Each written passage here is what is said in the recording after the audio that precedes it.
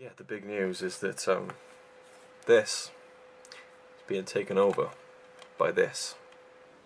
And this is going to be the road to episode 7. Welcome back to the Road to Episode 7, my ongoing series where I chart the road to the release of Star Wars Episode 7 in 2015. The original stars of the Star Wars saga: Harrison Ford, Carrie Fisher, Mark Hamill, Anthony Daniels, Peter Mayhew and Kenny Baker in the new film Star Wars Episode 7. Can you believe it? It's actually happening. I never thought it. Asked me a year and a half ago, will there be an Episode 7? Absolutely not, never, not in a million years. Star Wars The Force Awakens. Rian Johnson is apparently going to be writing and directing. Welcome to the Road to Episode 8, my ongoing series where I'll chart the road to the release of Star Wars Episode 8 in May 2017. This is getting way out of hand, man. You're getting excited over red text. Yeah, but it's red text that says Star Wars. The title for Star Wars Episode 8 is The Last Jedi. Hello, welcome to the Road to Episode 9, my ongoing series where I chart my own personal road to the release of Star Wars Episode 9 in December 2019. Carrie Fisher passed away yesterday, and it was, I wasn't thinking about Leia so much as just the woman, and how courageous she was and how special she was.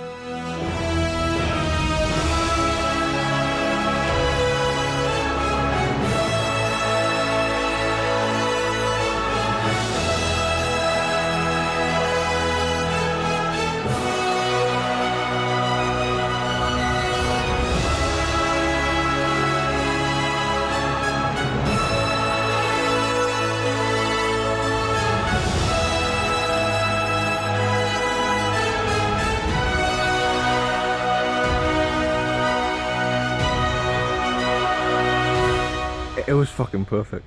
It was everything.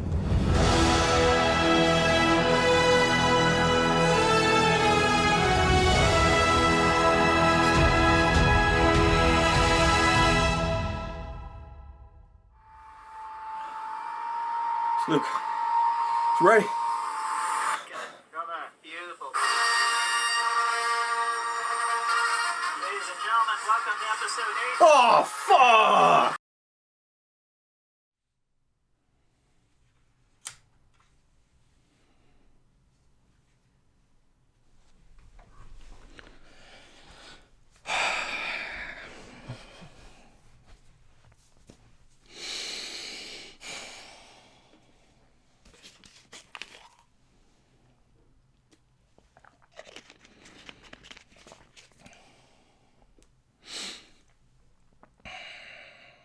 Alright, one more time from the top. Hello, welcome back to the Road to Episode 9, my ongoing series where I chart the road to the release of Star Wars Episode 9, The Rise of Skywalker in December 2019, which was 4 months ago. We finally come to the end.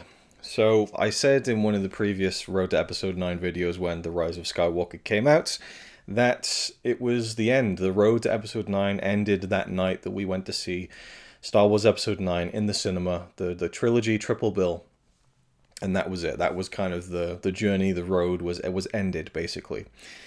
But I never got around to doing this. I never got around to sitting down and talking about The Rise of Skywalker in full in one of my token 2-hour length spoiler reviews. At this point, it's not a spoiler review because everyone's seen it, and if they haven't, then they probably know what happens anyway. It's more of just my final word. Let this be the final word in the sequel trilogy, and really just me discussing the Rise of Skywalker in any kind of detail, which I just haven't done. And there's a lot of reasons for that. I'm going to get into it in this video. So if you're here, it is May the 4th, 2020, Star Wars Day. Not my favorite day for, to kind of celebrate Star Wars. I think the whole May the 4th thing is more than a little cheesy, but I would have preferred May 25th to be the Star Wars Day in question. But I like that it is a day that Star Wars fans get together and these, events start happening and stuff. And, they're putting the Rise of Skywalker on Disney Plus today, which is very cool. But yeah, if you're here with me now on May the 4th and you plan on watching this video, whenever you plan on watching this video, cheers. It's going to be a long one. Get a drink, get some snacks. If you're listening to this while you're doing the dishes or doing housework, going for a walk, I hope it gives you some sort of entertainment and enjoyment for a couple of hours, because I'm sure I'm going to be here for at least a couple of hours. Cheers again. My drink of choice is, as always, a Fireball Coke. Just wash that down a little bit of water and we'll get right into the video. I'm going to really try and just do this in one take, no real edits, to be honest, unless I really mess something up, because it's a long ass video. I don't really have the time to be like editing down to like minutia in a 2-hour plus video at the moment. So you're going to get this pretty raw. You're going to get this pretty off the cuff, which is what, this is the way they always are. I'm even going to put some Nivea Beeswax moisturizing cream on my fingers and hands, and also my forehead, which is a little bit dry. Okay. Star Wars: The Rise of Skywalker. I will try and put a chapter listing in the description of when I start talking about the movie. I'm going to go through the movie in chronological order, and I'll spur off the different tangents as I see fit, as always, but I need to intro this for anyone who comes to this individually, and also just to kind of look back on the whole road to episode 7, 8, and 9 journey. So it all started in 2012 when I first made a video talking about the Disney acquisition of Lucasfilm and the announcement that there was going to be an episode 7. And I've talked about this before, but you know, it feels fitting to kind of recap some of this stuff as we reach the end of the road here. I had always wanted to see episode 7. That was my dream movie as a kid. It's like, you know, growing up watching the original trilogy, you know, was there an episode 7? And my stepdad would tell me, no, they're not making any more Star Wars films. And then finally they did, and I couldn't even believe that they were making another Star Wars film, but of course it was episode 1. Then we had the prequel trilogy, and George was like, that is it is done, it is finished. But there were always those rumors that he had wanted to do 9 films initially, and in some cases 12. So on my mind as a kid would race, I wrote my own version of episode 7, which actually had a Luke Skywalker with a beard, in memory of Obi-Wan, and he had a son called Ben, which I kind of cribbed bits and pieces from the expanded universe, but my vision of what Luke would look like as an old man is pretty much identical to what we saw in The Force Awakens, which kind of blew my mind in 2015. But, you know, episode 7 was like this dream movie for me as a kid that I never thought would happen, and when they announced it, I just couldn't quite believe it. And then in February 2013, I decided, let's make a series of videos chronicling this journey over the next couple of years, because I still didn't quite believe that it would even happen. You know, they hadn't really come out and said officially they were making it. It was all like rumors and word of mouth, and it was really 2014, I think, when the first news started really coming in, and they were announcing like J.J. Abrams, and the cast got announced and everything. And so, you know, the idea was just to make videos along the way, mainly in build-up to the release of Episode 7, but also my personal journey through being a Star Wars fan in that time period. So I made this video called I forget what it was called actually, but it was like a kind of farewell to LucasArts, which was the company that made a lot of the Star Wars games and even different games. And so, you know, I would do different things here and there, you know, but for the most part, I really was just focusing on the movie and news about the movie and covering Star Wars news, which, you know, is something I never set out to do as a kind of a job, or as a, you know, to be there like weekly or to give like regular updates on everything, because there's so much stuff that goes on in the world of Star Wars.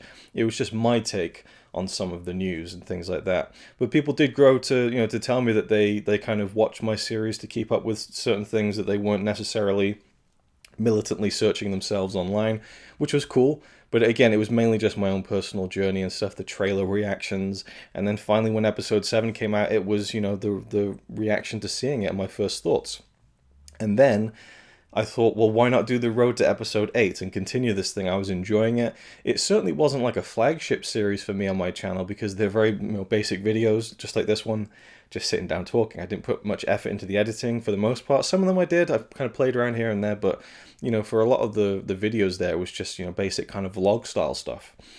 So with the road to episode 8, I believe that was when I did the big Force Awakens review. So it kind of like rolled over to the next series, and the same with the road to episode 9, which began, I think, with my feature-length review of The Last Jedi. Of course, there is no road to episode 10, so I'm ending this road series, unlike the other ones, with an actual full-length final review. So the road to episode 8 happened, and, you know, again, I could kind of go into detail, but I'm not going to, dive in too much, but the road to episode 7 was incredibly special. I'll never be more excited for a movie than I was for episode 7. The excitement for that was off the charts. And not just for me, around the world, really. The trailers were so good, but just the idea of seeing a sequel to Return of the Jedi. This is the first Star Wars sequel in like almost 30 years, I think. 83, 93, 2003. Over 30 years. The first Star Wars sequel in over 30 years. You're never going to get that again. You are never going to get that experience again unless they make Star Wars Episode 10 in, what would it be? It would be like 2050. It'd have to be further than 2050 for them to wait to do another, Episode 10 and bring back Daisy Ridley, etc., etc. But even then, I don't think it would be quite as special. It would be special, but it wouldn't be quite as special. It's just one of those things where the excitement, the anticipation was the whole character of The Force Awakens. And it's interesting to me how my love of that film has definitely dulled over the years. I still think it's great, and I love the way that it reminds me of that time. But it was really The Last Jedi which became the empire of the trilogy for me. And so it's kind of like too bad on The Force Awakens and The Rise of Skywalker that they have to compete with my love and appreciation for The Last Jedi, because it just doesn't compare. And it's the same with the original trilogy. I love The Empire Strikes Back so much that I often kind of don't give Star Wars the credit it deserves, And it kind of worked out the same way. But, The Force Awakens is a very special film. I love it completely. And, there was a lot of, I'm going to get into the whole fan, and that's another thing this video is going to benefit from, I hope, is that I'm going to be able to talk about the past 4 months, the kind of the fan community's reaction to The Rise of Skywalker. And in some ways it is better to do these videos like fresh as soon as the film has come out, because you're a little bit more unclouded by the reactions, and I'll talk about that as well when I get to that point. But with the road to episode 8, it was very different. My anticipation for episode 8 was nowhere near as big as it was for episode 7. I was more trepidatious for that film, I think. You can see it in like the reaction videos. I look back on the reaction videos I did for the Force Awakens, and I cringe a little bit. And people have told me, you don't need to cringe. That's you, that's the kind of just a very natural expression of your excitement for something. And I agree to an extent, but it's still kind of cringeworthy. I don't know. But that's where you get very self-conscious about the way you look. And then when you're like, in a video, it's a little bit, But I keep it up for kind of posterity's sake. But it does show you how unreasonably excited I was for The Force Awakens. And I actually had a falling out with a YouTuber because he was insistent. I'll leave that in for free. This guy was insistent that I was overdoing it in the trailer reactions, and I was trying to get clicks, and that really offended me because it wasn't true. But I look back at it now, years removed from the fact, and I think, fuck, I can see what he meant. Yeah, I don't think it was worth falling out. Not that I was really that close to him or anything. We were kind of, acquaintances even through YouTube, so it wasn't really anything major, but it just seemed strange to me that it was such a bone of contention. But then I look at it now and I think it really looks like I'm playing up. It really looks like I'm exaggerating it, but I wasn't at all. It was cool for me that the video got a lot of views, but it was really just a personal thing. And you look at the reaction video for The Last Jedi, and Claire, I've got to mention Claire, who's a very good friend of mine when it comes to like talking about this sort of stuff. And I think actually that kind of goes back to the beginning, the road to episode 7. I think she saw my LucasArts video, which was right at the very beginning, early 2013. So we've been friends now for the same length of these, the 3 series. So it's been about 7 years. And, we talk, pretty regularly. And there's some YouTube friends who come and go, but we've always kept a kind of a line of communication, usually about Star Wars and other geeky things. But I think that my road through episode 7, 8, and 9 is completely colored by the interactions we've had together, because we were both on a very similar page as far as the excitement for everything, our love of Mark Hamill and Luke Skywalker, and our reactions to the films coming out and everything when we both got to see them for the first time. But Claire, yeah, so when I think of these series, I will think of Claire, but where was I going with this? There was a reason I brought her up for some reason. The trailer reaction video she sent me, she'd done like a little comparison. Once I posted my Last Jedi trailer reaction, she posted me 2 images of my reactions, and like Force Awakens, I'm like, and then Last Jedi, I'm like, I'm kind of like really like measured and stuff, and it's got a really interesting comparison. So The Last Jedi, it was a lot lighter in terms of videos. So that the road to episode 7 was like just over 100 videos. Episode 8, the road to episode 8 was about maybe 50, 60 videos. And this one, the road to episode 9, is even less, which shows you kind of the diminishing returns of my immediate day-to-day excitement on these films. And, life was happening along the way, but I just think that episode 7, that was when it peaked as far as like how much I was jazzed up for everything, which is fine. And with episode 8, I think the fact that I wasn't as geared up about it, I mean, I was really excited, don't get me wrong, but it was nowhere near the level of episode 7. That just helped things because I was completely blown away by how incredible that film was. And no doubt I'll probably get a comment or two in this video saying, well, actually, I didn't think The Last Jedi was all that good. Yeah, I get them all the time. That's fine. But I love them, and I love them. I love the sequel trilogy, but you should know by now, Last Jedi is kind of like my film, the one that I go back to again and again. And I've talked about that, and but it's gonna be impossible for me to not mention The Last Jedi because it's so linked to the Rise of Skywalker, and we're wrapping up the whole sequel trilogy here too. So there's that. But the road to episode 8 was a little bit different in that respect. The road to episode 9, even more so. The excitement level had dipped down. I kind of knew deep down it was never going to match The Last Jedi, and so my expectations dipped even further. But even still, you see my reaction video to the trailer for The Rise of Skywalker when the title was announced and when Palpatine's voice was in the trailer. I lost my shit. I thought the title was amazing. I thought the fact that Palpatine was back was really exciting, and I couldn't what the fuck is going on? It was just the biggest shock in the world to me. So, it's been a different road each time, but throughout the whole thing, it's been a really bizarre and surreal journey as well, because it's just something, like I said, I never thought would happen. But with episode 9, I have to be completely honest about my journey to it and tell you that when I went to see The Rise of Skywalker in the cinema, the trilogy triple bill, I knew everything that was going to happen. I read all the spoilers. And I'm going to explain my reasoning behind that. So episode 7, I was covering a lot of the news and everything, but I wasn't really looking for leaks or anything like that. I wasn't even aware of them that much. The one thing I saw from the Force Awakens was an image of Luke in his Jedi robes, the kind of white, kind of cream-colored robes, and it was like in some studio set that they were taking some promotional pictures, and it's a hilarious leaked image because you can see him looking at the guy taking the picture like, what the fuck are you doing? You shouldn't be taking that picture.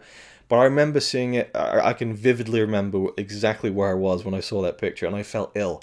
I felt physically ill, like I was going to vomit because it was so exciting to see Luke Skywalker again. I just couldn't believe it. One of my favorite characters ever in a movie again. It was just beyond anything I could have even imagined, just to see him again. I don't know. It was just weird. Everyone was looking forward to Han, and the whole Chewie we're home was very exciting, but Luke was the one I wanted to see more than anything. And I read a few weeks before, without really meaning to, someone saying that the movie ends on an island with Rey going to see Luke. He doesn't say anything, and that's the end of the movie, and he's only in it for about a minute.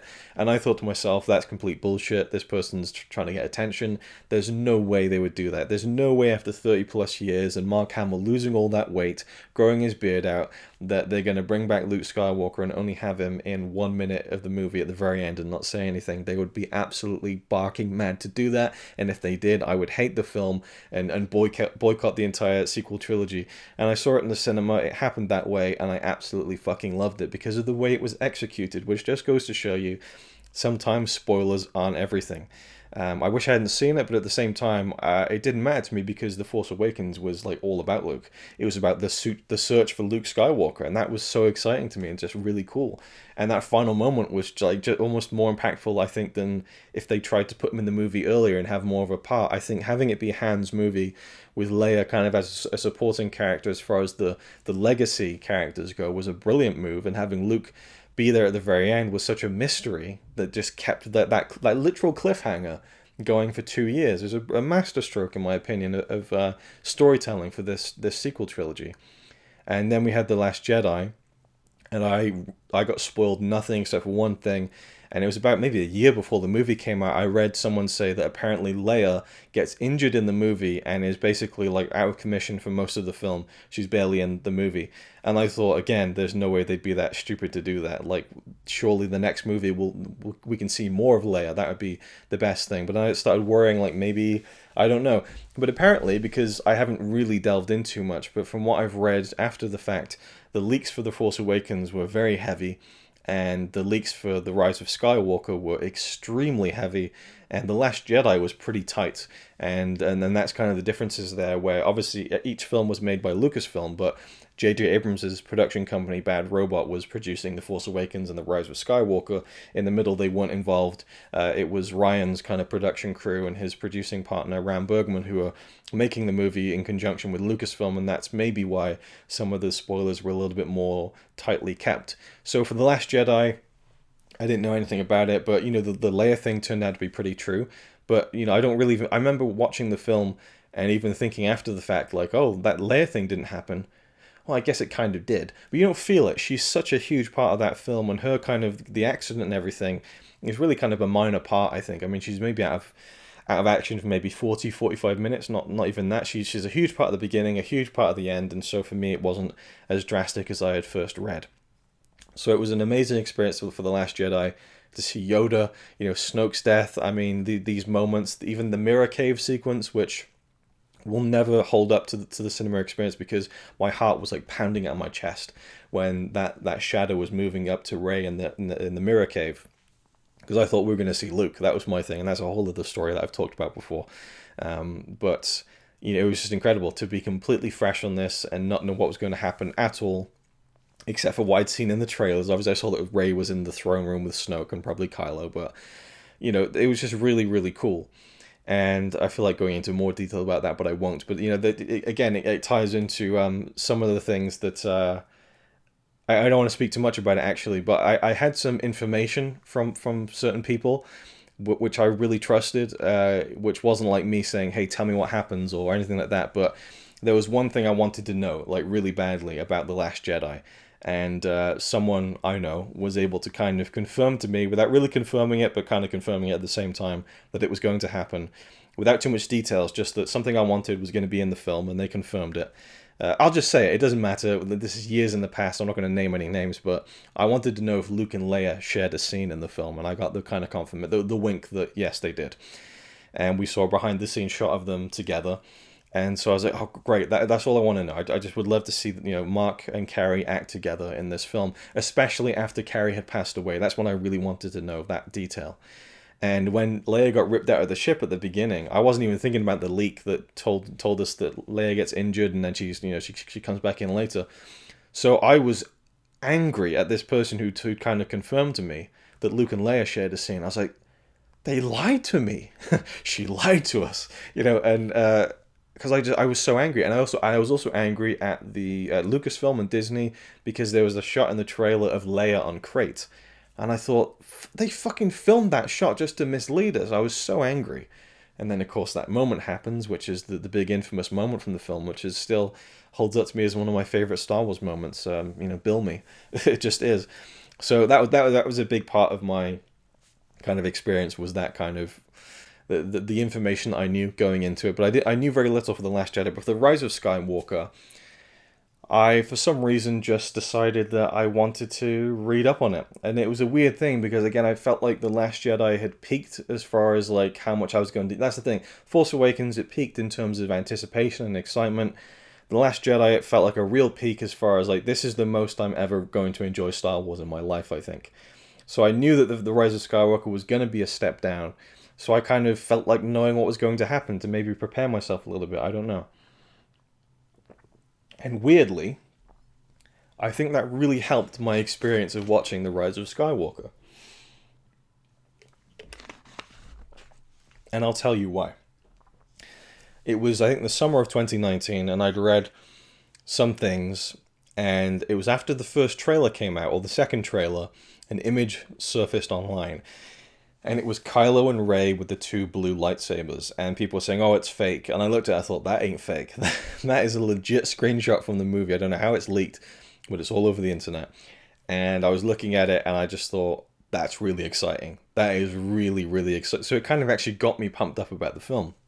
There was also an image of Rey walking towards the throne with Palpatine on it, which was clearly like a Photoshop composite. It was in no way a screenshot from the movie. People were convinced that it was real, and what it depicted was real. What it conveyed was real, but the Rey and Kylo shot was exactly as it appears in the movie, with them holding the two blue lightsabers up, which is kind of ironic with the two blue lightsabers, because it was one of the biggest like blue balls moments I think I've seen in a film. But that's neither here nor there. So yeah, going into the Rise of Skywalker, I knew about these things, and then I read that Palpatine kills Ben at the end, and the line that was written in the leaks, which kind of became a meme in the leaks community, was that Ben gets thrown down a bottomless pit, never to be seen again. And people were just so mad that they just killed Kylo off like that, with just completely brushed off, kind of just no kind of no care given. You know, he just was just brushed away under the carpet, killed, and that's it, never mentioned or seen again. And then about a month before the film came out, someone had said he climbs out of the pit, and then there's a weird fan fiction moment where he kisses Rey and then he dies, which turned out to be bang on the money. Then a few days before the film came out, there was the whole, the fact that some of the screenings were happening, like press screenings, and then in different countries it came out a little bit earlier, and so images started getting posted, and it was like, oh, the first image of Palpatine. I couldn't resist. I really wanted to hold off on seeing Palpatine in the film for the first time, because I was really excited about that. But I checked the images, and the images were like, oh my god, that's pretty fucked up. Then there was the image of Luke and Leia at the end, Rey with the yellow lightsaber. All the leaks were just being confirmed. And that's when I got a little bit concerned, because of some of the things I'd heard, that Rey was a Palpatine and she was the Emperor's daughter, granddaughter. The leaks weren't too detailed, but all the notes, like the big beats of the film, were all noted down, and it was all there for anyone to see. And it is a shit show. I don't know how all of that leaked, but maybe the fact that some people weren't happy while working on the film with where the story was going is probably true, and that's why a lot of that stuff was leaked out. Even the stuff with not even the stuff, the stuff with Ben getting thrown down the pit, never to be seen again. Throughout the whole leaks kind of saga, you'd get people just quoting "never to be seen again." And I think I was on Twitter not recently, it would be around the time of the leaks, recently in terms of before the film came out, about a month before the Rise of Skywalker came out, someone on Twitter just like commented on a Star Wars thread saying "never to be seen again," and I kind of replied to them with like a kind of wink wink nudge nudge, and there was kind of like a little the sting kind of moment. But no, there was something else about so even the ending scene, which had been hinted at by Kevin Smith in his podcast, I think, or some interview he did. He said he was on set, and JJ said, "Don't look at this one set because it'll melt your mind." The end. It's the scene from the last shot of the movie, which is of course the Tatooine homestead. That became the rumor, and then it just got confirmed that the movie was going to end on Tatooine, which was interesting to me, but I wasn't sure how it was going to play out. But anyway, I just went all in on the spoilers. For some reason, I wanted to know. I don't know why, and I'll never know what would have happened if I didn't know all these things. But when I sat down in the cinema, we watched The Force Awakens and The Last Jedi on the big screen before The Rise of Skywalker. So I'm watching The Force Awakens on the cinema, knowing that Rey is a Palpatine, and I'm imagining the whole trilogy, the 3-part story, with this in mind. And I'm seeing her with the anger as she's cutting down Kylo in The Force Awakens, which I'd always thought that there is a real dark side potential in this character. And then even in The Last Jedi, I was thinking about this the whole time. And so for me, when we sat down and watched The Rise of Skywalker and everything played out, it felt a lot more natural to me than other people who were kind of really blindsided by it. Hello. Apologies for this very abrupt and not entirely smooth transition, but can you believe it? In a video this long, I actually forgot to say something. So I was talking about seeing the trilogy in the cinema, and I just wanted to mention briefly what it was like seeing the other two films. Force Awakens, it was almost a slog because I was so excited to get to The Last Jedi and also The Rise of Skywalker for the first time. So I enjoyed seeing The Force Awakens on the big screen again. And again, keeping in mind everything that I knew about Rey and the way that The Rise of Skywalker was apparently going to play out. But I was really just anxious to get to Last Jedi, and seeing The Last Jedi on the big screen again was like crack to me. I was just like, this is great. I was just in heaven watching that film again in a cinema on a big screen. I was nervous about the reaction. I thought maybe people would be a little bit dickish because people seem to hate the film.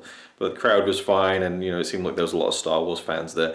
The whole thing wasn't packed out, it wasn't sold out, which I thought was a bit strange. But it is the trilogy screening, so it was but it was on the super screen, so it was like the best possible screen that I could get to where I live.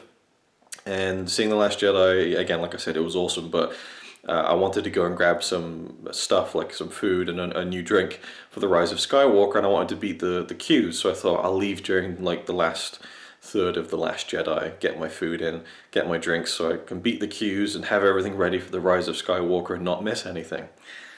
But I found myself about halfway through Last Jedi just thinking, oh, but that scene's coming up next, oh, that scene's coming up next, and oh, I can't miss that. And I just realized I love like almost every single scene of that film, and I just couldn't leave.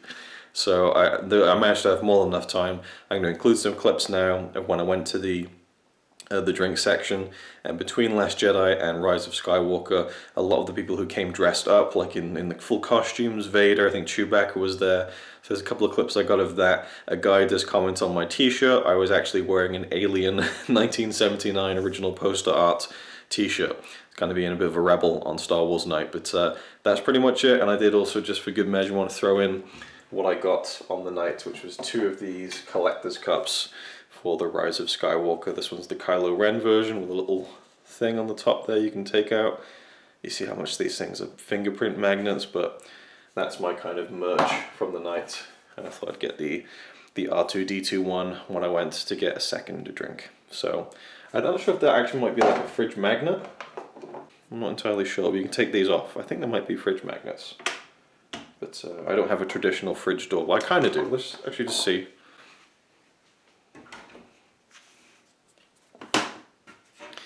It is a fridge magnet. There we go.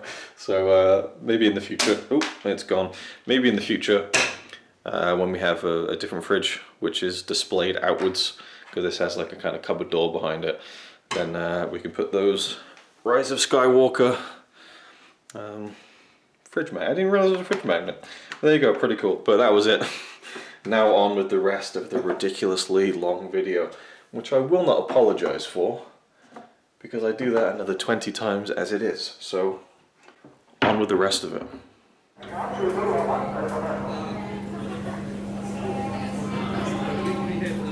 No pictures of doing business. You got a permit for that, son? I don't. That's a little rebellious. Everybody gets their phones out. Yeah.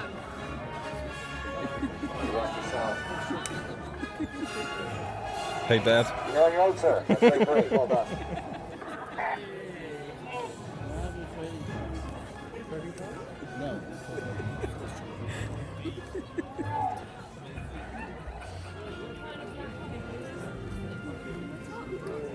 You're not a stormtrooper. Get out of line.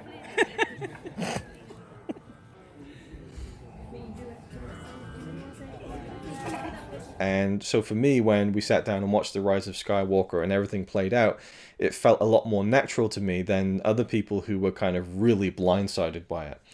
And there's a lot of ways to take that, because I think people really wanted Rey to be no one, the way that Ryan presented her.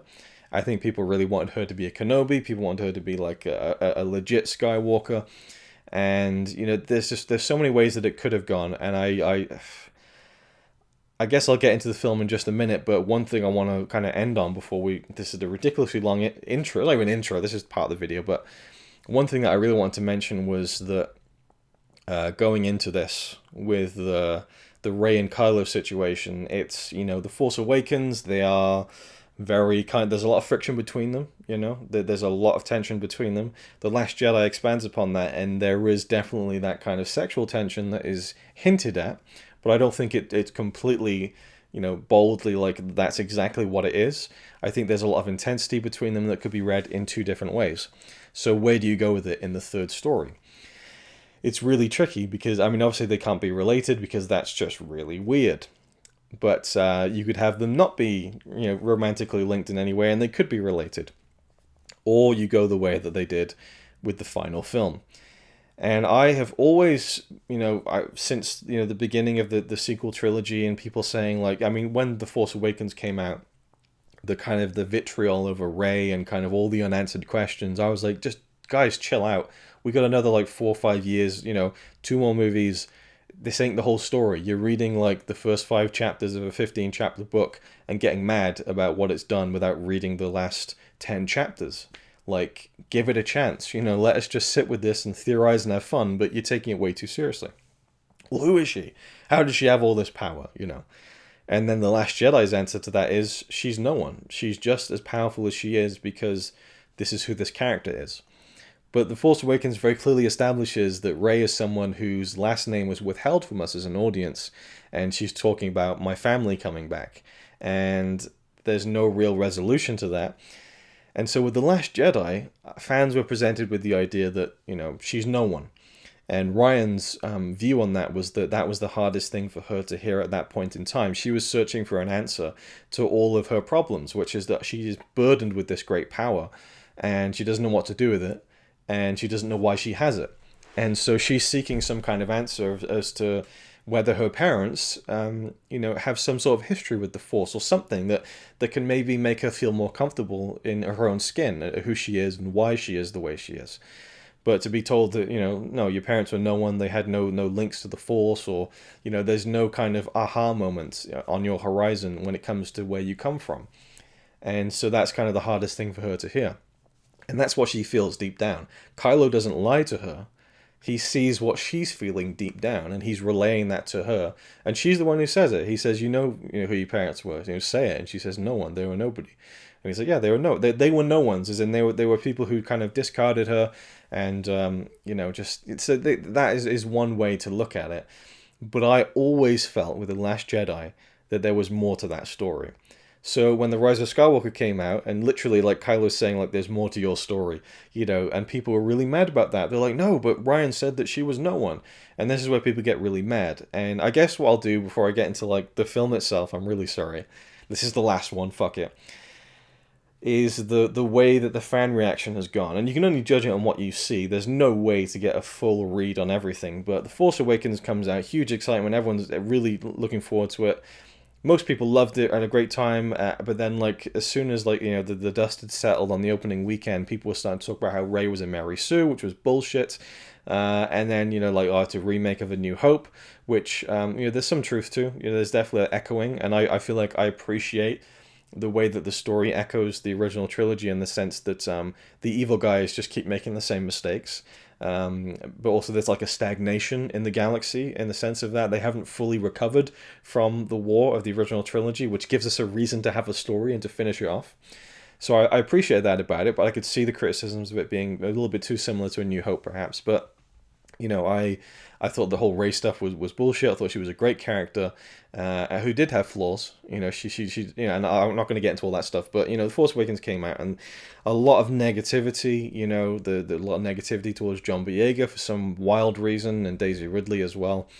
But by the time The Last Jedi came around, the dust had settled on that a little bit, and it was kind of a reset. And then, hate like you've never seen before with The Last Jedi. And I still have absolutely no idea. We're talking people who are, the keyboard warriors, the trolls, but then just genuine people who genuinely hated the film, which is nothing against them. I don't think that they are trolls. But, they for some reason, they hated the film. Some people really hated it. There were death threats sent to Ryan and to Kelly Marie Tran, John Boyega. There was a lot of hatred, and it was just like, guys, it's a fucking movie. Grow up. And people say, well, it means so much to me. And it's like, well, I'm sorry, but that you're taking it way too far.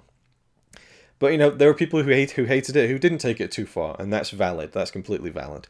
But The Last Jedi was completely colored by the extreme backlash, and I do wonder how the sequel trilogy has fared because of that, and if The Rise of Skywalker was written with that in mind. But you have to also know that a lot of J.J. Abrams and Chris Terrio's kind of script for the Rise of Skywalker was completed fairly close to the Last Jedi coming out. So it's possible they could have changed it. They had a couple of years, of course, but I don't think there's much truth in the fact that the Rise of Skywalker was damage control, which people will continue to tell you till the end of days, no doubt. Do I think there's some of that? Maybe. I wouldn't be averse to it. But I'm kind of going all over the place here, but one thing I've always maintained since those days of The Force Awakens and kind of people complaining about the mysteries is that, guys, let's chill out. They have a plan. I felt like there was no way someone as smart as Kathleen Kennedy, I do think Kathleen Kennedy is very smart. She's produced some of the most incredible films of all time, in my opinion, especially when it comes to blockbuster, cinema, at least. She knows what she's doing. There was no way that she would say, okay, let's do 7, and then we'll do 8 and see what happens, and then we'll just pass the baton to each director and they can do their own thing with it and try and make it fit. That's ridiculous. I think that's such a stupid move, and there's no way she would do it. Episode 8 comes out, same thing. People are saying that they don't know what they're doing. Ryan has shat all over The Force Awakens. He's done something with Luke that was never intended, even though JJ was the one who put him on that island to begin with.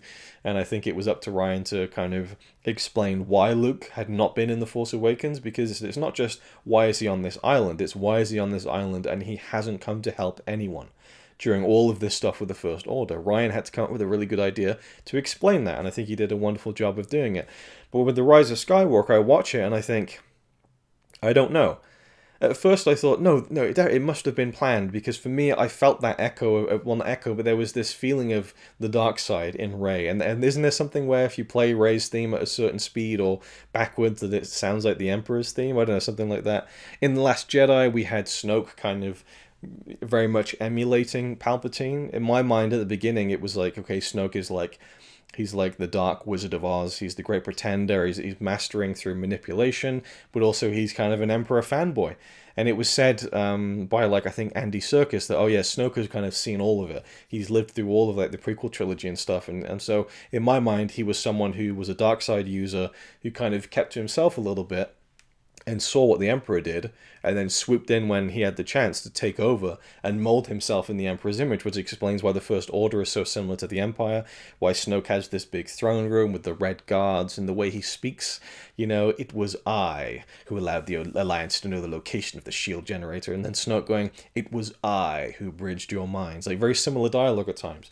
And you can see that as a plus or a minus in terms of the writing when, with Palpatine being behind Snoke or not behind Snoke. It's a quandary, really. But I just thought, okay, no, it must have been. But again, we hear the Emperor's theme when Snoke is raising Rey into it begins to fit.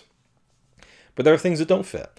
I don't quite know why Obi-Wan calls out to Rey in The Force Awakens. In my mind, I thought, well, he must know her, right? But if she's this unknown scavenger girl, I don't know. Maybe he felt her through the Force. But, it just doesn't. The whole trilogy doesn't match up completely, perfectly like a jigsaw. But neither does the original trilogy. This is one thing I have to say. And that's when I'm going to round up the defensive side of this video fairly quickly now and get into my thoughts on The Rise of Skywalker. But people really like to trash these new films and, there's all these criticisms which, yeah, I can kind of see the logic behind them, but you're not applying that same logic to the original trilogy. Now, I love the original trilogy. I think you can never go back to that again, which you really need to let go of that, I think, to enjoy the new films. They're never going to feel exactly the same, and they've gone to great lengths to make them feel the same, with the practical effects, the practical puppets and the creatures and the sets and the ships and everything, with CGI augmenting it. And I actually think that it's a really interesting tale of visual effects when you have the original trilogy with these groundbreaking special effects, and then you have the prequel trilogy, which for the time were a new type of groundbreaking visual effects, and then by the sequel trilogy you have a mastery of both that comes together to me make the most I'll leave that in for free too, the most visually pleasing to me effect, because you have the perfect marriage of both worlds, a lot of love and attention and devotion and care to the physical sets and the practicality of the special effects, and then the top-notch CGI. Is it seamless? No, but it's not seamless in any of the films, and all of the films have flaws. And you look at the sequel trilogy and you say, well, this doesn't match up, and clearly they've changed things and all of this, and it doesn't. Yeah, that's true. It just doesn't. As much as I love The Last Jedi, it doesn't match with the end of The Force Awakens. I've said this before. When Rey is holding up the lightsaber to Luke, there's tears in his eyes, there's tears in her eyes. It's a really emotionally charged moment. The Last Jedi starts, and the emotion's gone.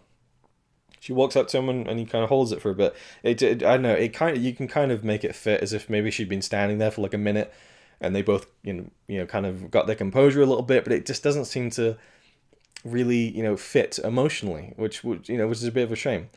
I can get past it, as much as I can get past everything else in the original trilogy that doesn't match up. You want to talk about, and even with the prequel trilogy, and George was always trying to retcon all of his shit, but there's no way he can make it make sense when Leia says that, she remembered her real mother.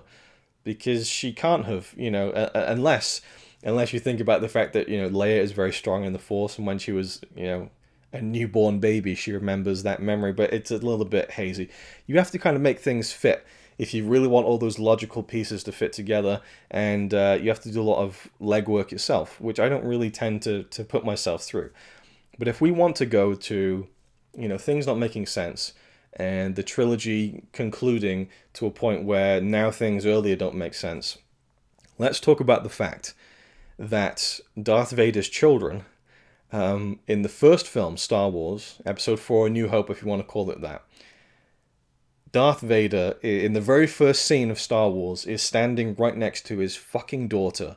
This is Darth Vader, Anakin Skywalker, the chosen one, and he can't sense that this girl is his daughter. He can't sense that this is the girl, the young girl, who the love of his life, Padme, gave birth to, like some 20 years earlier. He can't sense it. Makes no sense, really. How does he not understand that? That's one part. Number two, Luke, you look at the plan. Leia is sent off to Alderaan to be kind of, she gets adopted by Bail Organa. She becomes Leia Organa to protect her name, to protect her identity. Luke goes to Tatooine, the home planet of Anakin Skywalker, and he goes by the name of Luke Skywalker. And he lives at the house where Anakin's mother is buried. It makes no sense. Absolutely zero sense. If there's one place, I don't want to do this, if there's one place in the galaxy that you don't hide one of Darth Vader's kids, it's where his mother is buried on his home planet under the Skywalker name. And I've heard people say, well, maybe Skywalker is like a Smith or a Jones. It's like the most common name in the galaxy. But, come on. But does it matter? No, it doesn't. When we get to the reveal that Leia is Luke's sister, or that Luke is Vader's father, do we go, well, hang on a minute. Why was he on Tatooine then? Why wasn't he, No, we don't think about that. Because it at a point, it just doesn't matter, Anyway, I forget where I was really going with this, but there are certain things. There was an interview with Kathleen Kennedy where she talked about how, yes, the Emperor was always the plan for Episode 9. Then there's an interview with Ian McDiarmid where he says they called me a year ago out of the blue. JJ has said, I don't know any 9-film story that hasn't had the villain be in the last chapter, and they talk like it was always the plan, but there's clearly things that line up with the fact that it wasn't the plan. There's suspicious things where JJ hasn't done the audio commentary on the last film, and he hasn't really talked about it at all. There are rumors that JJ had a lot of control taken away from him. He only agreed to do Episode 9 if he could have a lot more creative control, and that was not given to him as promised, and so things were kind of, fiddled around with. Who knows how much truth is in that, but there's definitely, the pieces are now starting to become more apparent in the larger story. I don't think we'll ever see them together in a full jigsaw that will paint the picture of the making of the sequel trilogy. I think it would be one of the most fascinating behind-the-scenes stories of all time when it comes to making films. These are 3 of the biggest films ever made in terms of how much money they made and how much impact they've had, both negative and positive, in kind of the pop culture world, and how it relates to the previous Star Wars movies and the phenomenon as a whole. It's just fascinating. I would pay good money to see George Lucas and Bob Iger, who apparently has kind of been, having his say in the Star Wars world, Kathleen Kennedy, J.J. Abrams, Lawrence Kasdan, Rian Johnson, Chris Terrio, get them all together and say, guys, what happened? For good and bad. I think that would be an incredible thing to see play out, to see George just straight shooting on what he feels about the sequel trilogy. Apparently he was very disappointed in The Force Awakens, which only recently came out.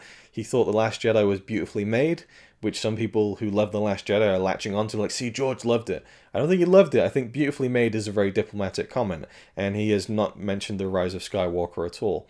But he hasn't completely written it off either. Apparently he directed a scene in Solo and was kind of there, and he's kind of seen some of The Mandalorian and obviously the Clone Wars. But anyway, that's a whole other thing with George Lucas. And At this point, I should say, in a very unnatural point to say, that I will be doing a new Star Wars series called Star Wars Forever.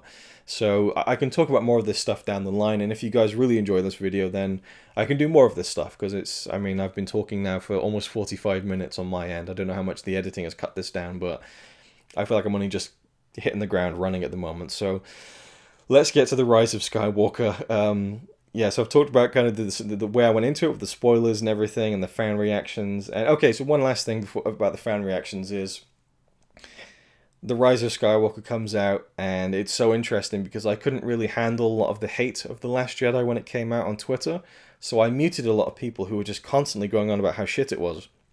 And I was following all the people who loved The Last Jedi. It was a really positive experience. I started a thread on Twitter called The Beautiful Frames of The Last Jedi, which is meant to be me taking the perfect shots of The Last Jedi and doing a Twitter thread and commenting on them. And it just ballooned into this like shot-by-shot posting screens throughout the entire movie, and me kind of really deep diving on the visuals and the story and the acting and everything. And I've really loved doing that over the past 2 years now, but it kind of snowballed and people started liking it more and more. Interactions, Mark Hamill liked some of them, Rian Johnson liked a few of them, Mark Hamill replied to one of them. So, you know, but then just people who I've met who have been really positive and who love The Last Jedi too, it's been a really cool experience. But then it all turns when The Rise of Skywalker comes out, because most of the people who love The Last Jedi hated The Rise of Skywalker. And so now I'm seeing all of this toxic negativity from people who I followed initially to get the positivity. And now I'm seeing people who just go to two very different extremes, and it just was really disheartening and really just very militant hate of The Rise of Skywalker. And a lot of it stemmed from people being mad that Ben Solo died at the end. That was the big thing for them, and they also wanted Rey to be no one. Which, you know, it's up to them to interpret The Last Jedi that way, but for me, I never saw it as that being the final answer. I think Ryan even says that Rey hearing that she's no one is the hardest thing for her to hear at that point. And that's what that point should be in The Last Jedi. It's the second act. It's the moment where everything goes to hell. And then you have the final, you know, the resolution. And what I loved about The Last Jedi is that it kind of delivers both. It gives us kind of Rey and Kylo at their lowest ebb, and they're really the main characters of the entire story, but it also has this moment of hope at the end. And so it's this beautiful blend of kind of despair and hope. You know, that there's hope for kind of the resolution, but the despair between those two characters and what they've gone through is really potent. And so I think it's a wonderful way to end the second act. And really the whole film is about failure and how all the characters fail at something and then they learn something. But it's all about, you know, will Rey and Kylo learn something by the time they meet each other again in the final film? And what I was looking forward to in The Rise of Skywalker was really the fact that Snoke was gone and that there was no big bad anymore. There was nothing on the table but Kylo and Rey when it comes to endgame kind of main character storytelling. So for me, episode 9 was going to be Rey versus Kylo. What the hell is going to happen? And I was so excited for that. And then the Emperor came back. And boy, do I have a lot of thoughts on that. I think I said at the beginning of the road to episode 7 that I'm so excited for this new sequel trilogy, but I love how Return of the Jedi ended, and it just feels like it's going back on something that was kind of perfectly wrapped up. And so I had a little bit of trepidation there. And one thing I can say is that people who really don't like the sequel trilogy, one, I don't know why the fuck you're watching this video at this point, but two, you can just stop watching Return of the Jedi. There's nothing wrong with that, and it's fairly easily done. Just don't buy the new ones and just ignore them. It is what it is. Anyway, so I was really trepidatious, but at the same time, I love Ian McDiarmid. I love his performance as the Emperor, and just the idea of getting to see him again. You know, throw all the kind of logical expectations out the window. Holy shit, I was excited to see the Emperor again, and to see him interacting with Adam Driver and Daisy Ridley was really exciting. Because surely that's where the story was going, right? So I was a bit nervous about that. I was thinking, okay, really excited to see him again, but I'm not sure. And I almost thought that he was the plan all along, and maybe he was. I really doubt that. I would say that my expectation that the Emperor was always the plan for episode 9 is like, you know, 0.5% really, because we already know what Colin Trevorrow's version of episode 9 was going to be, and the Emperor was nowhere to be seen. It was really when JJ came back into the fold that the Emperor came in. So I guess we kind of know for sure, actually, just thinking about that. So there's no doubt that it's 0%. But at the same time, At the beginning I thought that he was the plan because I thought that the perfect place to bring Ian McDiarmid back was Rogue One in a cameo, because he was central to that story in terms of what the Emperor wanted of the Death Star. Perfect way for a cameo to happen, great fan service, why wouldn't they do it? And so I thought that they held back because they knew he was going to have this bigger role in the Rise of Skywalker. But yeah, when you see Colin Trevorrow's kind of version of the film, which he hasn't kind of dismissed at all on social media, it wasn't the plan, so they brought him in. So I began to realize then, okay, the Emperor is being brought in at the last minute here to be the big bad. I don't know how I feel about it, but if it's going to happen, I need him to be involved in the previous two movies. I need his influence to have been felt. For me, it would have been really disappointing if the Emperor just turned up at the episode 9 and was like, okay, I'm going to have my crack at it now. Like, I've been hiding out here and now I'm going to try and take over. No, the whole thing is that he was the puppet master all along. I made Snoke, which a lot of people aren't very, keen on. And there's a lot of wiggle room there and ambiguity. Like, did he... I guess we're talking about the movie now, I guess. Okay, we're getting into it. And I'll go all over the place, but I'll try and chronologically get into some sense of talking about all of the scenes and everything. But with the Emperor, I felt like he needed to be the Phantom Menace of the... If they work it to that way, where he's had influence over Snoke and the First Order, which is what the film presents... And again, there's ambiguity there. We see the clones of Snoke in the tank. Does that mean that Snoke was just this creation in a tank, and then the Emperor took over his body? Or did the Emperor kind of make him and then, control him somehow through the Force? Or was he just someone who did the Emperor's bidding? There's no real way to know. But we do get that point where the Emperor says through Kylo's head at the beginning when he first enters the tomb, the kind of the what do you call it, a palace, but it's kind of a tomb stadium, I guess. When he enters the Emperor's kind of stronghold on Exegol, we hear him say, "My boy, I am every voice you have ever heard inside your head," and each line is done by Snoke, Vader, and then the Emperor. It's the Emperor, Snoke, and then Vader. And I remember a week before the film came out, this scene was kind of shown in like a TV spot. Kylo coming down, the huge Sith statues, like massive scale, awesome. And then just hearing, I am every voice, and then Snoke, you have ever heard, and then Vader, inside your head. And in the TV spot, it's kind of, it breathes a little bit more. And it's really fucking cool. But in the movie, it's very like, I am every voice you've ever heard inside your head. It's a bit, rushes it a little bit too much. In the TV spot, the impact was so much more punctuated by the breaks. I'm every voice you have ever heard inside your head. Like, I just love the way that it played in the TV spot. Even one thing I can say is the trailer showing the Rey and Kylo scene on Pisana when he's driving or flying the TIE fighter towards her. It's much better in the trailer. And I guess I should mention this, I rewatched The Rise of Skywalker 2 nights ago just to be fully fresh. And it's a really cool scene when she jumps over and cuts the wing off, but it's so much better in the trailer. There's the breathing, and it has more time. And there's that shot where the camera kind of swings down to the desert and starts panning along very quickly. And it's like the camera is ahead of the TIE fighter, and then slowly the TIE fighter with the sound, then it comes in. In the movie, it just cuts straight to the TIE fighter straight away, so it feels a little bit rushed again. And, the movie is like 2 hours, 10 minutes long without credits. I feel like they could have had a bit of wiggle room there to maybe go a little bit longer, and it just felt like they were just trying to tighten up everything. To the point where even in the trailer and a TV spot, 2 moments seem to play a little bit more, with more room to breathe, I guess, like I said. So, the Emperor being the puppet master, I like it. Snoke for me was never a character who I wanted all this backstory on. I wasn't cool on like, okay, let's make him Plagueis or related to that or anything. There's certain things don't need to be told. And you can say the same with the original trilogy with Palpatine, like, who was Palpatine? We never even called Palpatine in the original trilogy, it's just the Emperor.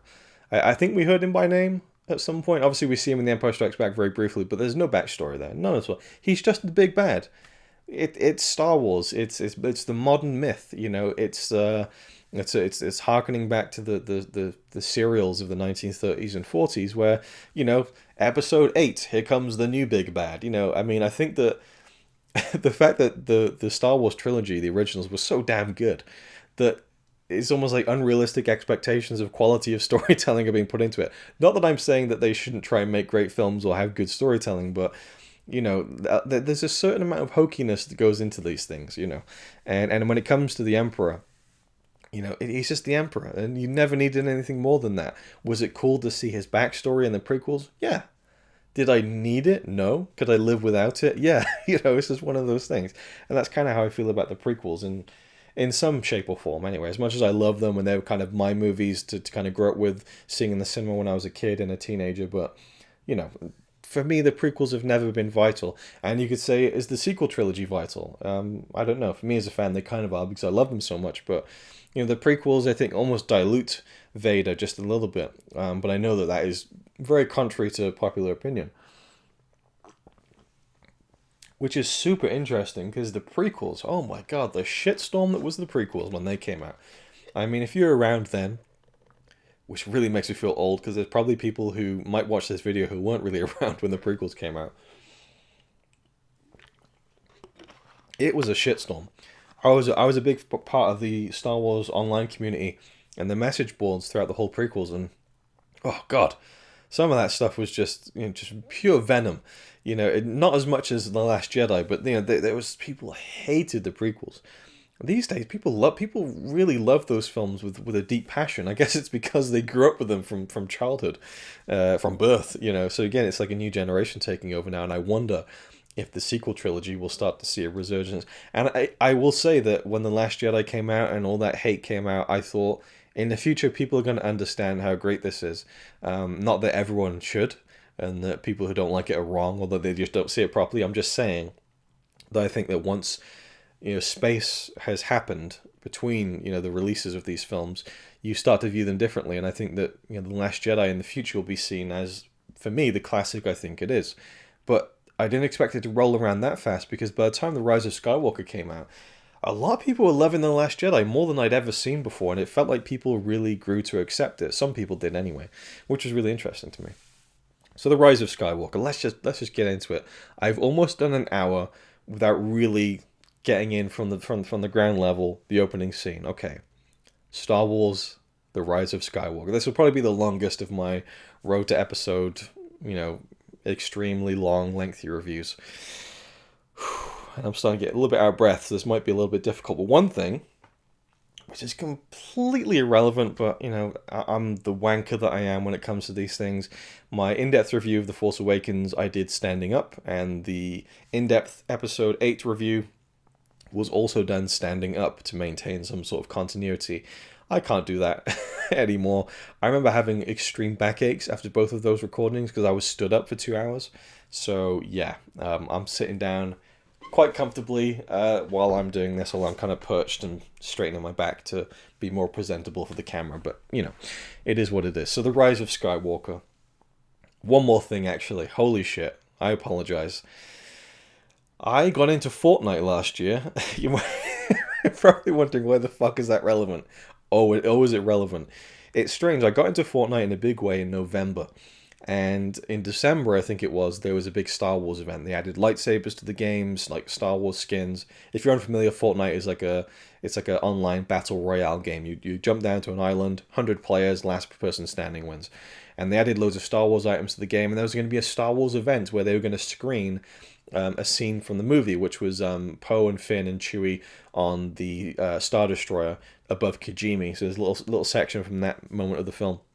And so they screened it. There was this big Star Wars event, ships flying around. It was super cool. And then you got lightsabers. All the players got lightsabers. And then everything slowed down on screen as you're playing. And this voice echoes out. It's the Emperor. And at first I thought it was just like someone doing an impersonation. But it's Ian McDiarmid doing the voice. And he talks about the day of revenge, the day of the Sith. And I thought, oh, that's kind of cool. And then I watched The Rise of Skywalker. And the opening crawl comes up. We're literally starting at the beginning now. The dead speak, I think is how it opens. The opening crawl tells us that a broadcast has gone out across the galaxy from Palpatine. So if you want the full Star Wars Episode 9, The Rise of Skywalker story experience, you need to have attended the Fortnite event. I don't like that. And I'm starting to wonder now, the way things have panned out, what if like episode 8 had ended with that broadcast? That was the cliffhanger. The Emperor is like, holy, that would have been cool, maybe. I mean, I love the way it ends as it is, so I'm fine with that, but I don't know. I don't know how you do this otherwise. I don't know. I feel like that should have been a part of the film, you know? Maybe there could have been some sort. I mean, again, it really hits the ground running as far as like Kylo is looking for the Emperor. He's in a rage about this. He doesn't want any threat to his power over the galaxy. He's the supreme leader of the First Order now, so it makes sense. You know, we get right into it. And I guess when I watched the film a few nights ago, I wasn't like, oh, what was this message? Like, you know, you just accept it. And there's a certain amount of just accepting this, which I think some people would say that you shouldn't have to just accept something and, you know, go along with the flaws. But, you know, at that point, you just have to let it go and enjoy it for what it is.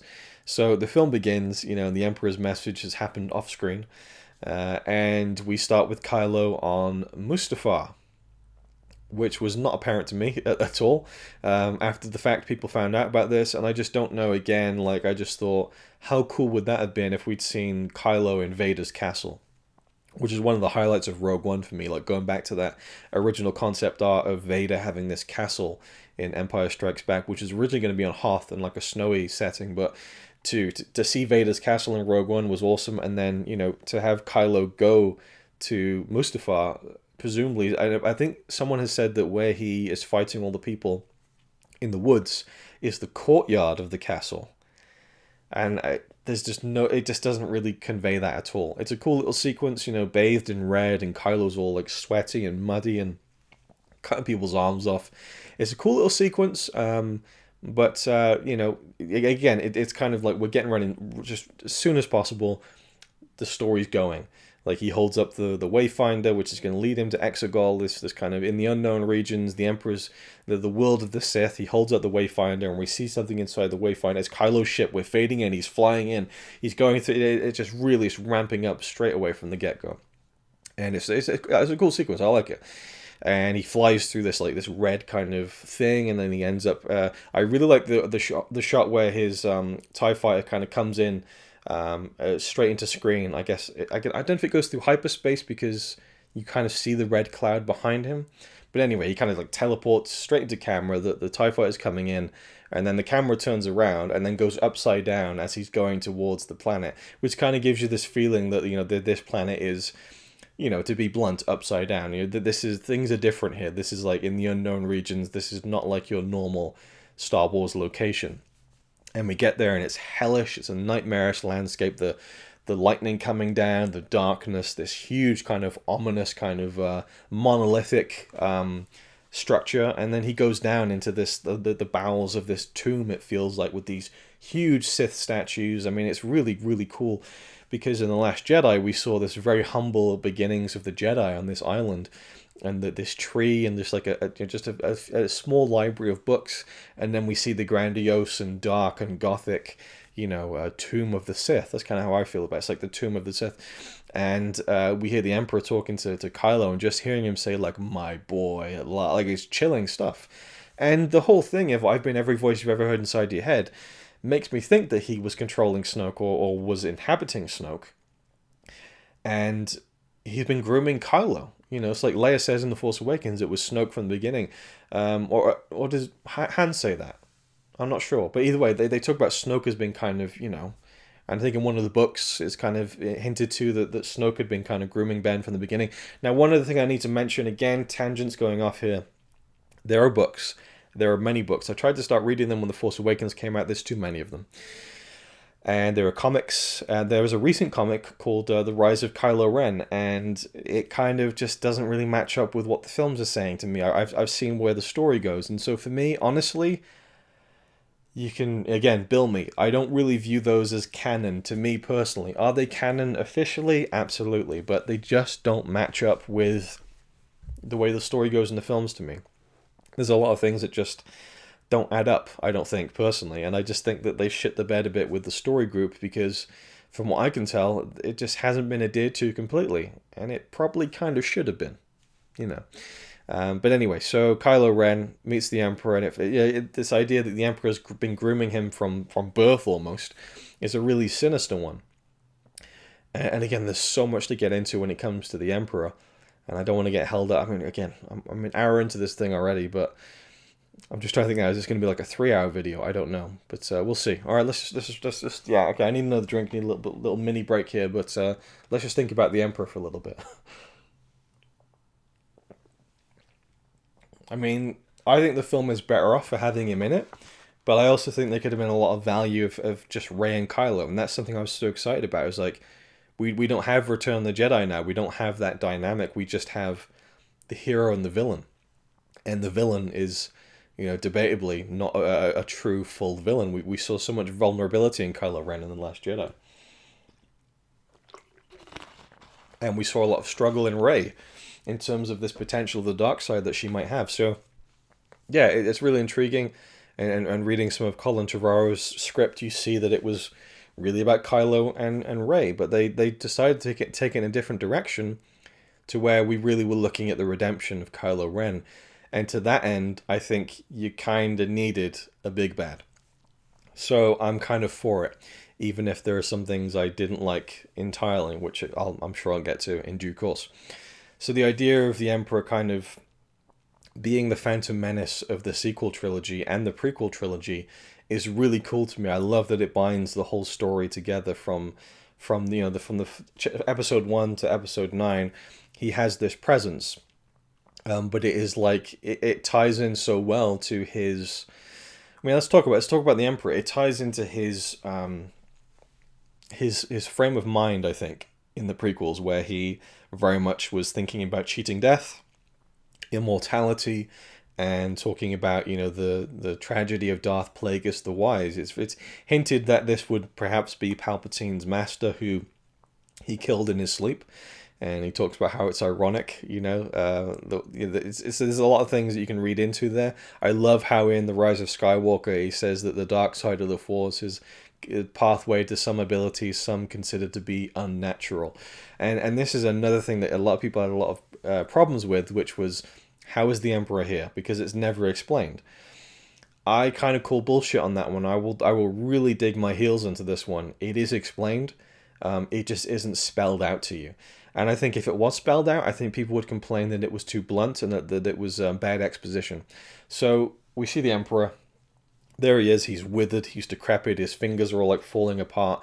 But if you look at his face, he doesn't have the bumps on the forehead. He doesn't have those scars from Mace Windu, which led me instantly. And actually, before we even see the Emperor, we see the tubs of different versions of Snoke.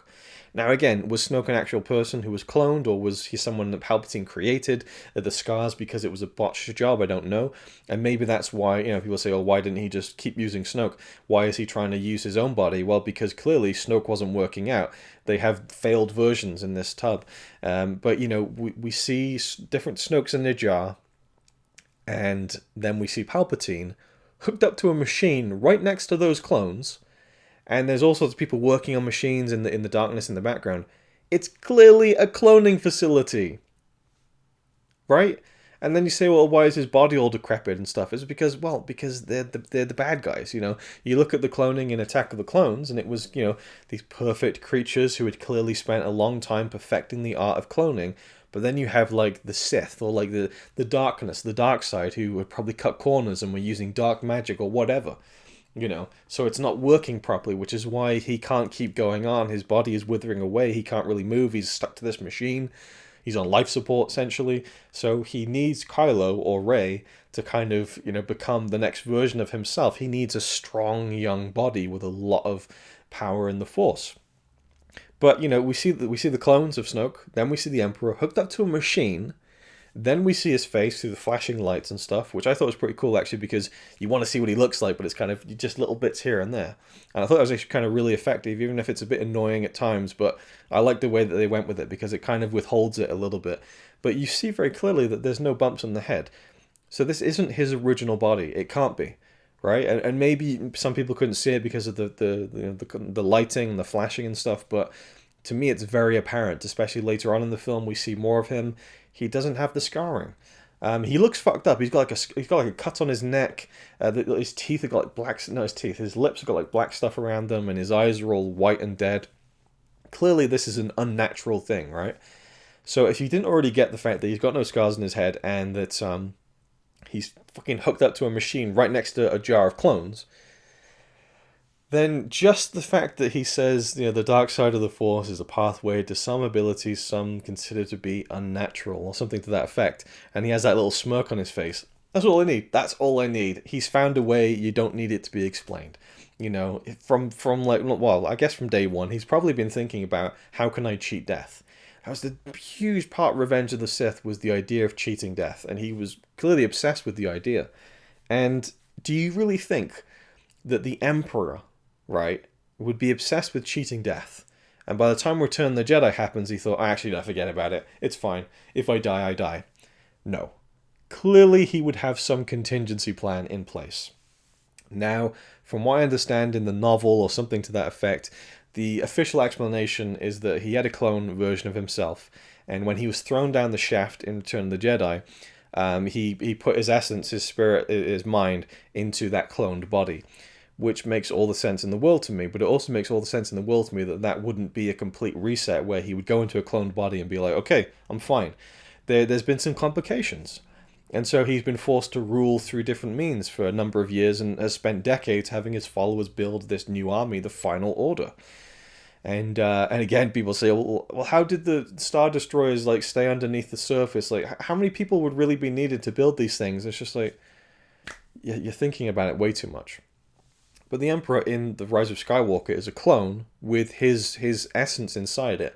We've seen people from the light side of the Force continue on, past their physical existence, and we're now seeing it through the dark side. Makes perfect sense. And it also makes perfect sense that people from the light side of the Force can be these Force ghosts and have this kind of divine presence almost. And that with the dark side of the Force, it isn't quite as neat as that. This isn't the Emperor in kind of a glowing form where he's able to kind of, do these things. He's withered and he's in this new body, but he's just decomposing. It's showing you that the dark side of the Force and the dark ways of life aren't the right ways. And so, the Jedi are able to maintain this kind of, afterlife, and Palpatine is holding on for dear life. He's able to influence through his mind, but it's Palpatine. He wants credit.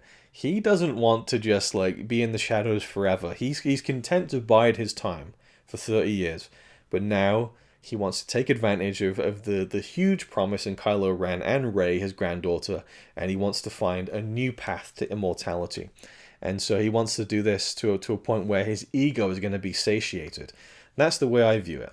And so I think it's really cool, honestly. And just Ian McDiarmid, he just nailed it in this film. I think he was such a chilling, creepy presence. I think this is the closest we've seen to horror in the Star Wars world, because some of that stuff on Exegol, I love the sound of the lightning coming down. It's like it's like a lightning crack, but like a creaking and metal. It's like a weird, otherworldly sound, which is fucking phenomenal.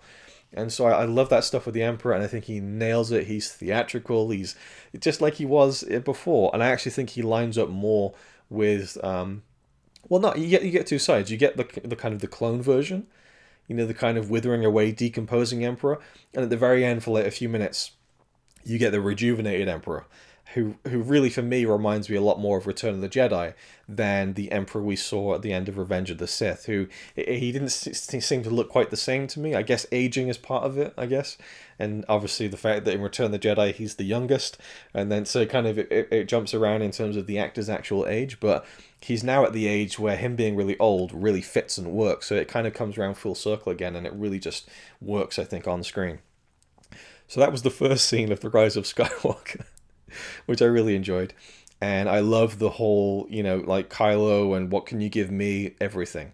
And even though he's there and he's just Kylo could just cut him in half right there. But the Emperor's so fucking confident. He's cool as a cucumber. Kylo's got the lightsaber to his face and he's just I can give you everything. It's just so cool to me. And then, the girl, kill the girl. And that's another thing people have commented on. I'll get to that. The Emperor's plan as we wind up towards the end, which isn't right now, unfortunately. I'm sorry if you're joining me this long, but I mean, it's just, again, I should stop commenting on it. I should stop apologizing for it, because if you have listened this long, you probably don't care too much. So for that, I apologize. All right, let's move on. So, Emperor, where was I going with this? I lost my train of thought. The girl, killed the girl, and right, so you don't know who she is, and Kylo says, "Who is she?" And the camera kind of swings into Palpatine, and he has that smile on his face, and then we cut to black. Awesome. I almost feel like that could be a great prologue, and then Star Wars starts, but to have such a dark moment and then da-da wouldn't quite work. But it would have been cool if they changed it up a little bit for the last one. But I do like that they kept it uniform throughout all 9 films with the opening crawl. So we then cut to Poe and Finn and Chewie on an adventure to get some information, throughout the war. And there's apparently a mole in the First Order. What I love about this is that we don't get to Rey right away, which I think is just really smart, because you have, you definitely have 3 things going on in the sequel trilogy. You have Kylo Ren, you have Rey, and then you have kind of the Poe, Finn, the Resistance side of it. And to some degree, the kind of the First Order, like Hux and so on. But, that's kind of the main character stuff, I think. So to save Rey until the end, to kind of give us a little bit of a where is she now, I think was really smart. And the whole sequence on the ice asteroid was kind of cool.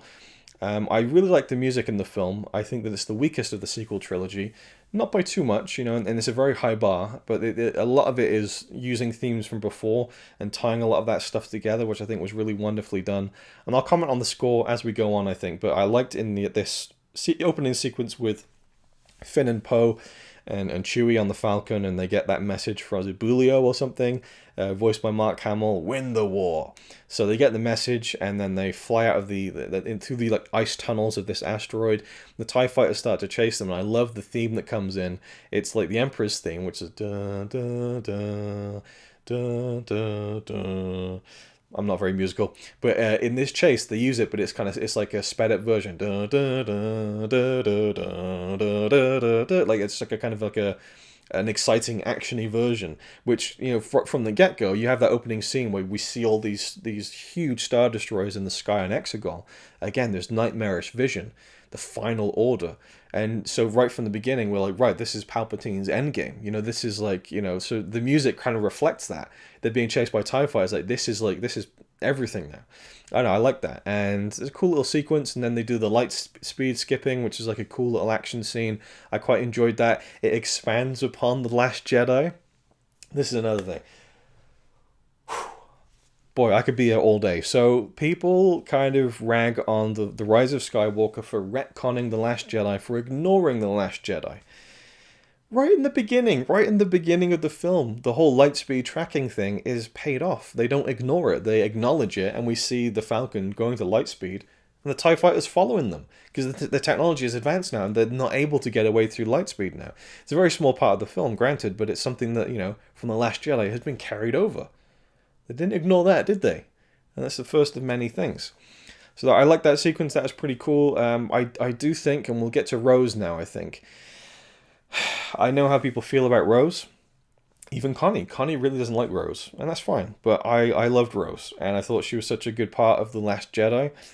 And I was looking forward to seeing her in this film, and I hoped that because of the backlash to her character, that she wouldn't get kind of, pushed under the carpet a bit. But she definitely does. There's no denying it. Even when I first watched the film, I thought, no, she was in it for a bit. And then I saw online someone say Rose is in the film for 1 minute and 10 seconds or something like that. And I thought, there's no way. But then I realized that's exactly what happened. And I know they shot more, but there's definitely a scene with Rose and Rey, which I really would have liked to have seen those two characters interacting. Even on the deleted scenes. None of that on the Blu-ray either. It's weird on the Blu-ray because we get the great feature-length making of, which is incredible. It's worth its own video of me talking about that. I won't even mention it now, but it's a great behind-the-scenes look. And actually watching the behind-the-scenes documentary is like a 2+ hour making of the Rise of Skywalker. It made me appreciate the film even more. There was so much love and attention that went into this film. The stuff on Pasana with the kind of the big celebration, hundreds of extras. They really went all out with a lot of this stuff. So there's a lot of it in terms of the technical aspect that I really appreciate and respect. But anyway, Rose, I don't get why she wasn't with them at the beginning on that scene, and this big weird slug creature Claude was. He's different and looks cool, I guess, but why was he there, when we already had a character who could feasibly be with those characters?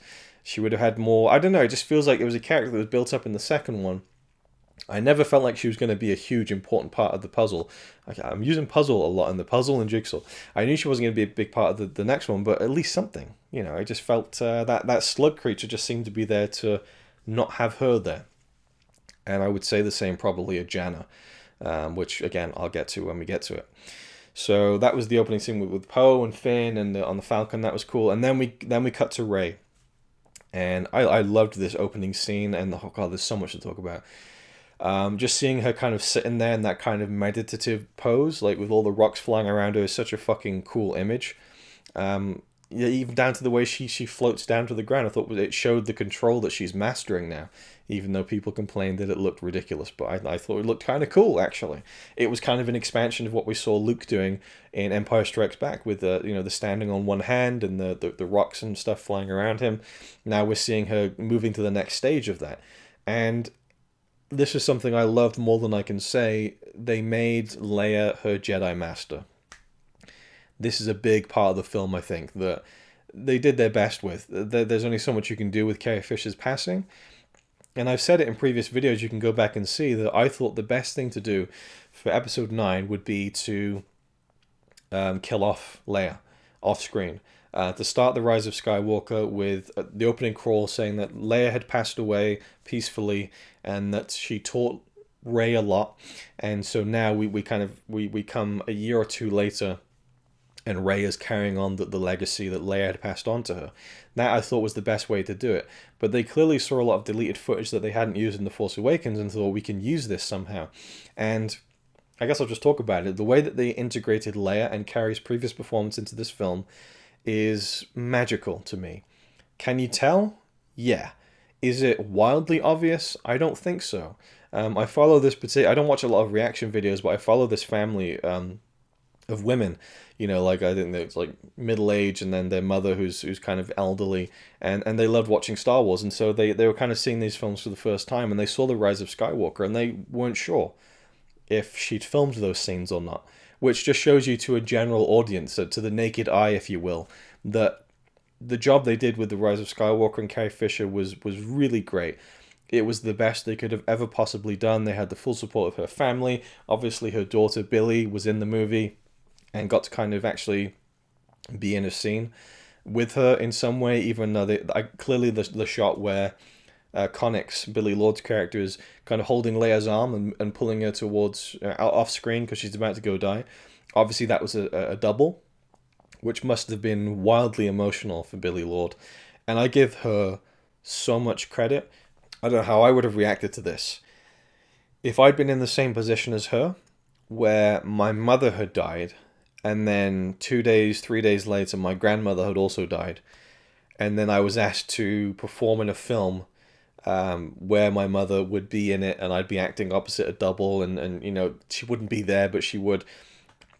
I think she has such strength, and I think that it's really cool that she got to be in it. She had kind of, again, the Leia kind of very subtle hairstyle homage. I think it's just so great that she was in the 3 films to begin with, but that she got to finish out the trilogy like this, even in a very minor role, alongside her mother, kind of virtually, I think is very sweet and poignant, and shows a lot of strength of her character as a person to do that, I think.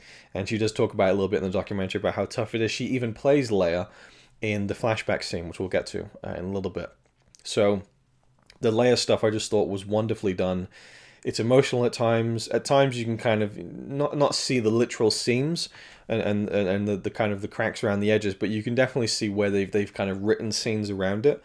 But I think it's really well done, and I think that Carrie Fisher Carrie would really love the fact that she got to be in this film, would love the fact that she got top billing, and I think she would also find a lot of morbid humor in the fact that she's playing this character beyond the grave. I think she would have loved it. And I think clearly her family realized that too, and that's why they were fully supportive of this.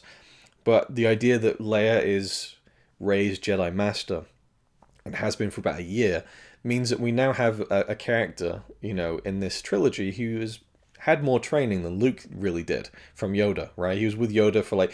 There's conflicting reports. In The Empire Strikes Back, you know, it looks like Luke's been with Yoda for like a day or two. Some people say, no, he was there for weeks. He was there for months. Even if he was there for months, which doesn't really add up at all, Leia has given Rey more training. And obviously we can't show them training together, but just the fact that she stood there watching Rey meditate, and Rey's like, you know, I'll do the course, run the course again. And you start to think, well, how does Leia know? And so obviously later on we learn that Leia had almost finished her Jedi training. And oh my God, like how much that filled my heart to know that as far as these films go, Luke trained Leia not long after Return of the Jedi. You know, no, there is another. That line finally gets paid off. I mean, you can retcon the Yoda saying no, there is another, is that there is another hope. You can look at that to be Rey. You can look at that to be Ben Solo. But I think that Leia, especially with what they did with her in The Rise of Skywalker, pays off that there is another line beautifully, because Leia really, I think, saves everything in a lot of ways. And from what I've read, Colin Trevorrow's episode 9 was going to be very Leia heavy, which made perfect sense. We had episode 7, that was Han's movie as a legacy character. Last Jedi was Luke's movie as a legacy character. It was really time for Leia to get her movie. And it'll always be sad that Carrie never got to fully realize that. But I think the fact that she got to, again, I've said this before, but the fact that she got to live through the resurgence of the sequel trilogy and to see that outpouring of love from fans, even the fans who didn't love the films, just excited that she was back, and she got to, you know, really experience everything, you know, like the Comic Cons and all that stuff. And she didn't get to see The Last Jedi come out, but she got to experience like the peak of the excitement of it, which is really cool. And, you know, she got to basically from, you know, beyond her mortal coil twice, play Leia 2 more times in The Last Jedi, and through archival means, I suppose, The Rise of Skywalker. And, you know, there are definitely moments where you can tell that it's maybe not her voice. I think they've said that it's always her voice, but it clearly isn't. And there's some things they've used, like previous shots, and there's definitely trickery going on. But I really think, considering the fact that they've essentially just taken her face and put it on like completely different hair and clothes, it's incredibly impressive. And I don't know why that same care and attention wasn't given to the flashback scene, which looks pretty awful. Young Luke looks great. Leia, not so much. It's really off. And they're like, well, we used footage from Return of the Jedi. I don't know, maybe spend the time and money to just create it from the ground up. I don't know. I just feel like there was a better way to do it. And it does bug me that the young Luke in the flashback scene is Empire Strikes Back Luke. They've taken footage from the Empire Strikes Back there, which is not how he looked in Return of the Jedi. He was a little bit older then. So in this flashback scene, it's even more past Return of the Jedi. So that kind of bugs me just from a continuity perspective, but you know, you can allow it, I guess. Anyway, so Rey being Leia's kind of student, I thought was really touching. And also we get, also again, carrying on from The Last Jedi, not ignoring it in any fucking way, shape or form, we have Rey reading the sacred Jedi text. This was a very kind of throwaway thing, actually. You only see the books, the sacred Jedi texts, as Luke calls them. We only see them on the Falcon for like, I think like a frame or something. Well, maybe not that much, but half a second, I should say. It's like maybe like 10 frames. We see the books and the drawer closes very quickly. Such a micro detail of The Last Jedi. And what did they do in The Rise of Skywalker? They fully paid that off by showing Rey sat there studying these texts. Brilliant, you know. And this explains how she's able to do the Force healing stuff, and all these different abilities have now been opened up to her, and at least the ideas of them, and also like the journey of the Wayfinder and the secret Sith land of Exegol and everything. I just think the way that tied together was wicked. And then we have the announcement from Poe that the message from the First Order has come through. There's a spy, there's a mole in the First Order, and tells them that Palpatine has returned. And this is another thing that's really weird. It's become like a negative meme of Poe going, somehow Palpatine has returned. He's got his eyes closed because it's like, you know, Oscar Isaac can't believe he has to deliver such an awful line of dialogue. But when you watch the movie, he's just like, somehow Palpatine's returned. It's like a really small thing. I don't know. People seem to just... That's another thing with social media. There's this kind of meme culture where things get taken out of context a little bit, I think. But also generally people seem to think that the line that Kylo Ren gives to Rey halfway through the film, "You are a Palpatine." They think that it's like some of the worst acting in the series. They think it's an awful line and everything. I really like it. I love the way he delivered it. I don't know. It's very measured and calculated, and I don't know. And it's so different from, I am your father. It's you are a Palpatine. It's very, I know, it's just, there's different, it's a different register than the I am your father moment. So anyway, that's another aside. So we learn that Palpatine's back, and they kind of like, they form this plan where Rey is going to go, and she's going to pick up the journey where Luke left it, where he was looking for the Wayfinders, and we learned that Rey has been staying on on Ajan Kloss, I think. Leave them for free. The Resistance base, where, the jungle planet. Rey hasn't really left there, and I wasn't really sure about this, but later on when 3PO's memory gets wiped and then R2 brings it back, it restores 3PO's memory, I think, to just before they left at the beginning of the movie, and he's like, I'm going to be assisting Rey on her first mission. And R2's like, you already went on that mission. I did. So that to me tells me that Rey hasn't really, since The Last Jedi, hasn't been going out. She's been staying on the base and training with Leia. And Poe is frustrated at this. I love the kind of the exchange between the three of them. The chemistry between Poe, Finn, and Rey is something I wish I'd seen more of, but I understand why. And it feels more natural to me that we didn't get that until now, because Rey needed to be in that solitary position in The Last Jedi. And it was much different in The Force Awakens because of the fact that Poe was initially never going to be, alive in the end of the movie. So it played out differently that way. But it was cool that we got this movie to see them interact with each other and to have that banter and everything. That was really fun. And it felt natural. Clearly these three actors really enjoy each other's company, and it shows on screen. It's really cool. Okay, I'm like an hour and a half into this now, as I see on the recording, and I'm thinking like, oh god, no, I'm stumbling over my words. It's pretty good if I'm doing like an hour and a half of talking straight, and I only stumble over my words a few times here and there. That's why I'm just going to leave those things in. So, yeah, so she's staying... Yeah, so that's another thing I want to talk about, is that moving on from The Last Jedi, Kylo decides to rebuild his mask. And another thing that people thought was a slight against The Last Jedi, it was a retcon of The Last Jedi, because Ryan made a big point to crush the mask. And even then, people seem to think that was Ryan saying, fuck you, JJ, the mask is shit, I'm not using it. No, it was a way to continue to expand The Force Awakens. In The Force Awakens, when he takes the helmet off, it's like, holy shit, he's not what I thought he would look like. And then in that scene with Han on The Force Awakens, the emotion on his face, even in the scene in the woods, why would you want to cover that up? So for The Last Jedi, Ryan dispenses of that completely. We have one scene of the mask, that's it. A great move. Rise of Skywalker, it's regression.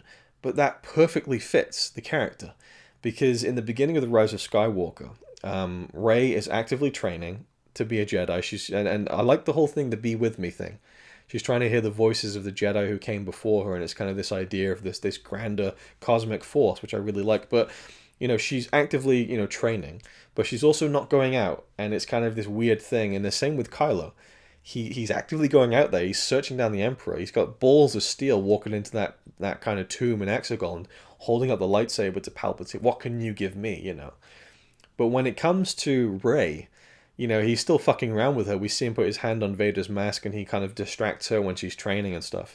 And there's like some cool visions and stuff. We see Dark Rey on the throne, which I didn't see in the cinema at all. It was only when it came out on digital that I thought, oh, you can actually see like Dark Rey sitting on the throne. They shot that in the vision at the beginning when she's training.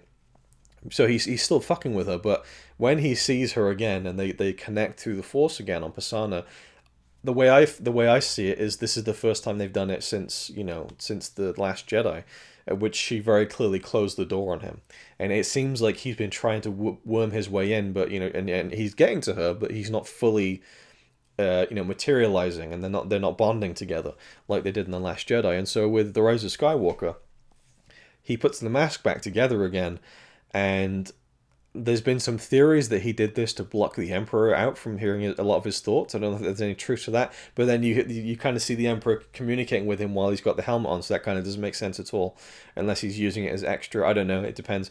But also, really for me, it's this kind of, he's hiding himself from Rey a little bit, and she's kind of hiding herself from him. That's the way I feel about it. And that's something that, watching the film again, I will say, is the relationship between Rey and Kylo is so intimate and intense in The Last Jedi. It's intimate and intense in The Force Awakens, and Ryan just expanded upon that brilliantly.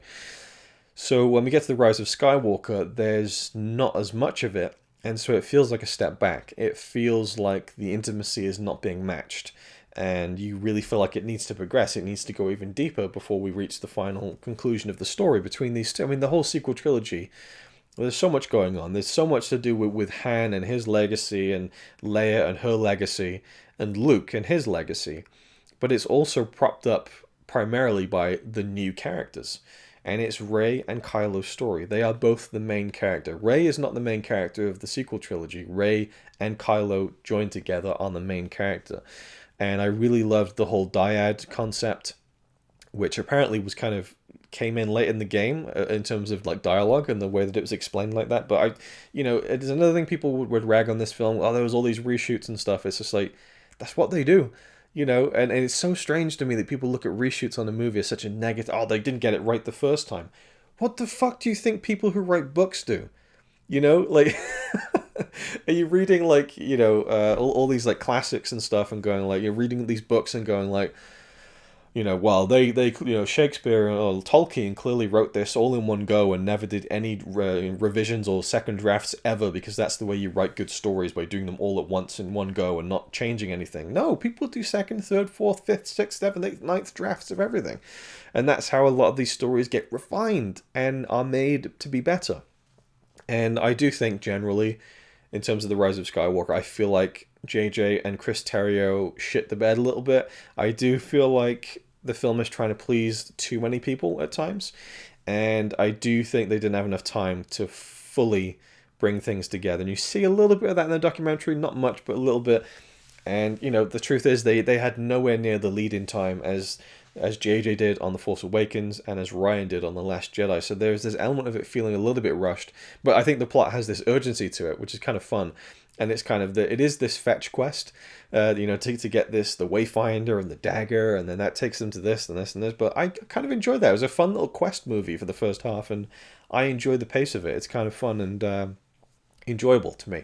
But I forget where I was kind of taking that. Again, it's going to be tricky to really keep my train of thought on the tracks for the duration of this entire thing. But so we were talking about Kylo and Rey, and okay, so they're into some intimacy level and everything, and how it feels like a bit of a step back. But I think that the writing isn't as strong in this movie in general.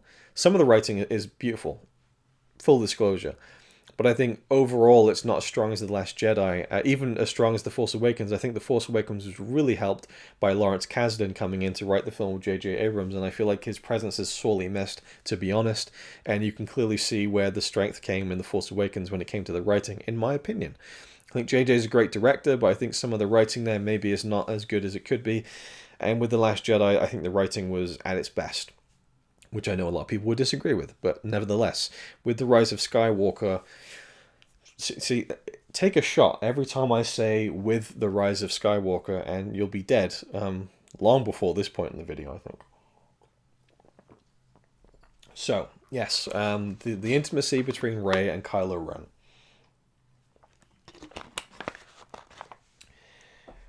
I feel like the writing and how much screen time they have together is lesser than in The Last Jedi, which in some degrees is disappointing and feels like a mistake. I feel like Kylo should be in the movie more, but also it actually fits, because the end of The Last Jedi, it's like the jilted lovers, right? Where the end of The Last Jedi, they kind of reject each other, And, well, no, I'd say actually Rey rejects Kylo, basically. That's the thing. But no, well, yeah, Rey rejects Kylo, but Kylo feels like Rey has rejected him. Wait, no, I'm just saying the same thing. Okay, so Kylo feels like Rey has rejected him. Rey has rejected him. Rey feels like Kylo's rejected him because he's not turning to the light. Okay, so it works. You can see that the gear spinning in my brain there, the monkeys smashing the symbols together. So Rey and Kylo, they've rejected each other at the end of The Last Jedi. They're kind of scorned by each other. She closes the door on him. And so, when we get to the Rise of Skywalker, the intimacy is gone, and it's still there, but it's not the way that it was before. And so there is still this distance between them, but there's more antagonism between. Is that even a word? There's more animosity between the two. She's very rightfully angry at him, and he is, still clearly not over the fact that she rejected him. He keeps talking about, like, you didn't take my hand, and next time when I offer it, you will take it. So he's slipping back into that kind of the dominance that he had in the beginning, where when he said to her in The Force Awakens, I can take anything I want. Like, there's this confidence to him, and I don't feel like he's fully confident in The Rise of Skywalker with that, but he's trying to project that he's not opening up the way he was in The Last Jedi, but now he's like, when I offer you my hand again, you'll take it. But he's wearing the mask when he says that. And I don't know, maybe JJ just wanted the mask back because that was his version of Kylo, but I feel like, and it also could be this kind of representation of, no, I wouldn't say that actually, no, because he doesn't have the mask on the Death Star. So yeah, the way I read it is that the mask is really for Rey's benefit in a lot of ways, but also just for the benefit of his own self-consciousness, I guess. In the First Order, he said, I sense unease about my appearance, General Hux. Oh, the mask? No, it's great. So even he's projecting this kind of this sense of power that he has to the people in the First Order as well. There's definitely this feeling that as the supreme leader, he's not cutting it, because you have the Richard E. Grant character, is it General Allegiant Pride? And Pride is clearly not enthused with Kylo being his leader. Like when Kylo walks off and he's like, yes, supreme leader. Like you can tell he's really not happy about Kylo being the kind of the ringleader of the First Order. And we later find out that Pride actually served the Emperor in the days of the original trilogy, which is really cool, actually. I like that. So with Kylo, I think he has the mask when he's doing the Force bonds with Rey again on Pisana and then on Kijimi. But then on Kijimi, when he keeps goading her that he knows her story and he wants to tell her, and she's really angry, thinking he's going to lie to her and everything. And then eventually he takes the mask off when he's asking her to join him and saying, we'll take down the Emperor together. So I think it is this moment of him having distance from Rey and kind of shielding himself from her a little bit, because he knows that when they're looking at each other, they can see their own expressions, and he knows that she can read him like a book, and he's kind of maybe protecting himself from that a little bit. And at the perfect moment when he's trying to convince him, when he's given her everything he can in terms of information to bring her to his side, that's when he takes the mask off and tries to deliver the final blow of emotional manipulation, I think. So it's really interesting. And so, I don't see the mask as being this retcon or anything. It's perfectly flowing with where that relationship between the two is going, and it isn't the same level of intimacy as we see in The Last Jedi until the very end, obviously.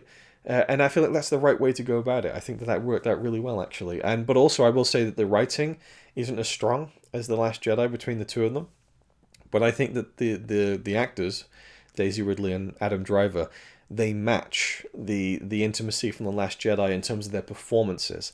They're really doing their best with the dialogue that isn't quite as good as... I'm not saying it's bad dialogue, I just don't think it hits the same... I don't know, there's something about the dialogue on The Last Jedi that just really... it's just so good. Rise of Skywalker, it's a step down, but they give so much to it, and it's really admirable. And I'm not saying that they were like, oh, this writing is not very good, but, they really give it their all. I think Adam Driver's phenomenal in the film as always. And I think Daisy Ridley in this film is fantastic. Just the conflict that she portrays throughout the film. In fact, it's a kaleidoscope of emotions. You see her very happy. You see her in kind of a jovial mood at times, and warm. And then you see her devastated and upset and scared, but also confident and defiant and in pain and in suffering. She goes through the whole spectrum of emotions, and I think that it's her best performance in the sequel trilogy. I think, even though I would say that the there's a couple of beats in The Last Jedi. The scene in The Last Jedi when she's in the tree with Luke and she's like, something inside me has always been there, but now it's awake. That is genuinely one of the best pieces of acting I think I just believe every line of that scene. And also her final scene in the throne room with Kylo. She's incredible in that scene. But I think pound for pound, like through a whole movie, Rise of Skywalker is her best performance. Anyway, where were we with the story? I'm approaching 2 hours of this video, and I haven't even really got halfway through the movie. But I guess I'm chipping away at big talking points here as we go through. But so we have the whole thing where she goes to Basana. I like that Finn and Poe are insisting on going with her. Again, I don't know why Rose didn't go along, and I saw somewhere, I forget what the context was now in terms of the punchline, but there was a tweet of the scene when Finn goes to Rose saying, "Are you coming with us?" And she's like, "No, Leia wants me to stay behind and study the specs of old Star Destroyers." And she's like, so that if you get back, we'll know what to do. And he's like, "When we get back?" And she's like, "Yeah, when?" And then he puts his hand on her shoulder and he's like, "When?" And he walks off.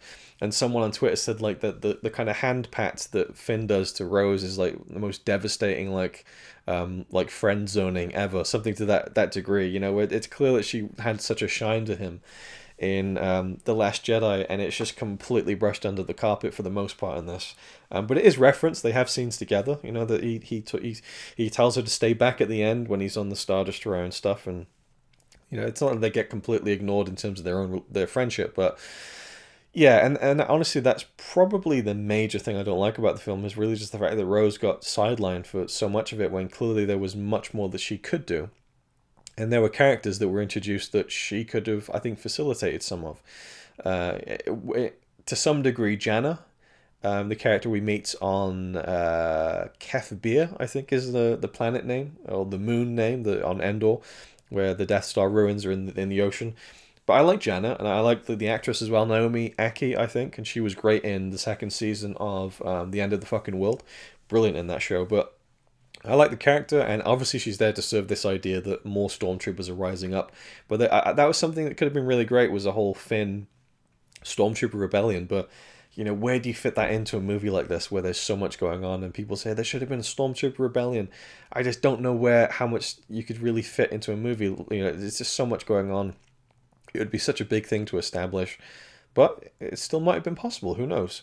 There's so much of it. You could maybe eliminate the whole fetch quest with the Wayfinder and spend all of that time with Rey on a more singular, focused through line of a journey, and then have Finn and the story. I know that it could be done, I think, but the way they did the film, I don't think there was much room to kind of work that in. But the fact they do touch on it, that Janna was an ex-stormtrooper and that more stormtroopers are following suit, it isn't really confirmed, but when he says FN2187, she's like, "That's you."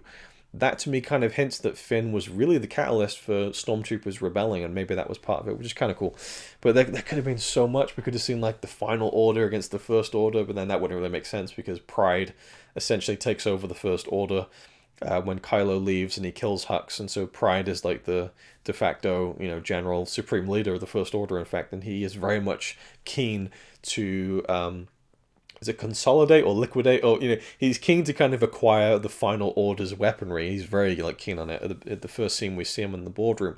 Anyway, where am I going with this? So the fetch quest stuff, Rey and Finn and Poe and Chewie and 3PO. Let's talk about C-3PO. A lot of people really love 3PO in the film. He's hit and miss. Some of it is really funny, some of it not so much. Not offensively bad. I mean, we're not talking Droid Factory and Attack of the Clones bad here, but there's some 3PO stuff that isn't that funny, but there's some stuff that's actually really funny, and he does get probably the most to do in a single film than he ever has. Really? Maybe in Empire? I don't know. No, well, Return of the Jedi, maybe. Yeah, because he opens the film with him going to Jabba's palace. He becomes the Jabba's kind of like, is he the translator or the kind of his servant? And then he's got the whole thing on Endor with the Ewoks. They seem to think I'm some sort of god. So I guess he has a lot to do with Return of the Jedi. But here he has a big kind of, at least since the original trilogy, this is the most we've seen of 3PO, and he does a good job. I'm always hesitant to really love 3PO because I know that Anthony Daniels is a bit of a knob, from everything that I've seen. So I never fully like love him as a character because of that, I think. But I do like 3PO, and he's such an iconic character. And I think he did a really good job, and for the most part, it's pretty funny in the film. I'm trying to think. There's one part there's one part that really makes me laugh, but I've forgotten what it is off the top of my head. I still think the best 3PO moment in the entire sequel trilogy is wipe that nervous expression off your face, 3PO, and he just gives her that double take. And I will say Anthony Daniels, he's such an incredible performer because he conveys so much with body language. There's like the little double take like swivels he does, or when his body's moving. Even like I've been doing the beautiful frames of the Last Jedi thread, so I'm going through the film shot by shot, and I'll just see him in the background out of focus. The way his body's moving, it conveys an emotion. So he really is brilliant at what he does. I'm kind of resistant to fully be on board. It's like, oh, I love 3PO. I don't know. It's just one of those things. And my mouth is getting very dry because we are approaching 2 hours already. Holy moly. I think I could speed through a lot of the plot here, which will probably be beneficial to me and to you. So, Pasana. We catch up with the quest for the Wayfinder. We get to Pasana. I love the whole, like, the kind of dancing and everything. It's just something different. Like when Rey says, like, I've never seen anything like this before. It's like kind of almost to the audience, like, we've never seen anything like this before. It was really cool. And I love the scene when she sees all of the baby little alien things and she has that warm smile. Yet another thing people are criticizing is that they somehow felt that this was bad writing because the scene of her looking at the kids and smiling is showing that she's ready for motherhood, and it never delivers on that because I think people wanted her and Kylo to run off and have kids at the end. Yeah. Anyway, so I didn't necessarily see it as that at all, but well, maybe to some degree, but just there was just something about her, the innocence of that moment and her kind of enjoying that. And I love the scene when the alien kind of gives her the little necklace thing, which is a pure plot device so that Kylo can snatch it off her through the Force bond, and then they know where they are in Pasana. So I think it's a really cool little plot device, but I just love it when the alien creature is asking her, like, I'd love to know what your family name is. And Rey, and just the way Daisy plays this, like, she's kind of stunned for a second, but, well, not stunned, but like she falters a little and she says, oh, I haven't got one. I'm just Rey. And then she smiles. It's almost like heartbreaking, but kind of heartwarming at the same time. It's a beautiful little beat from her in the performance. I love that. And obviously that is very much setting up, the home run of the final. Well, a lot of people wouldn't call it a home run, but, it's purely setting up, teeing up the final moment with, Rey Who.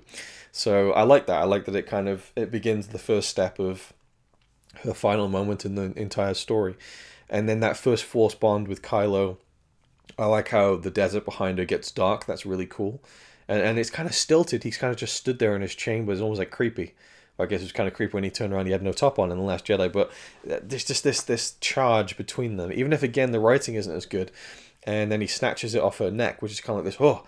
And that's when, again, it continues to fucking expand from The Last Jedi. I don't get it when people don't see that. In The Last Jedi, we saw that he had a rain on his glove, which was hinting that their bonds were getting so strong that they were able to perhaps even interact with the elements from both sides. This is like him deciding to test that even further, and he snatches that off her neck. They analyze it and find out where they are. It's a great kind of plot device, but it also continues to expand what was set up in The Last Jedi. Some retcon, eh? So that was like the first Force bond between them when there's this kind of this, and she's really angry at him, which is, it just sets off the whole, again, dynamic between them where it's a little bit different this time. Then we get Lando, which was really cool, and God, this whole thing's just going to be a defensive thing, but I just think some of these criticisms are so fucking stupid. Lando turns up, and it's kind of obvious, but it's really fun. And I will say, this is a really weird thing to say, but Billy D. Williams, he's old. He's in his 80s. And you see him in interviews. I think I saw him in an interview like around the time of like The Last Jedi or before that. And he looked so frail and old, and he's doing good and everything, but he just looks like an old man. And I just couldn't see him really feeling like Lando. But I tell you what, it just seems like being in this movie rejuvenated. I don't know if it was makeup or whatever, but God, he just slipped right into it. And maybe it's just a thing of when he's doing interviews, he's just relaxed. He's just being himself. He's not really, expending a lot of energy. But when he's going to be in a movie, he gives it his all. And we've seen like videos of him on social media boxing training and stuff. He took it seriously. And he looked great, I thought. And it was such a brilliant addition to the film. I love that Lando came back for this. And Billy Dee did a wonderful job. And again, he just looked so much younger than he'd appeared in the previous few years, just in real life. And so there was something about that just really surprised me and was really heartwarming. But the thing that people moan about now is that Rey and Finn and Poe recognize him instantly. He takes the thing off. They're like, "Oh, General," and it's like, how do they know who he is? Such bad writing. Okay. I'm going to assume if those people are this annoyed about a film like The Rise of Skywalker to complain about the fact that Rey, Finn, and Poe recognize who Lando Calrissian is, then I'm going to assume that they've seen all the movies. And if they've seen all the movies, they will know that there's a technology in the Star Wars world called a hologram. In the very first scene of Star Wars, we see someone recording a video message. You keeping up with me so far? Prequel trilogy, we see the same thing. We see a pivotal point. But wow, that was I'm gonna leave that one in for free. I felt like I was on a roll there, and I just completely airbagged myself. A pivotal point. It's a weird thing. That a pivotal point of the prequel trilogy is when Obi-Wan finds out that Anakin has murdered children. How does he find this out? Through video recordings. So, Star Wars, the universe, they can record videos. Then we go to Solo, a movie that establishes that Lando Calrissian records his own video diaries. Okay? So, given the fact that Rey and Finn and Poe have been on the Resistance base for a year, and have been under Leia, and Poe's probably been under Leia, been working for her for years, you think that at some point in that year, when they're stuck on this planet, hiding and training and going on missions and stuff, you think at some point Leia would have told them the story of the war that came before and talked about Lando Calrissian. I don't know, the guy who blew up the second Death Star? And you think that she might have shown them like a little clip of him somewhere along the way, or a picture or an image, something. If they can conjure holograms in the Star Wars universe, they can take fucking pictures. I don't get why people think it's bad writing that they recognize who he is. And anyway, why would we want to slow the movie down with, "Oh, who are you? I'm Lando Calrissian. Oh, we've heard about you." Don't need it. You just don't need it. Oh my god. It was a nice little moment. They respected him. They're like, "Oh, General," it was really cool. And him saying hi to Chewie, oh, it was awesome. Anyway.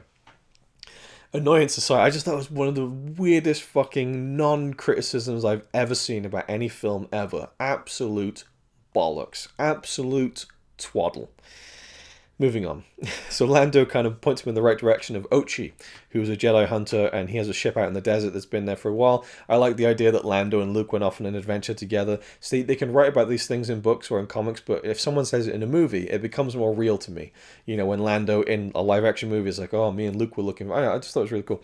So they go out to the desert, they have the speeder bike chase, which is pretty cool. There's a shot there that's absolutely referencing Episode 1. It's like an overhead shot through a canyon of the speeders.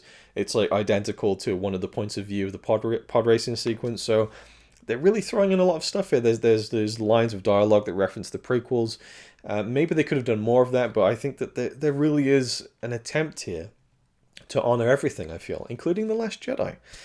Anyway, the speeder bike chase is cool. It's not the best, but it was a fun little sequence, and then they end up in the sinking fields, which I think Rey mentions in The Force Awakens, but they end up in this kind of quicksand, and they go down. Let's talk about the Finn thing, where he says to Rey, "I never told you," and then the whole movie is him kind of, avoiding and ducking the question of what he was trying to tell her. When I first saw the film, my first instinct was he was trying to tell her that he had a thing for her. And it just became obvious that was not how she felt about him. And so it was one of those kind of weird, awkward things where he was going to tell her because he thought he was going to die, and then now that he wasn't going to die, he wasn't going to tell her. That's what I thought it was. That's what I assumed it was, wrongly, as Snoke would say. It has been confirmed, and once you know it, it's obvious that he was going to tell Rey that he feels like he might be Force sensitive. That there might be something to the fact that he might have an affinity to it. And when you really think about that, it's so obvious in the film, because there are these moments where he talks about having an instinct, having a feeling. And again, this fucking picks up from The Last Jedi, which the whole thing was that the Force does not belong to the Jedi. Well, what Luke was saying. You know, the Force does not belong to a Jedi. To say that if the light dies, no, say if the Jedi die, the light dies, is vanity, right? That's the whole ideology of The Last Jedi being presented from Luke's perspective, is that we've put the Jedi on a pedestal. Having the Force and being able to tap into the Force, doesn't mean that you have to be a Jedi to do that. That it's exclusive to the Jedi is arrogance, and all this stuff. And that's what we see with Finn. It completely continues that, where Finn starts to find this. They even hint it with Janna. She's like, yeah, feeling. And the end of The Last Jedi, we see the little kid with the broom, which for me was never like, oh, this kid's going to be something. It was the idea that the Force is in everyone, obviously in varying degrees and everything, but it isn't exclusive to the Jedi, and this is pushing the story forward to where we can see things in the future now in Star Wars where it's not going to be all about the Jedi, but the Force could still be involved in some way, shape, or form. It's opening up the world a little bit, which I think is needed. But and the Skywalker Saga is the story about this family who had the most power with the Force, and how detrimental that was to them as a family, and how tragic that story ultimately became. It is like this kind of Greek tragedy. Is it a Greek tragedy or Shakespearean tragedy? I don't know. We have the Greek myths and everything, but it feels like a classical tragic tragedy. Tragic tragedy. I'll leave that one in for triple free as well. So where was it going? Let me realign myself here. So the whole... See, I just started saying that without knowing what the hell I was going to say. I just thought if I move my hands and just go, then it'll come back to me and I'll be able to slip into it somewhat naturally, but that didn't happen. So what are we talking about? We're talking about Finn. Okay, so Finn and the feeling, and when Rey dies, he feels it, and he kind of like braces himself. He's like, no, Rey. Like, so, that's what that was, and... it's reading between the lines. I don't think it was bad writing. I think that it was this extra detail and nugget and facet that again continues to expand this idea that the Force isn't exclusive to the Jedi and the Sith, and that was this universal idea that The Last Jedi presented, and The Rise of Skywalker very subtly, I think, continues and kind of doesn't conclude. But it presents it to you, I think, and I think that's really cool. Then we have the sequence with the snake, which, seeing the behind the scenes, that's a real snake. They obviously augmented it, but they built the whole fucking snake. That's so impressive. I immediately assumed it was CGI, but when I watched it again a couple of nights ago, super impressive, really, really cool. And we introduced to the Force healing, and then the dagger, when the whole kind of plot line of 3PO not being able to translate it. And then we move to the confrontation with Rey and Kylo in the desert. And he's trying to push her. He's trying to push her into, to kind of showing her power. And it's a bit of an interesting thing where you see the Force lightning, which is kind of this precursor. I don't know how I feel about that as a kind of like, oh, she used Force lightning. That must mean that she's related to Palpatine. I'm not sure about that entirely. But I guess maybe the idea is that when you have this anger and this negative energy, it can manifest itself in this Force lightning. And that, people like Dooku and Palpatine, they tap into that dark side of themselves and the dark side of the Force, and they're able to control that energy into this Force lightning that is very focused. She's more erratic with it because it's just pure anger that's coming out of her now. And it's a really cool scene, where she slices the thing. I think it looks awesome. It's a great moment. And just him walking out of the kind of the dust and everything, and then they're kind of doing the battle. Actually, no, I was saying earlier that he is always wearing the mask when he's in front of her until he takes it off. He doesn't have the mask on in that scene, I guess.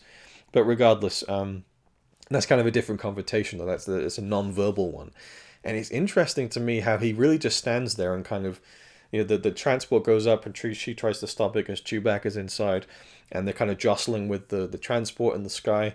And it's kind of like a less effective version of them trying to get the lightsaber in The Last Jedi, but it's still kind of cool, and it shows you the power that they both have.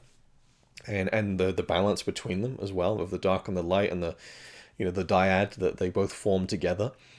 And then the lightning comes out, and God, when she yells Chewie in despair that she's just killed, I mean, it just hits you right in the chest. That is such a great performance. I mean, it might seem extreme or too shrill for some people, but to me it felt like a completely believable reaction of just utter horror.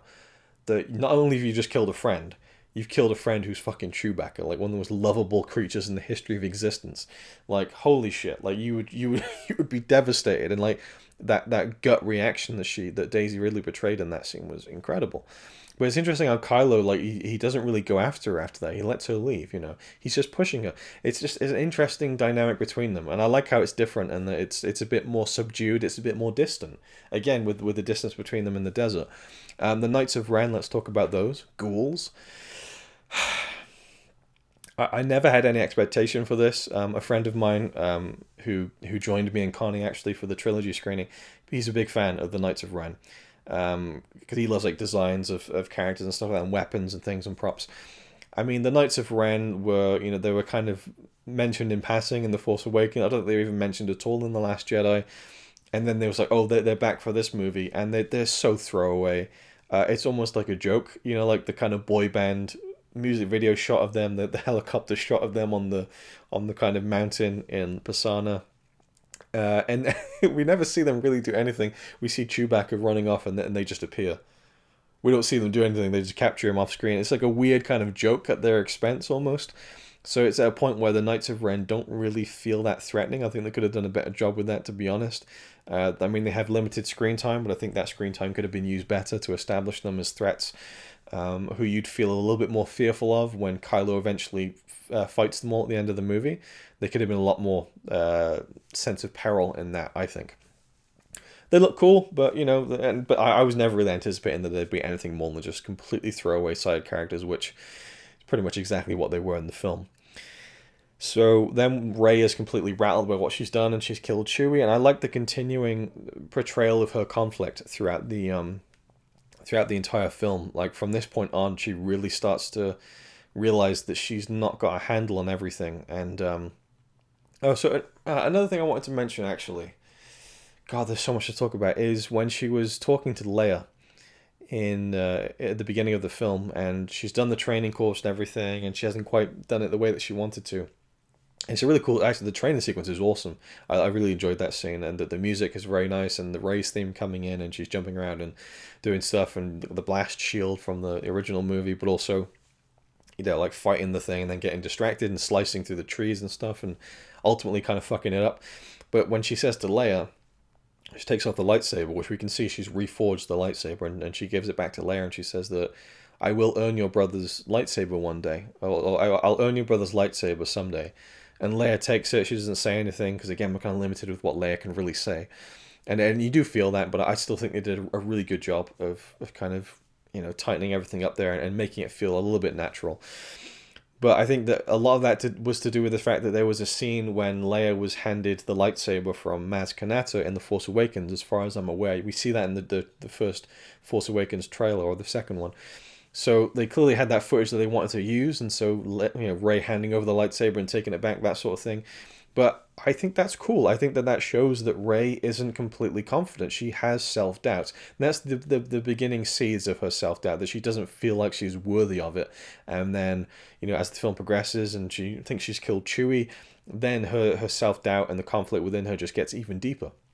Now, the criticism I read is people saying that this takes away all of Rey's kind of agency, and that it show, you know, they feel like in The Force Awakens the lightsaber called to her, so she's worthy, and then this film tells us that no, she's not, because, you know, she needs to be a Palpatine or whatever, and that she isn't worthy, even though she clearly is. And you're right, she is worthy. In The Force Awakens, the lightsaber calls to her because she's worthy.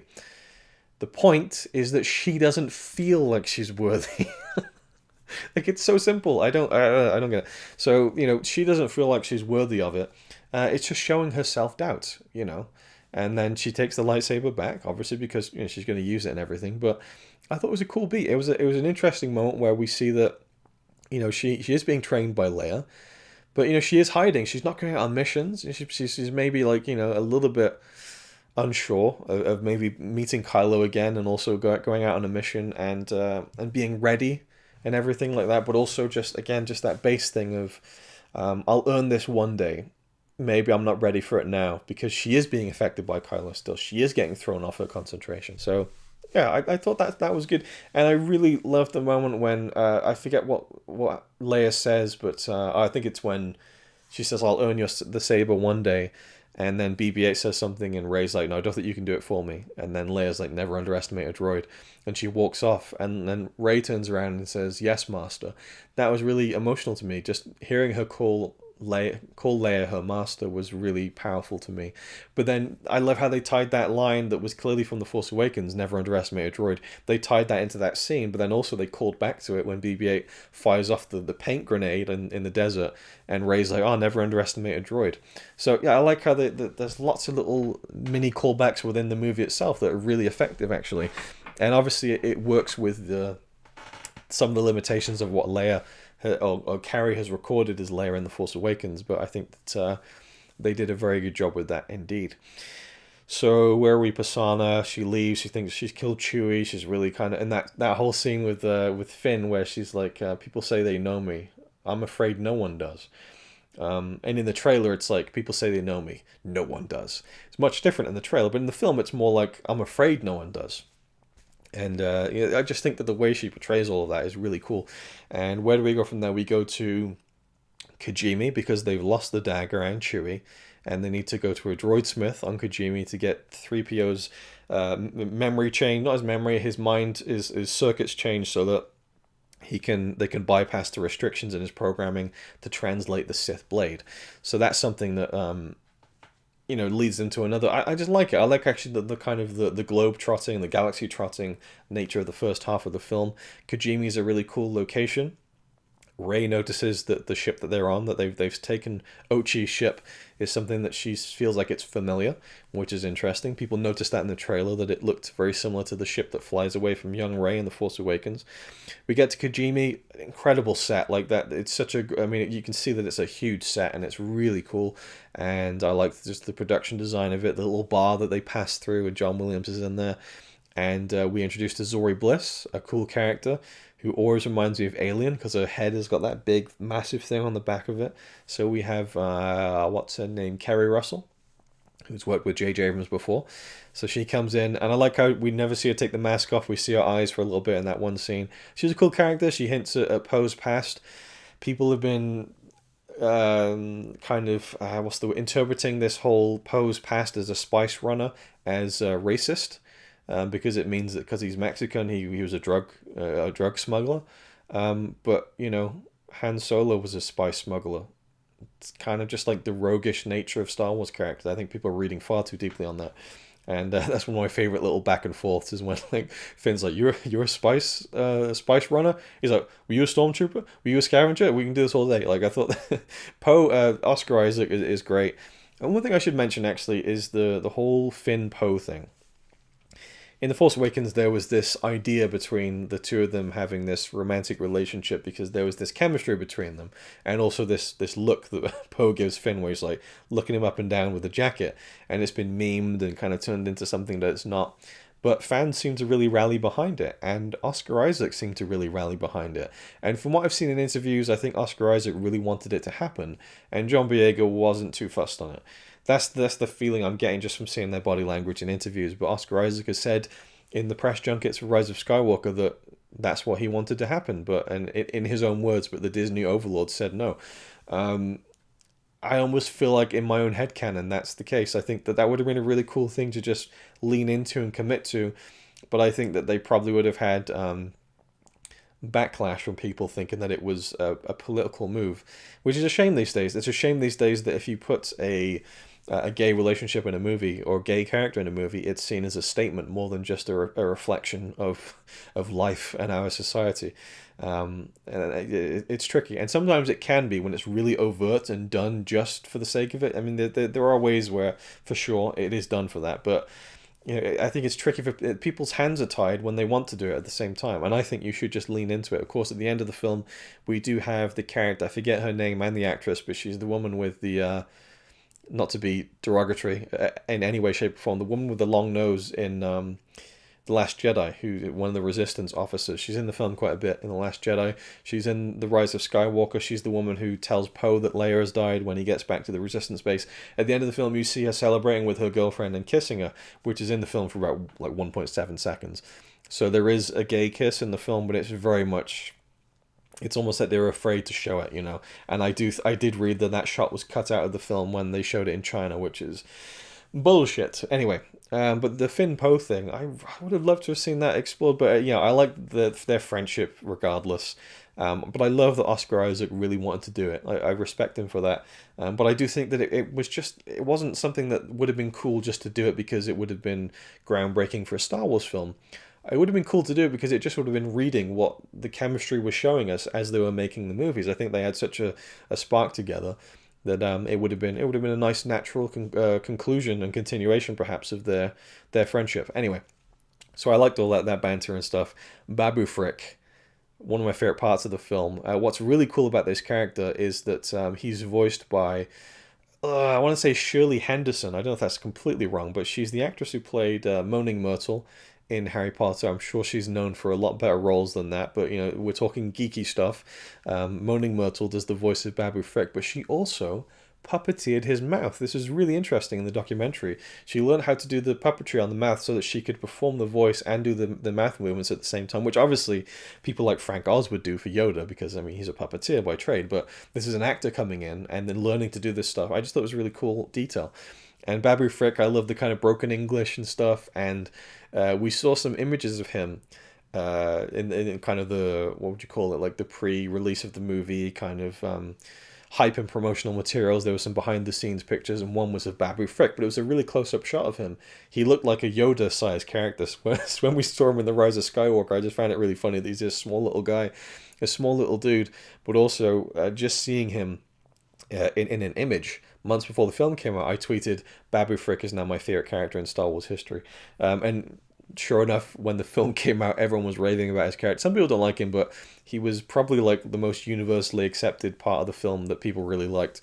When 3PO kind of comes back to life, or you know, he's got the red eyes and he reads the Sith inscription, then he collapses and Babu's like, hey! It's just hilarious. And the whole 3PO thing with the like, I'm taking one last look at my friends, I feel like that moment would have been served better if it wasn't leaned into in the trailer so much, because it almost makes it too much of a big deal. I don't know, because you know that it's a fake out, I think.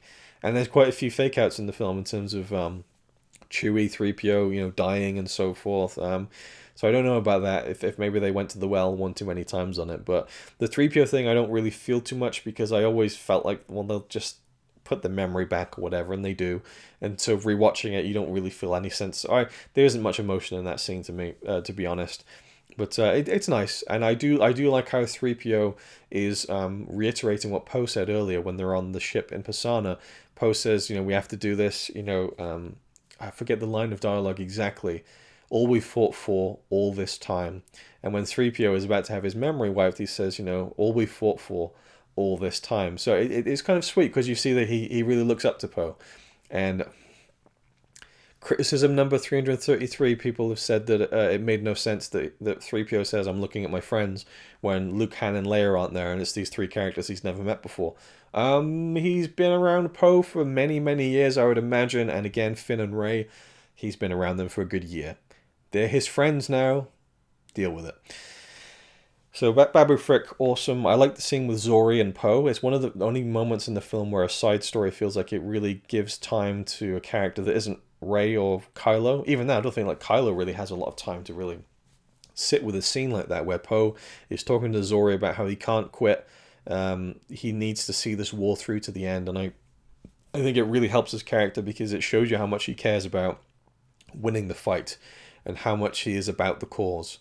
And it's showing how much Leia has affected him, and her leadership has affected him, and the lessons that he's learnt in The Last Jedi, which of course was retconned by see, there's just it just keeps, the more I talk about it, the more it builds up that the Rise of Skywalker, you know, in some ways, like with Rose, kind of doesn't follow through, but in a lot of things, okay, there's one huge thing that the Rise of Skywalker doesn't pay off from The Last Jedi that really still bothers me. And I'll get to that at the end. Okay, so that's a little teaser there. And this is officially the longest Star Wars review I've ever done. I'm now about as long as I did a video on The Last Jedi. But that's probably because I did that huge introduction. Anyway, another sip of water. As we roll through this, we're on Kajimi, so we're getting there. So Poe is talking about how he's so committed to the cause and everything. Yeah, so I'll get back to that because there's something I wanted to tie into about something that bothered me. But, you know, we do see how much he's grown as a character and how seriously he takes this war. And so, one more thing that just popped into my head. So we're talking about Palpatine and how it was, to me, so obvious that he was a cloned body with his essence inside it. Not long after that, when we get to the Resistance, it's actually kind of a bad bit of expositional dialogue, I think. Is it Beaumont, Dominic Monaghan's character? They're talking about somehow Palpatine has returned, and Leia's like always in the shadows from the beginning, and then which I think was probably originally a line from Snoke of her referring to Snoke from The Force Awakens, which is, you know, nicely tied in. But they're talking about, you know, Palpatine has returned, and I think it's Admiral Akbar's son who says that's impossible. The Emperor is dead. And then Beaumont, Dominic Monaghan's character, is just like, what does he say exactly? He says, dark science, cloning, secrets only the Sith knew. Like, they're talking about, you know, no, the Emperor's dead, and the character goes, cloning. Like, it's really obvious and on the nose. Like, I really get bothered by that because there's a good friend of mine who really just thought that the Emperor being a clone made no sense and wasn't presented at all in the movie, and I just couldn't disagree more. It's really all there. It's just, if you just even thinking, it's there. Anyway, so back to Kijimi. We got Babu Frick, Zori Bliss, and yeah, and I feel like, I don't know, I'm not sure if Rose would fit in on this journey, but I don't know, there's just something about it that maybe Rose could have been there instead of 3PO, but then 3PO is kind of instrumental to the whole inscription of the blade, and that's kind of cool. I did like seeing, I don't know, it's tricky, but I just feel like there could have been more for Rose to do in this film. And you see all these new characters come in, like Janna and Zori, and are they vital? I don't think so, you know. But, you know, with Zori, that's interesting actually, because apparently the scene in The Last Jedi where Poe introduces himself to Rey, or Rey, you know, does Rey introduce? Either way, they kind of have their first meeting in The Last Jedi, and that was put there specifically because Colin Trevorrow requested it, because he said to Ryan, can you put in a scene where, you know, where there's something between Poe and Rey? Because for Colin Trevorrow's Episode 9, there was going to be a romance between Poe and Rey, which I'm glad didn't happen. I don't think that needed to happen, and yeah, I don't know, it wouldn't have been very interesting to me. Anyway, where was I going with that? So we had Zori as this kind of like, almost as this like, he's definitely not gay, folks, but he is kind of creeping for a kiss on Zori throughout the entire movie. I do feel like, you know, Zori is so antagonistic towards Poe at the beginning. And clearly, she really likes him, and she's really pissed off that he left. And she does help them. But when she gives away this captain's medallion, I don't know. Well, I guess he really conveys to her how seriously he takes this, and that the war is really... And again, they're with Rey, who is kind of like this next hope. And so... actually, I kind of convinced myself that I don't dislike that she gives him the captain's medallion so readily. I think she understands. And deep down, she has a deep affection for him. So, yeah, I think that makes sense. So they go up to the Star Destroyer, because they turn up. Kylo goes down. It's like Rey and Kylo constantly missing each other. So she goes up to the Star Destroyer. They finds out that Chewie's still alive. And then there's the whole thing with Hux, and he's the spy, which is kind of a really fun moment in the cinema. But when you watch it again at home, it doesn't have much bite to it, I guess, especially when you know why. And I think the line when he gets Finn to shoot him, Hux is like, I don't care who wins. I just need Kylo Ren to lose. Really badly written there. I mean, I love the snivelly little reasoning there behind Hux betraying the First Order. He just wants Kylo because he really fucking hates him. Perfect for the character. But just the way it was written, it felt like a first draft line. You know, I just need Kylo Ren to lose. It felt like a playground dialogue to me. I think they could have done so much better with that. Not that I know how to write any better, but it is what it is. So that was kind of a fun moment at first, but watching it again, it kind of is what it is. And Hux gets unceremoniously blasted across the Star Destroyer bridge by Pride, which is kind of a funny moment. I also feel like they could have done more with Hux's character, actually, considering he's been there from the beginning of the trilogy. I feel like Hux could have had a bit more expansion, but, you know, it still pays off. You get that look from Hux to Kylo at the end of The Last Jedi. He looks really like he's plotting something, and he did. He plotted something, and he got blown up for it. So they're on the Star Destroyer, and it's kind of fun. I didn't really notice until watching it again at home that there's some really cool like gunplay in the corridors with Finn and Poe and the stormtroopers and Chewie. There's some cool stuff there, and then Rey goes up to Kylo's chambers, and this is like a really interesting set design, and Vader's mask is there.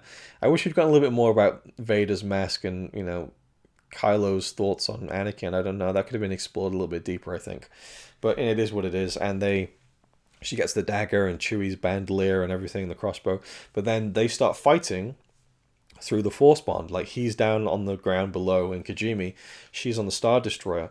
And a really interesting device here is where they have a set of the Kylo's chambers in white, and they've built it onto the Kijimi set. So we're literally seeing like their different perspectives with it in an in-camera effect. It's not a digital wipe. It's like they actually built half the set. It's really, really good. It's only for like one shot, I think, but it's really, really interesting.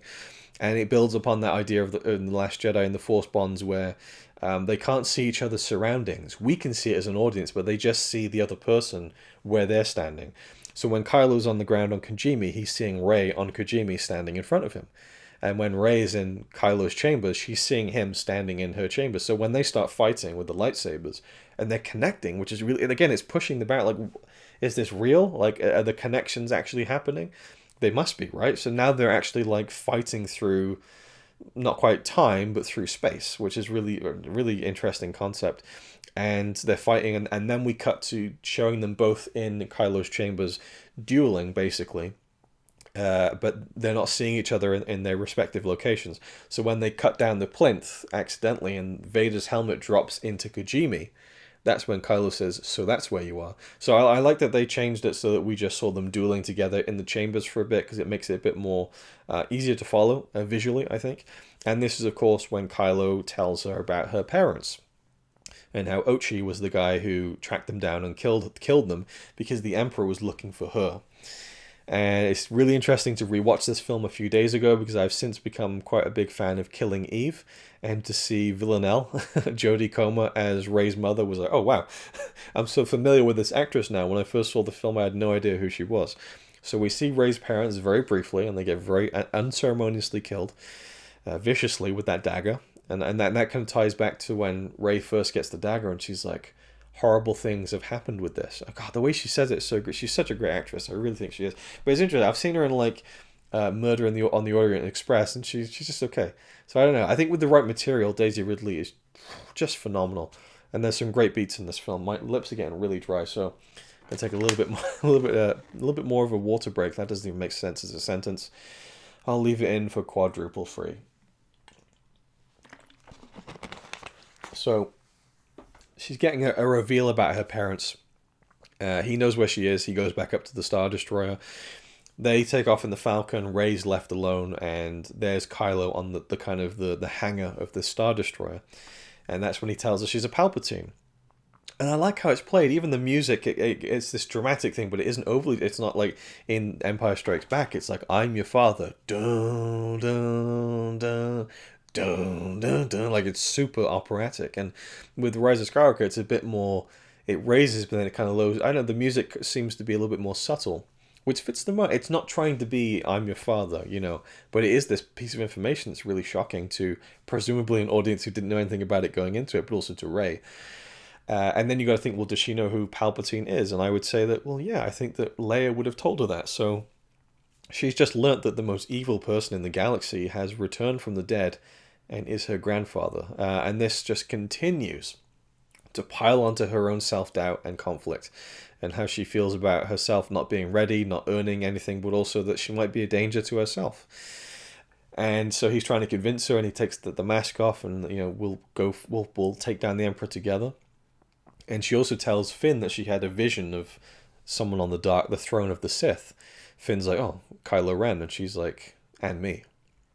Which is there's a piece of concept art actually of Kylo like on the throne lounging, and Rey stood next to him in this dark attire, which is really interesting.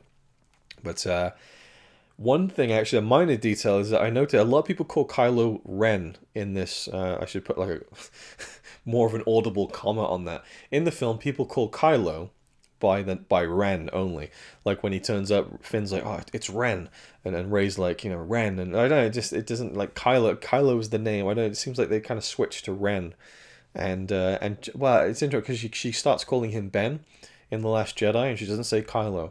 And then she starts calling him Ren, I think, in this one, which maybe just, again, be the distancing that she's taken after everything that happened between them in The Last Jedi. I don't know. She's trying to, like, remove herself from that relationship a little bit, and the intimacy that she should. Maybe she's ashamed of that intimacy and how close she got, seeing that he wasn't going to change, and that her belief that he was going to turn didn't come to pass. And that whole thing in The Last Jedi, where she's so certain, she had this vision, she saw it solid and clear, that Ben was going to turn.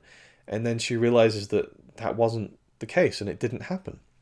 And that whole thing in The Last Jedi where, they touch fingers and they've seen each other joining the other. They both see that moment in the throne room, but they both misread it, And it's really such a great moment of crossed wires. And so they both misread the situation. They're both crushed by it by the end. But so she now is seeing that her visions might not be true, which then doesn't really quite fit with how she's seen this vision of her on the throne of the Sith. She should know that that's not entirely what could happen, that it might be a misread. But I think that she's so riddled with self-doubt at the same time that she isn't sure anymore, and she's losing confidence. And she goes off on the Falcon, and Kylo's left to kind of lick his wounds a little bit. And I do wonder when he's saying to her on that hangar that, we'll take down the Emperor, there's stormtroopers everywhere who could hear this. So I wonder if he's like projecting his voice inside her head, which is a really weird headcanon thing, but it seems weird to me that he would openly admit that he's planning on betraying the Emperor in front of hundreds of stormtroopers on that hangar. And Palpatine even like visits him inside his head saying, maybe you're betraying me. And Kylo's like, no, I'll get her. So that was something I thought about watching it, is like, all those stormtroopers hearing that he's openly going to betray the Emperor? I don't know. So they go off to the ocean moon of Endor, Kef Bir, I think it's called. They crash the Falcon, they meet Janna, and it's it's another cool setting we've not quite seen before in Star Wars, kind of like a grassy ocean land, and we see the Death Star. Now, in like the visual guide for the Rise of Skywalker, which is written by Pablo Hidalgo, who's very closely associated with Lucasfilm. And he has been very quiet about the Rise of Skywalker, and he wrote in the Rise of Skywalker visual dictionary that the structure of the Death Star landing on the moon is kind of physically impossible, and it's just one of the many unsolved mysteries of the Star Wars universe. To me, it feels like he's throwing shade in an official publication, which is really interesting. But yeah, it's ridiculous that segment of the Death Star is still standing. It comes from The Force Awakens. There was initially going to be like a sunken Death Star wreckage, which was going to be explored. So they kind of half did that. I don't mind it. I really don't mind it. I mean, that Death Star is made out of material that could be completely different to material found on Earth. Who really cares? So another thing is the dagger and how it lines up perfectly with this thing. Like, how would you know exactly where to stand? And, it just seems a little bit far-fetched, I think. But again, it is what it is, and it's kind of a... it's a trope of science fiction fantasy stories, these clues, and felt a little bit Indiana Jonesy to me, which isn't a bad thing. And then we see Rey going over to the Death Star alone and kind of traversing inside, which kind of harkens back to the beginning of The Force Awakens a little bit. And then she enters the throne room, which I have to say, like, I don't know what the Emperor was really doing when he was building the second Death Star, but he sure as fuck made sure that his chair was going to be durable as all hell. Like, I love you can even see the leather is still intact on his throne room chair. But it's cool to see it. It's kind of fun to revisit an iconic location like that, and we hear some of the music from when Vader was dying on the Death Star. There's some really cool, subtle callbacks from John Williams. Then we have the scene where she gets inside the room and finds the Wayfinder, but meets her dark version, which is all it was ever going to be. When they showed that in the trailers, it was like, that's not going to be a big part of the film. It wasn't, but it's this visual representation of what she fears within herself. And I love how it echoes the line of Leia saying, Rey, never be afraid of who you are, because at that point, Leia knows that Rey's a Palpatine and knows that when she finds this out, she's going to have this crisis of identity. And that is manifested in this dark version of herself saying, never be afraid of who you are, almost like tauntingly. I wish we'd have more of them. Like, the duel is so brief with the double lightsaber Rey and the dark Rey. I wish we'd seen a little bit more of it, but it's a pretty cool little sequence. And then Kylo turns up. And at first, when I watched this in the cinema, I didn't think that he was actually there, because we'd already established that with the Force bonds and everything, they didn't have to necessarily occupy the same literal space and interact with each other. So when the lightsabers come out and he blocks her saber, I thought, okay, well, he's not actually there. And then they're fighting on the wreckage outside. I'm thinking, okay, so he's still not there, but like, how is he able to walk in a different planet or wherever he is in a different location that matches where he's standing on the Death Star wreckage? Doesn't make much sense. And then she stabs him. And I think, okay, did she really stab him? Did the lightsaber travel through space and time? Or is he still stabbed? Like, is he dying somewhere else? And then I realized, like, it literally took me until the end of the movie when he turned up on Exegol with the TIE fighter that, oh, no, it wasn't then. It was when Rey goes and steals his TIE fighter that I thought, oh, he's actually there. So the kind of suspense of the duel was kind of completely lost on me the first time I saw it, which is a real shame. So now I watch it and I know that he is fully there. And, you know, interesting interplay between them where he's again trying to manipulate her a little bit, where he's saying, like, you can't go back to her now, like I can't. Which is completely different, you know. It's to her being a Palpatine is nothing to be ashamed of. The things that he's done is so much to be ashamed of. So I always feel like, you know, people seem to view the Rey and Kylo thing as this kind of big romantic story. There is romance there, but it is riddled with manipulation, emotional manipulation from Kylo, which, you know, that's the way that he's been brought up. He's been emotionally manipulated his whole life through Palpatine. So it is this really tragic story of this guy and what happened to him, and it's a much more relatable, not relatable, but it's much more believable downfall than Anakin, I think. Anakin, I understand, I do see why he did what he did in this heightened fantasy modern myth story, but the fear of losing a loved one, I think, would drive people to do almost anything if they knew they could save them. But with Ben Solo, it's this complete grooming from a kid, and just manipulation and sowing these seeds of doubt and darkness, and, you know, turning him into something that he isn't. And you know, with Star Wars and the dark side, it's very much portrayed as something which is this corrupting presence. And so we can allow this idea for redemption from the villains because, you know, it's almost like they don't know what they're doing to a degree, but I still think they have to own up to a lot of what they do at the same time. So that's why I think the Vader dying in Return of the Jedi is so perfect, because you have this touching moment where he is redeemed for a moment, but, you know, if Luke was to bring a wheezing Darth Vader back to the Ewok village to have a nice, you know, song and dance, it wouldn't quite work, you know, just morally. I don't think people would accept it. And the same way I don't think people would accept Rey bringing Ben Solo back to the Resistance base at the end of the movie, which so many people wanted to happen, and so many people have conspiracy theorized that was shot, and that they shot a happy ending, and it's just bullshit. There was no way that they shot that. Well, I say no way. Of course, there is a way that they did shoot it, but I just think that it would make little sense for the character. I think that, and we'll talk more about that when we get to it. Which I realize how ridiculously long this video has gone, so I can only apologize for that. I promised myself I wouldn't apologize again. Shit. Okay, right, moving on. So we'll get to that when we get to that, and holy shit, this really is going on long. Okay, we're getting close. We're getting close. I can almost see the light at the end of the tunnel. So Kylo and Rey, the duel.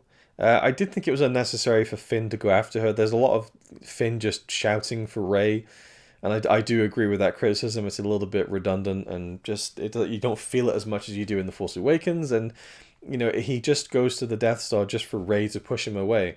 We know that she's pushing the people, you know, around her away a little bit, and that she's kind of distancing herself because she's afraid of herself. But, you know, it just seems a bit like, it just seemed like a fat that could have been cut out very quickly. So she goes there, she duels with Kylo, no music. Very interesting. I kind of like it. People were fooled by the press, the promo, that there was going to be the Duel of the Fates during this scene, because in the TV spots it was Rey and Kylo dueling on the wreckage of the Death Star, and the Duel of the Fates playing. People were like, oh, fuck, Duel of the Fates. You know, that was a trailer. The trailers very rarely with the music match up to the movie, so I wasn't expecting it, but I wasn't expecting nothing either. And people were hoping for like the Battle of the Heroes, Duel of the Fates, all mixed together, and it wasn't that epic. But I like how it stayed the way it was, and there's been many fan edits now, including that music. But music does come in towards I like the way it's done, actually. The more I watch it, I enjoy it more. It's definitely not the best lightsaber duel by a long shot, but I like the story of it. The story is that Kylo is completely defensive. Well, not completely. There's a few offensive strikes, but he's really just letting her take out all her anger on him, to the point where she just gets exhausted, and he she's on the floor. He could cut her down if he wanted to, but then he gets distracted by it. I don't feel at any point in that duel was he going to hurt her, but he was enabling her aggression, I think, and that it's just an interesting duel. I like that it's different in that way, but kind of choreography wise, I'll leave that one in for quintuple free. The choreography wise, it's not as exciting or dynamic, and I think that we were spoiled a little bit from the duels in The Last Jedi, where we get wide angle stuff of just seeing the actors do it, and there's very close cuts and rapid different changes in the Rise of Skywalker duel. But it is what it is. I enjoyed it, but it was that moment where Leia calls out to Kylo and says, "Ben." That's her final line, is "Ben," and obviously they used a double for Leia when she's kind of lying down with the medal in her hand. And I love the setting of it, and that little kind of cove kind of quarters on the Resistance base. And it was just really, really beautifully shot in that sense, in the way that the hand comes down and the sound just drops down, and Kylo turns around in slow motion. And then Rey, who's still in the throes of this anger, and the reason she's so angry is because he snaps the Wayfinder in his hand. This is like her one shot at going after Palpatine. Now, she wants to win the war more than anyone, but I wouldn't say more than I'd say Leia probably wants to win the war more, but she's definitely fully committed to the cause of the Resistance. But now that she knows that not only is Palpatine her grandfather, but he wanted to have her killed, and he killed her parents. He ordered that kind of that assassination in a sense. She wants to destroy him, which, as Finn says, that you're not sounding like yourself. And she said, "Well, I'm afraid no one knows what I'm like really deep down." And this anger is just building up inside her. So she wants to find Palpatine. She wants to end this. And so she's so angry when she's fighting Kylo because he's destroyed her last hope at it. He's just ruined everything, and she just can't believe it, and she's fighting him. And when he gets distracted, she takes the lightsaber and she stabs him right in the fucking stomach. And I know that in a kind of measured situation, Rey would never do that because of the way that she does feel about Ben and Kylo. But at the same time, it feels like at the end of The Last Jedi, he fully commits to being Kylo Ren, and that completely devastates her. I mean, her performance in that throne room in The Last Jedi is just so heartbreaking when she realizes that he isn't going to do what she thinks and that he's going to do and what she hopes he's going to do. So in The Rise of Skywalker, she stops calling him Ben, and he is Kylo now. But when she stabs him in the stomach, and she feels that Leia's gone, and maybe she feels what Leia did as well, and she maybe feels what he's feeling, and she decides to heal him. And I love how he just gets stabbed and he sits down and he's just kind of defeated. He's just stunned, like, well, this is it then. No dialogue, and he just looks at her. And then she heals him, and then it's like, oh god, he's got his breath back. But then he still doesn't say anything, he just looks at her, and she's got tears streaming down. And I didn't really notice in the cinema, but when you watch it at home, I don't know, it shouldn't work that way because the cinema screen is much bigger, but I really noticed that this time round that there's tears streaming down her face. Because it's raining, you don't really see it as much, but she's really giving her all in this performance. And she says that, "I did want to take your hand, Ben's hand." And that's a beautiful piece of writing. So people think they pick out bad things about writing in a film. They think, oh, the film's so badly written, but they tar it with one entire brush. And films aren't like that. There's good and bad throughout everything. And that's a great line. And then she leaves, and he's just left there with. She effectively leaves him there to die. But I think she knows he can find his way off there somehow. And hey, she healed him, so she clearly didn't want him to die. And maybe had hoped that in killing him, or in stabbing him, she'd kind of killed Kylo Ren, and that maybe Ben Solo could perhaps find a way to the light, but she wasn't going to hold his hand through that. So she leaves on his ship. And then she goes off to Act 2, and to Luke's island. I watching it again, I feel like they missed a little bit of a trick. They could have had like a nice establishing shot of the island and maybe played the Jedi Steps theme. The da, da, da, da, da, da.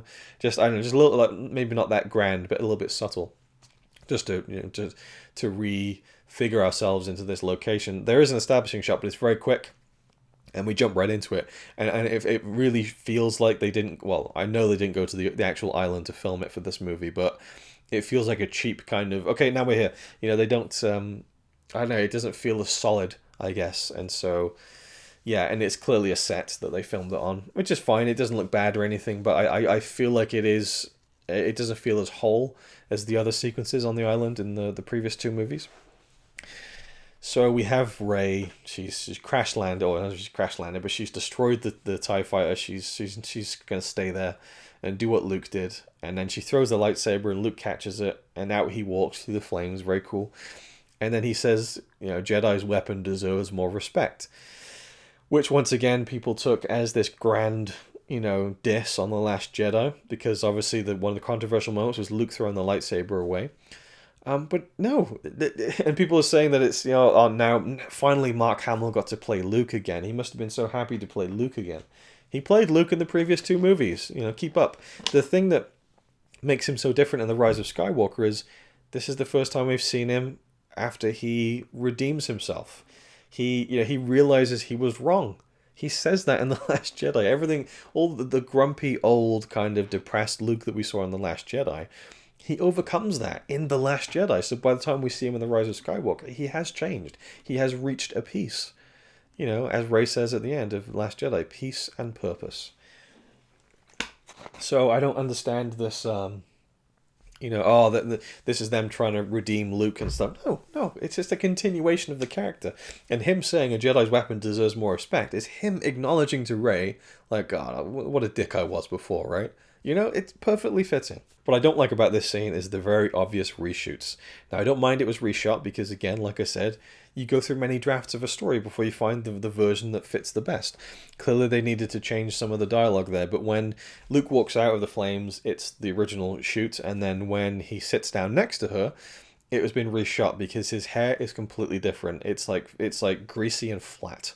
You know, in the other movies, it has this wave to it, and they made no effort to do that for the reshoots. It looks awful, the wig. And hey, Star Wars has always had wig problems and fake facial hair problems, so, you know, it is what it is, but it really stands out like a sore thumb, and it's kind of a little bit weird, and he's so blue. I don't get why he's so blue. It's really interesting. Anyway, the sequence where he's talking to Rey, and she says that I'm doing what you did, and he's like, you know, I was wrong. He's like, it was fear that kept me here, you know. So he's, you know, again, people say, oh, they're trashing on The Last Jedi. No, he reached that moment at the end of The Last Jedi where he realized how wrong he was. I think he even says to Yoda, I was foolish and unwise. That, you know, he admits that in the film. So by episode 9, he's a different person. He's a changed man. But obviously no longer in the land of the living. But that's neither here nor there. Now when he says, because, you know, she says, what are you most afraid of? And she's like, myself. And he says, because you're a Palpatine. And he says, Leia knew it too. And this is another one of those things where it's like, you know, Luke tells Leia she's his sister and Return of the Jedi. She's like, oh, I know. Somehow I've always known. You know, my mother when I was very young. You know, these things that don't seem to really match up or make too much sense. It's another one of those things. Like, when did Luke know she was a Palpatine? Was it from the beginning? When did Leia know? Was it from the beginning when she gave her a hug in The Force Awakens? You know, you just don't know. It's one of those things where it's just left up to ambiguity, I suppose. I would have liked a little bit more clarification on that, but, you know, I'm not too fussed on it either. And then he gives her Leia's lightsaber, and this is for me the most emotional part of the film. Is, you know, when Rey sees it and says Leia's saber, and then we cut to the jungle, which I believe is where the Resistance base is in The Rise of Skywalker, and Luke says, you know, it was Leia's last night of her training and everything, and the music plays, Leia's theme, and we just see, like, I love the choice. It really makes a lot of sense, even if it's kind of a cheat, to have Luke and Leia dueling together with the blast shields down. I mean, one, it's like this like really cool badass Jedi thing where they're not even like seeing each other with their own eyes, and they're dueling, of really fucking cool, but obviously it protects the fact that they don't need to do too much with the special effects to show a young Luke and Leia. This was one thing I knew was going to happen. I had heard there was a young Luke and Leia flashback scene, and one of the source that I had from The Last Jedi, who confirmed to me that there was going to be a Luke and Leia scene, kind of again half confirmed for me that was going to be true for the Rise of Skywalker, because that was one of the leaks. Apparently originally the Rise of Skywalker was going to open with this flashback with Luke and Leia, and it was going to be a bit more expanded, and they cut it back. In the behind the scenes you see that they filmed a lot more of the duel as well, but just seeing Leia running towards Luke, like Force pulling her lightsaber to her hand, and they're doing all this fancy stuff and like kicking each other and stuff, and Leia's theme is playing. Oh, it was so overwhelming. It proper rattled me in the cinema, and it still really gets me choked up. It's just such a wonderful tribute to Leia and to Carrie Fisher. I think she would have loved the fact that Leia got to be a Jedi, and it makes so much sense within the character, and the idea that she had this vision of the death of her son, and at the end of her Jedi path. And that's a really heartbreaking and kind of beautiful thing, which plays out by the end of the movie, I think, in a really interesting way. And that's why she decided to not continue the life of being a Jedi, and she went back to what she was best at, being a general, and being a leader. And so again, it further explains how she was able to really call upon the Force in The Last Jedi to save herself. But even then, I don't feel like that needs any explanation. The fact that she is the daughter of Anakin, who is the son of the Force. We're looking at the granddaughter of the Force itself. I had no problems in imagining that she was able to summon the strength through the Force to save herself in that moment. But it all makes sense that she had a lot of training, and that she's able to pass that on to Rey. Pass on what you have learned. So that was really cool. I love that flashback scene. And then Luke tells Rey to go to Exegol and take both sabers, Luke and Leia's lightsabers. And once again, the last line that Luke Skywalker says on screen in Star Wars is to Rey, when Rey says, I don't have the Wayfinder. And he says, you have everything you need. And that is the last line that Carrie Fisher says on screen in a Star Wars film, legitimately, in The Last Jedi. You have every... No, I don't think she says, we have... Does she say, we have everything we need, or you have everything we need? But it's a callback to that. It's a callback to the fucking dialogue. It's a direct callback quote to The Last Jedi. And that is Luke Skywalker's final on-screen line in a Star Wars film. And you keep banging on about how it retcons The Last Jedi. To me, it just keeps expanding upon it and referencing it and taking things from it. I don't know. So from there, we have kind of the final rally of the Resistance of, they see Rey to... Oh no, I guess I should mention the whole X-Wing scene. And we are rapidly approaching the 3-hour mark. Holy fucking shit. Connie is going to be pissed. So I didn't realize it was going to take this long, but hey, it is what it is. I've now gone through a full bottle of water. I'm going to try and make it through this without needing to pee myself. Luke lifting the X-Wing. It's a really sweet moment, as a huge fan of The Empire Strikes Back, and that scene in The Empire Strikes Back where Yoda lifts the X-Wing, that music is one of my favourite pieces of music ever. I was in the bag for that as an emotional moment, and I love his kind of satisfied look as he does it, and Rey looking back at him with a smile is really nice. It's warmed on me. I didn't like it that much in the cinema. It felt too fan servicey, and I always say that, fan service is good. Give fans what they want, what they enjoy, but sometimes it is at the sacrifice of better storytelling. And someone mentioned that how good would it have been to see Rey lift the X-Wing, and to see Luke looking on proudly, in the same way that Luke wasn't able to do that for his master with Yoda. And so for Luke to see Rey do it would make him more proud than finally being able to do it himself. We've already seen that Luke can do extraordinary things in The Last Jedi. He didn't need to prove himself in the Rise of Skywalker, but it's still a sweet moment, and I like it. And we get to see Rey flying Luke's X-Wing, and she has the helmet on, which we saw her kind of fantasizing about in The Force Awakens with the X-Wing pilot helmet. It's a nice little callback. And then, we then see the Resistance base, seeing Luke's signature flying through the galaxy, and they realize that he's leading everyone to Exegol. And so they rally the troops, and they're like, right, we're going to send Lando off to kind of gather everyone from the galaxy to come, and we're going to go to Exegol. We're going to give everything we got. We got a plan, take out the Star Destroyers and destroy the Final Order before they destroy the galaxy.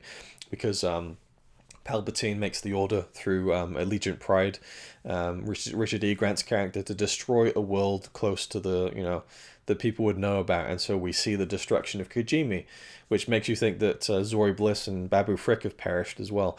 What I love about that is that the destruction of Kijimi feels like an old school effect. Like, it doesn't look like a real planet exploding. It looks like a model exploding. I don't think it is a model, but like the way the planet kind of explodes and kind of separates, it's like big thick chunks like a model. And it's like this retro effect that I thought was really cool, even though, again, it's kind of breaking the fourth wall a little bit in terms of, like, it doesn't look like a real... Because they get very... we see in The Force Awakens when the Hosnian system or something? When the whole star system in The Force Awakens gets destroyed by Starkiller Base, we see the planet just rip up, and it looks incredible and awful and horrific. It doesn't look anything like that. And Kijimi getting destroyed looks like a planet being destroyed in the original trilogy, where it's just like this explosion that's clearly, not accurate to the mass of a planet. I don't know. Anyway, that was an aside that I thought was pretty cool. So they get all that stuff, they rally the troops, Rey's on her way to Exegol, and now Poe is leading the charge, and they're off, and we're off to the races for the final confrontation of the entire Star Wars saga. And I think at this point I am going to tap out, unfortunately, well, for me, because I wanted to sit down and do this all in one go, but I really need to pee. We're near the end now, so I'm just going to go get another drink. I'm going to pee, apologize to Connie that I've been doing this for almost 3 hours, and then I'm going to continue. And then we're going to wrap this thing up. So just give me a second and I will be back.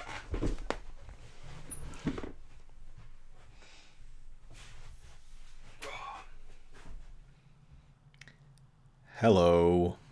I promise I'm not doing this to make the video even longer, but while Luke's downstairs last night, it's the morning after, and there was a few things that I didn't mention, and I'm going to take this opportunity now during this brief break to talk more about this film, and I'll be brief as far as this clip is concerned. You've still got a long way to go yet. I can't believe it ballooned to over 4 hours long, but that's beside the point, and I'm not going to apologize for it anymore. Well, I probably will more from last night's footage. Anyway, so a few things I didn't mention that I feel like I should have.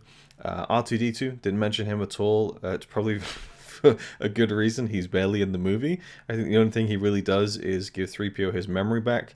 Kind of a shame. I feel like he could have had more to do, but at the same time, it's there's so much going on. At least in The Force Awakens, he had a meaningful thing to do, even if it was very brief.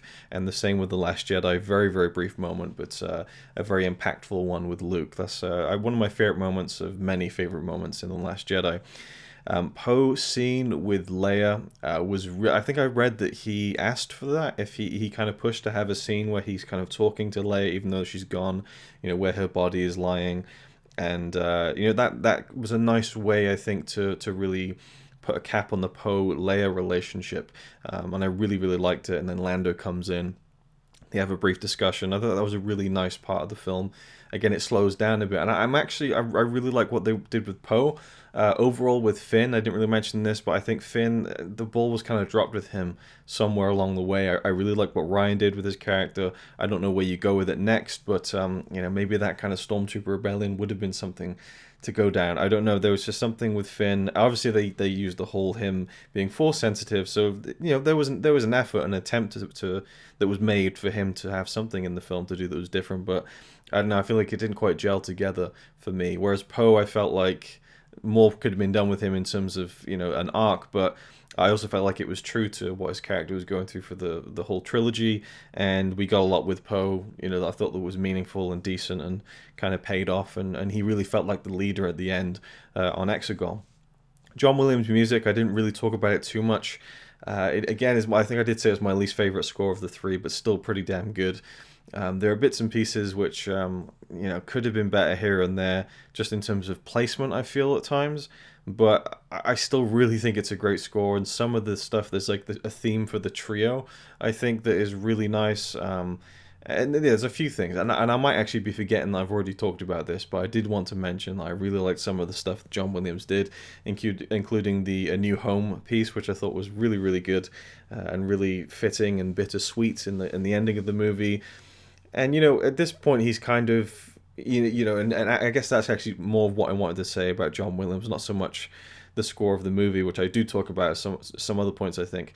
it's mainly just I want to express my appreciation for John Williams, the fact that he finished the saga, that he finished this epic story, 42 years of scores, 9 movies, and I think that he is the one mark of quality that cannot be denied throughout the entire series from 1, 2, 3, 4, 5, 6, 7, 8, 9, or if you go release order 4, 5, 6, 1, 2, 3, 7, 8, 9. Just incredible. I totally stand by his decision to retire from composing Star Wars music now. I mean, I think he's in his late 80s now, maybe, or at least mid 80s. So, you know, it's time to wrap it up, and what a perfect way to go out. And I think that what he brought to the sequel trilogy was unbelievable. And I walked out of The Force Awakens initially thinking the score wasn't very memorable. And boy, was I wrong, because once I really sat with that score, Rey's theme is an all-timer for me. Kylo Ren's theme is great. The March of the Resistance. We've got Poe's theme that comes in later on. We have Rose's theme from The Last Jedi, which I absolutely love. The Jedi Steps theme when we first see Luke in The Force Awakens. There's just so many great pieces that he came up with for the sequel trilogy.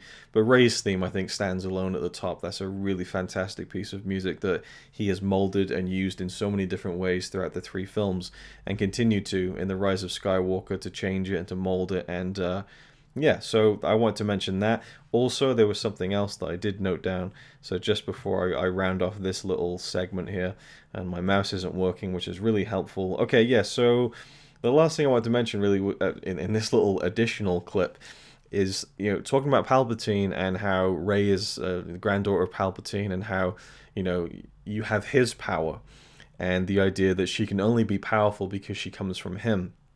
And I don't necessarily think that that's what's that's not what they're trying to convey in the movie, but I can definitely see why people would think that. It does feel that line, you don't just have power, you have his power. It does feel like it's stripping something away from Rey a little bit. But, you know, it's weird because people complain that her strength wasn't explained. Then they get an explanation, and now they think that it's taking away her agency and her power and her strength. But I think, you know, Rey's strength doesn't lie in how powerful. Her power doesn't lie in how strong she is with the Force. Her power and her strength lies in what she does with this affinity with the Force that she has, that has come from her grandfather. But also the fact that she's linked with Kylo.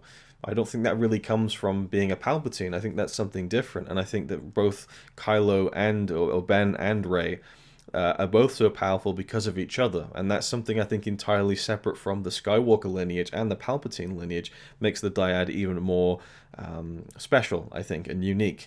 And so I wanted to mention that, but also, you know, this idea of the 2 grandchildren of the 2, you know, Vader and Palpatine from the original trilogy, is kind of a cool idea. But also, you know, this whole thing it's a soap opera.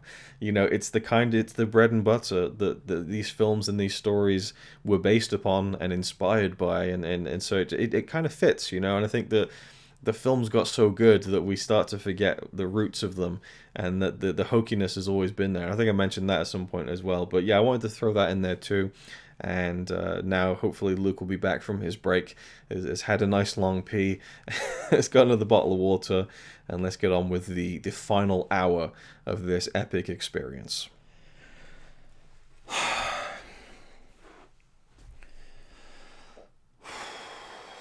All right. I feel like you guys might need a bit of a breather. I'm assuming anyone who listens this far, because there's no way you're watching this, and that's going to be such a weird thing to like render out this video to like 1080p. It's going to be such a huge file for something people aren't going to really watch, but it is what it is. And yeah, if you're listening this far, you probably have been doing it in segments, but I need a break and some more water for sure.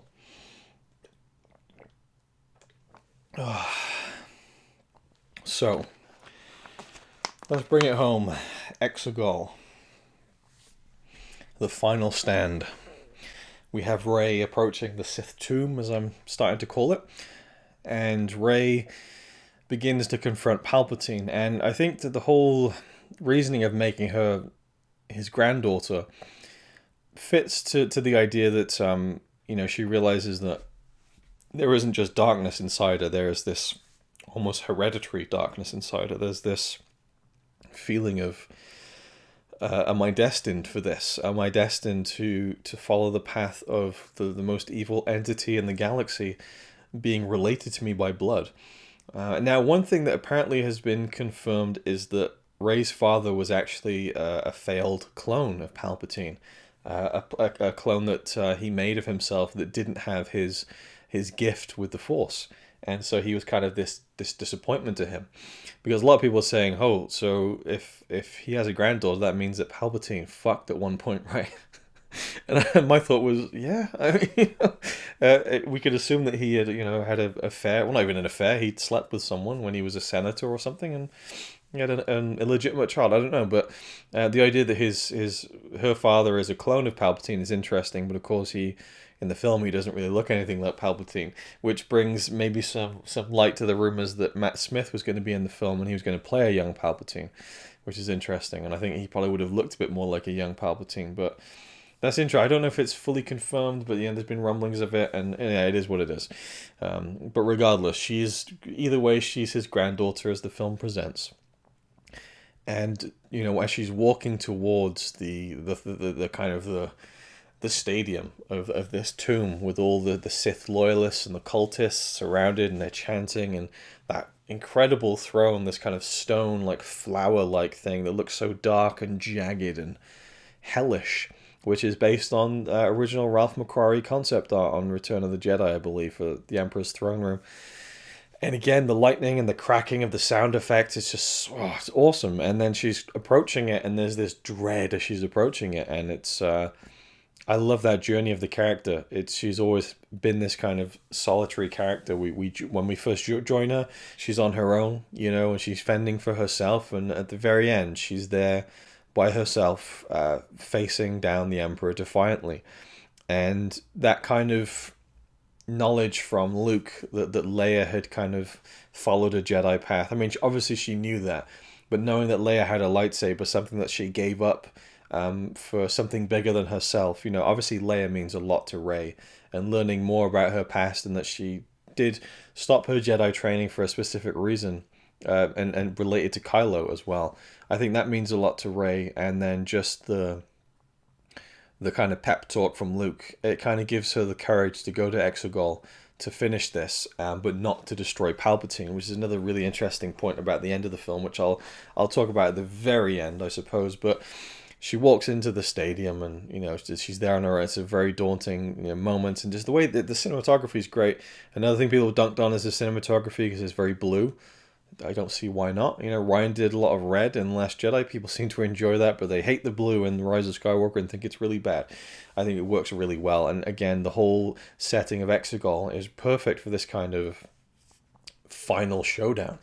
And we haven't really seen something like this before. I mean, the finale of Return of the Jedi was very clinical, Imperial throne room, whereas this is something much darker and primal.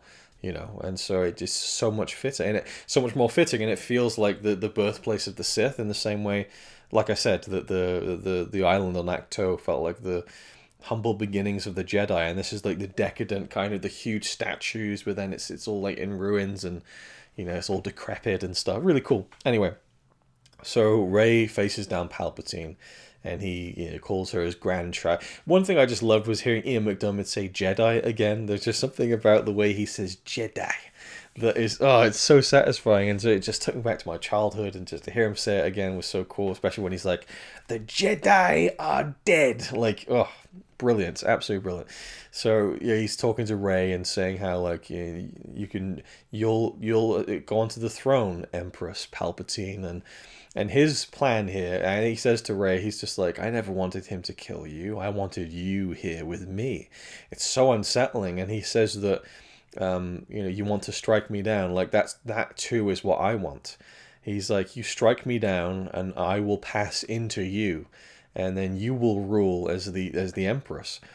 And it's weird because he's kind of telling her the truth, but kind of disguising the truth as well. I think his plan is for her to kill him in an act of anger, but also in this act of accepting the fact that he can enter her body. So I think that what he's able to do in possessing a body is that he needs the willingness, I suppose, of the person. So you could, I'm not sure if you could really say that maybe Snoke was a person, and the Emperor and he was a fanboy of the Emperor, and the Emperor said, will you let my spirit pass into you? And Snoke was like, yeah, sure.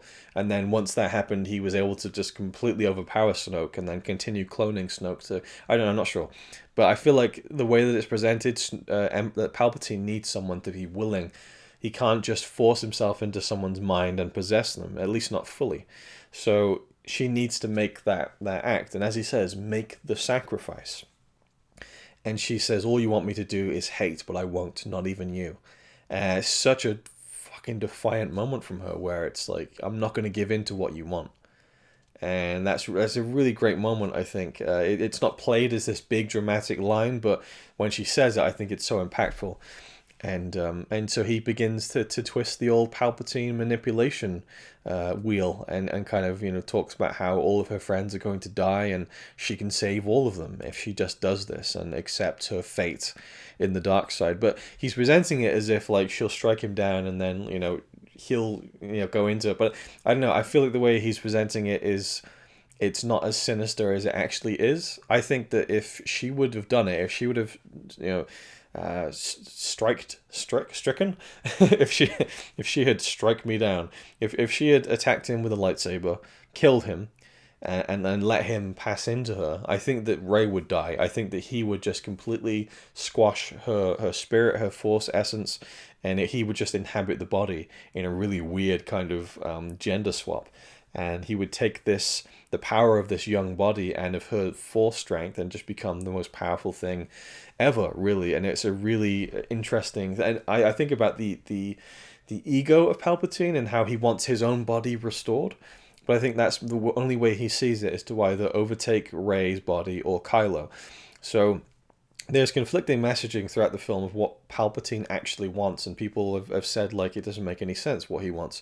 So at the beginning he asks Kylo to go kill Rey, and then he checks up on that. He's like, why haven't you killed the scavenger girl yet? And then she comes and he's like, I never wanted to kill you, I wanted you here, Yet clearly he wanted her dead at the beginning when she was a kid. I think that he saw her as a threat, when it was apparent that there was rumblings in the Force that she had carried on this great power, or was going to, and had it within her. But I also think he was grooming Kylo to take over as well. I'll give you everything. But again, I think that would have been a case where he would have possessed Kylo's body. But I also think he sensed that Kylo had an affection for Rey, and he's kind of just testing to see who wins, basically. Sends Kylo off to kill her. Whoever's the last one standing will no doubt come to me, and then I will, work my magic, basically. So I think Palpatine was putting his eggs in both baskets, basically. That's what I think was going on there.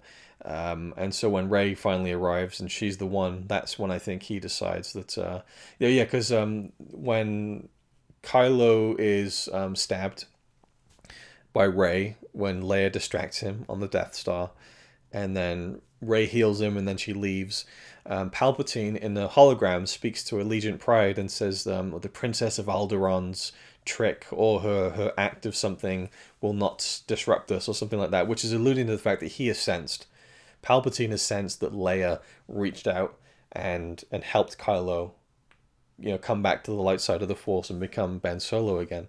And we'll get to the whole Ben Solo thing shortly enough. So Palpatine is sensing a lot of what's going on here. So I don't think he's blind to what Kylo was doing, but he just wanted to see who would win between Rey and Kylo. He knew that they were going to collide with each other. It was just a case of who was going to be stronger. So that was I think, again, Palpatine kind of measuring the playing field a little bit.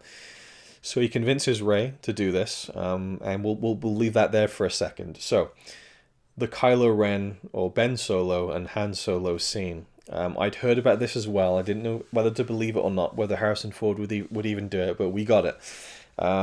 Just that opening line of "Hey kid" is brilliant. It's a really touching beginning. The camera swings around, there he is, and he's got it's weird because Han's got this stubble, which is really intriguing to me because it almost seems like Harrison Ford didn't bother shaving before he came to the set. But it clearly must have been for a reason. There's no way they would have gone, oh, you've got stubble. Well, I guess we have to do it like that.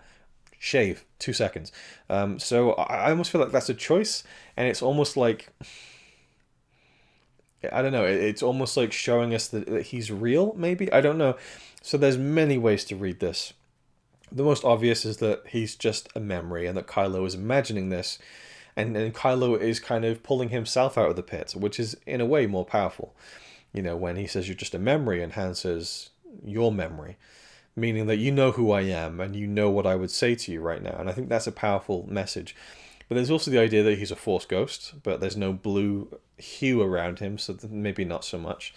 But there's also just the idea that he's a ghost, and that Han is coming to his son at the right moment that he needs to. We see that a Jedi is able to kind of, you know, in an abstract way, be everywhere at once and be able to speak to Luke Skywalker and Rey and reach out through the decades and through time and space and speak to people. But the idea that a normal person who isn't a Jedi is perhaps able to do this, to visit someone as a ghost, just at the moment when they need it the most, is another powerful one. And that's kind of how Connie told me she interprets it. And I think that's another beautiful way of looking at it, and that Han really did bring Ben back to the light in the fullest way. I think Leia kind of pushes him out of that world of being Kylo, and then he's just almost in this limbo on the Death Star. And he says, I know what I have to do. I don't know if I have the strength to do it. They replete. I'll leave that one in for sextuple free. They repeat the whole sequence in The Force Awakens, almost like down to the dialogue exactly, but with differences. And Harrison Ford, he really brings it. It's a really touching scene. And this idea that, you know, the father is coming to bring the son back to the light. You know, he's in limbo. That's how I view it. I view it as Leia pushing Kylo Ren out of the darkness, and then we just have this almost half entity of Ben Solo who just is stuck in limbo, and he can't make that final step until Han comes to him and says that, you know, you need to do this and you do have the strength to do this. And that's when he makes a decision. I love the beat when Kylo just kind of gets really emotional. He just says dad, or he just croaks dad. That's all he can say. And Han says, I know. Beautiful. Just absolutely perfect. And then he turns around, he throws the lightsaber, he turns around, Han's gone. I know the popular opinion is that was just Kylo's or Ben's imagination. I think that's perfectly valid, but in my heart of hearts, I think that was really Han's ghost coming to Ben in the one time he really needed it more than anything else in the world, in the galaxy. And there's also, you know, there's little theories that Han may have been Force sensitive, and if you look at the message the Rise of Skywalker and The Last Jedi are conveying, that the Force is in everyone in some way. You know, it's that weird kind of conclusion where we have Han at the beginning of the story saying, I don't believe in all this hokey religion stuff, doesn't believe in the Force. Force Awakens, it's true, all of it. And then at the very end, perhaps he's using the Force to come back to his son at that one point. And it stands to reason, I think, that a Jedi would become this kind of otherworldly presence from beyond the grave and have this blue hue to them. Whereas a normal person would perhaps be able to tap into that, but not in such a spiritual and abstract way that a Force ghost is able to. So that's the way I kind of see it in my headcanon, I think, and it's a much more powerful, but I think it's powerful either way. I think it's a really great scene regardless, and you know, but the idea that Han is like the best pilot in the galaxy, he has all these lucky close shaves, and luck always seems to be on his side. There's the scene in The Force Awakens when he shoots without looking and it hits the stormtrooper. And we see Ben do that on Exegol. He turns around and shoots behind his back and shoots one of the Imperial guards or one of the Sith guards. So I think there's maybe something that Han, there's something to the idea that Han is a bit of a lucky shot, but also has a little bit of the Force in him. We just never really knew it, and was able somehow to just sense that his son needed him at that moment. That's a great scene, and one of the high points of the sequel trilogy, I think, is the Han and Kylo and the Han and Ben scenes from those two films. And I just think the stubble kind of speaks to maybe just the clue that there is something solid to him, and that there is some reality to that situation, that it isn't just a memory. But anyway, you know, and it would ruin the moment if Ben was like, you're just a memory, and Han's like, well, I'm not quite sure how I'm here, but I'm definitely here. Like, I can sense that I'm myself. I'm not a memory, but it wouldn't fit the flow of the scene, you know, just, so when he just says your memory, I don't know. I like to view it differently. Anyway, so Rey and Palpatine, we have all the stuff going up in the air, you know, Poe and Finn are there. You know, that stuff isn't as interesting to me. I like how Janna and all the alien horses, they execute a ground mission on top of a Star Destroyer, which is in the atmosphere. So in the trailers it looked absolutely ridiculous, but when it's they haven't taken out of the atmosphere of the planet yet, then it kind of makes sense. And it's just really fun and different. It's kind of cool, but I'm really just focused on the Palpatine and Rey stuff. And then, she ultimately decides to do it. She's, to save everyone. She kind of, as he says, make the sacrifice. She's willing at this moment to make the sacrifice. But she continues that idea of not hating him, not giving in to the hate, which I think, again, is really quite powerful. And I've said that a lot in this video, but I do think that ultimately the film is powerful, but I don't think it registers as strongly as other films in the franchise.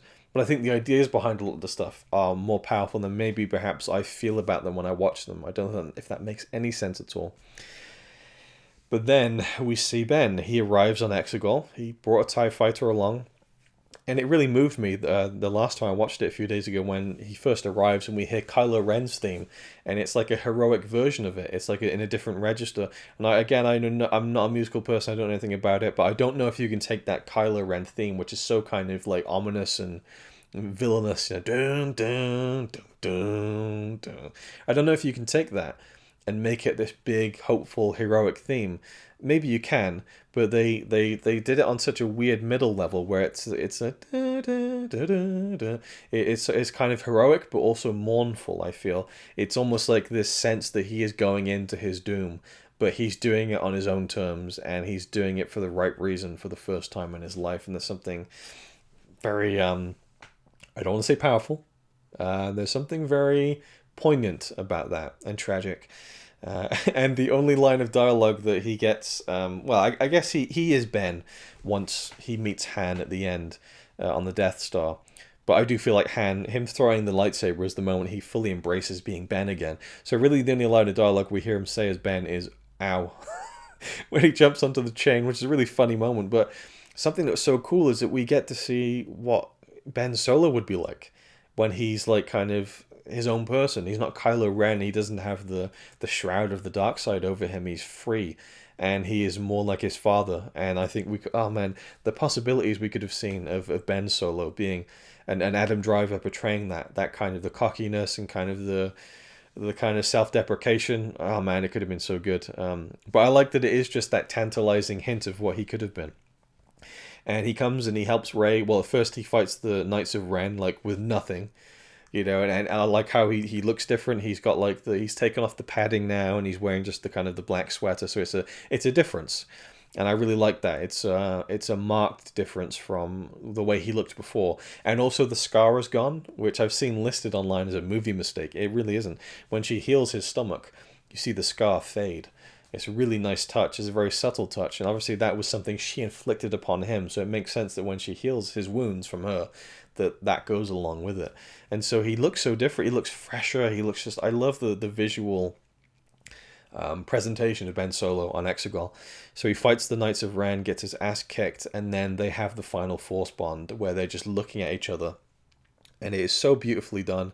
And it was the way that Ryan initially began to go on that journey with the Force bonds, is to use very simple cinematic language of just cutting between two different locations, but keeping the eye lines and having that intimacy between the characters. And it worked so well in The Last Jedi. There was no special effects in the visuals or anything like that. And then in the Rise of Skywalker, we see it blend a little bit, like with the Kajimi stuff, with his quarters, and it blends with the physical set. But here it is just two eyes looking at each other in close-up. And the way the music comes in with the twinkling of that Rey's theme, and they look at each other, and it's just the nod, and her eyes are glistening. It's fantastic. And she pulls up the lightsaber.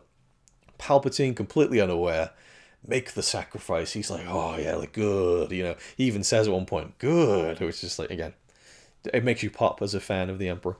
And then she pulls up the lightsaber, and it's gone. And this is something I didn't read about in the leaks, so it was such an amazing moment when he pulls out from... It's just so cool, and he does a little shrug like, all right, finally. And then he starts cutting them up and stuff. It's a really cool scene. One minor thing, I think that almost like the opacity of the lightsaber is a little bit off at times. Like when he's using the lightsaber in that fight against the Knights of Ren, it's not quite as vibrant, the color, and it looks a little bit faded on the tip. I don't know. It always kind of bugs me a little bit, but it's such a cool little moment. And then he joins Rey, and it's one of the biggest blue balls moments I've ever seen, when Rey and Kylo, They team up. They're both holding the Skywalker sabers. He's got Leia's, I think, and she's got Luke's, I guess you can call it now. And it's like, holy shit, now it's on. Rey and Kylo versus the fucking Emperor. And then Emperor's just like, stand together, die together. Just flicks the lightsabers out of their hands and pulls them towards him. And then he kind of gets surprised by like, oh, something just like entered me. And then he realizes, wait, these two are a dyad in the Force, unseen for generations, as he says. And that's when his fingers start to form. And this is just the pure force of their bond is bringing him life. That's how strong it is. And that's when he's like, okay, I'm going to drain this from you motherfuckers. And that's when, again, his plan is moving on the fly. And then he's just like, now we're talking. And he just drains them both. Now, I don't know why in the hell him gaining life, young life, and this essence of the Force makes his face scar again. Maybe it's just like, just like the way his body reacts to receiving energy. But for us as an audience, we get to see the Emperor again because he's got the wrinkled kind of the furrowed brows that he has after Mace Windu reflected his lightning back at him. So he's rejuvenated and his teeth get all fucked up again. It's like he's reverting back to his true self. And it doesn't quite make sense, but as a fan, I thought it was really cool just to see him like that one more time and the way he's cackling and the eyes are glowing and, oh, awesome. And now they're both like left down, like just dead basically. And they're fighting in the air and they're not having much luck. And then we have the Poe moment where he's just like, we've lost. There's no way we can win this. And then we have Lando saying, but there are more of us, Poe. There are more of us, which calls back to what Zori Bliss was saying earlier on to Poe. And he turns around and the Star Wars theme builds up and the sky is littered with thousands of ships. And it is brilliant, but it does recall the on your left moment from Avengers Endgame. And I don't know, okay, I'm losing my voice. I don't know where we are on that, like, I don't want to think that they thought, oh, Endgame was the most successful movie ever. Let's just do stuff that Endgame did and change the plans. But it kind of feels like that. I don't know. It's really strange. I think it's just a really unfortunate coincidence. And we were watching it a few nights ago and Connie just went, on your left. And I thought, oh, God. It's true. It really is true. But I don't know. I don't know how to feel about it. It's a great moment. And I love like the way it looks and everything. But here is the biggest criticism I have of the film, I think. It's Luke's sacrifice in The Last Jedi.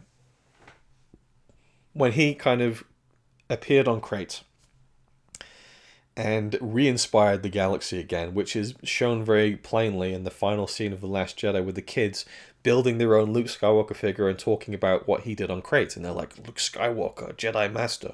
And it's showing that he's brought the fucking spark of hope back again. Luke Skywalker appeared after years and, like this legend. He reclaimed his own legend. So when I saw that shot in the trailer of The Rise of Skywalker, all the ships, I was like, that's what Luke did. This is the fucking payoff of what Luke did. And it isn't. And that is the one thing I feel like they really dropped the ball on because The Rise of Skywalker starts and nothing. Poe's like, Battle of Crate, no one turned up. No one cares. I mean, they really should have followed through on that. At least a line of dialogue where it's like, the people have turned up, like they saw what Luke did. I don't know. It just feels like that was such a brilliant device to gather everything, and that was the huge payoff to Luke's sacrifice, was re-inspiring the galaxy one more time, being that new hope all over again, a new hope anew. But it didn't, and there isn't a real reason for it. The reason everyone turned up is because Lando apparently rallied them all together, which just makes very little sense in terms of how quickly he's able to go across the galaxy and get thousands of ships to come and join him and build this whole armada. That's a funny bit when Pride is like, they have no navy, and the First Order officer says, it's not a navy, it's just people. Or they have no army, I think he says. Anyway, so it could have been so satisfying if that was the reason that Lando was like, okay, you saw what Luke done, now join us one last time. So it's a bit of a weird one that I just feel like they really could have leaned into that and made it even more satisfying. And one more thing before I end on things I didn't like that they could have paid off was Luke's see you around kid. It felt like that was just such a good setup for Luke to kind of haunt Kylo. But at the same time, I feel like that would disrupt things a little bit, and I'm fine with it. But I would say that the line still rings true because of what happens to Ben at the end of the film. He would see Luke again, just not in the world of the physical, so I'm fine with it, but I feel like that really could have been paid off as well. But mainly just the Luke sacrifice inspiring the galaxy, they really could have worked that into the story. We could have had the galaxy ready to fight, but they didn't know where to fight. They just need to find where Exegol is, and the film would be pretty much the same. So that's one thing. And anyway, so everyone turns up and the fight happens. We get to see Wedge again. That was a really cool cameo. Babu Frick, hey, like that really made me pop in the cinema. That was a great moment. Apparently that was Steven Spielberg's idea. He said, what happened to Babu Frick? The fans are going to want to see him. So they added in the little hey, which is a really fun, crowd-pleasing moment that a lot of people cheered for. So down again to the stadium. Emperor's just like a pig in shit. He's just like, look what you have made. And he's an outfit change and everything. It's just, oh my god. That was really fun. But what it was weird for me because I like how it does end up, but I would have loved to have seen like Rey and Kylo against the Emperor in this big epic fight. But I also appreciate why it didn't happen. So he picks up Ben and he says, as I once fall, so falls the last Skywalker. He says, spits it with such venom, and he throws Ben down the pit, never to be seen again. And then Rey is on the floor, and we have the voices sequence, which is really cool. I mean, to hear those voices again, and there was a lot of talk online about whether or not there was going to be physical Force ghosts turning up at the end to help Rey. There was the original concept of Obi-Wan and Yoda actually appearing as Force ghosts at the end of Return of the Jedi to help Luke against the Emperor and Vader, which wasn't used. And also the final trailer, I think, was Rey holding the lightsaber on Exegol, and we just hear Luke saying, the Force will be with you, and Leia saying, always. And she kind of looks, it's like she's looking at their ghosts. So it made you think that was going to happen. But the voices, I think, work so much better. And there's a reason for that I really want to get into, but I need to take another break because I need to go and do something very quickly. I don't know why I'm saying this, but just so you understand when there's a bit of a jarring edit. So I'll get back to that thought with Luke and Leia and the voices in just a second. Oh my god, this is the single most ridiculous video I've ever made, for sure. So, the voices. I have thought in my own headcanon again that the voices of the Jedi, stuff like that, but mainly Anakin, I feel like the way that Anakin operates in the realm of being a Force ghost is a lot more abstract than, say, Obi-Wan or Yoda, who have very willingly become one with the Force. And it's something that in the prequels they hint to, where Yoda's like, Qui-Gon has learned this and I'll teach it to you, Obi-Wan. It fits and it makes sense. With Anakin, he died. It wasn't like he became one with the Force peacefully. It was a different story for Anakin. But he still appeared at the end of Return of the Jedi, which was a comforting thing for Luke. The way I view it is that Anakin, he kind of almost scored enough goodwill with the Force at the end by redeeming himself that he's able to, in short bursts, push himself through the ether in some way, in the sense to be of comfort to Luke at the end, but then that he would fade away somewhat, and that his essence would be a lot more abstract than, say, Obi-Wan or Yoda. But even then, Obi-Wan and Yoda are kind of more abstract too. They don't have the power to appear at will all the time. They can be aware, perhaps, but it's only at certain points they're able to intervene.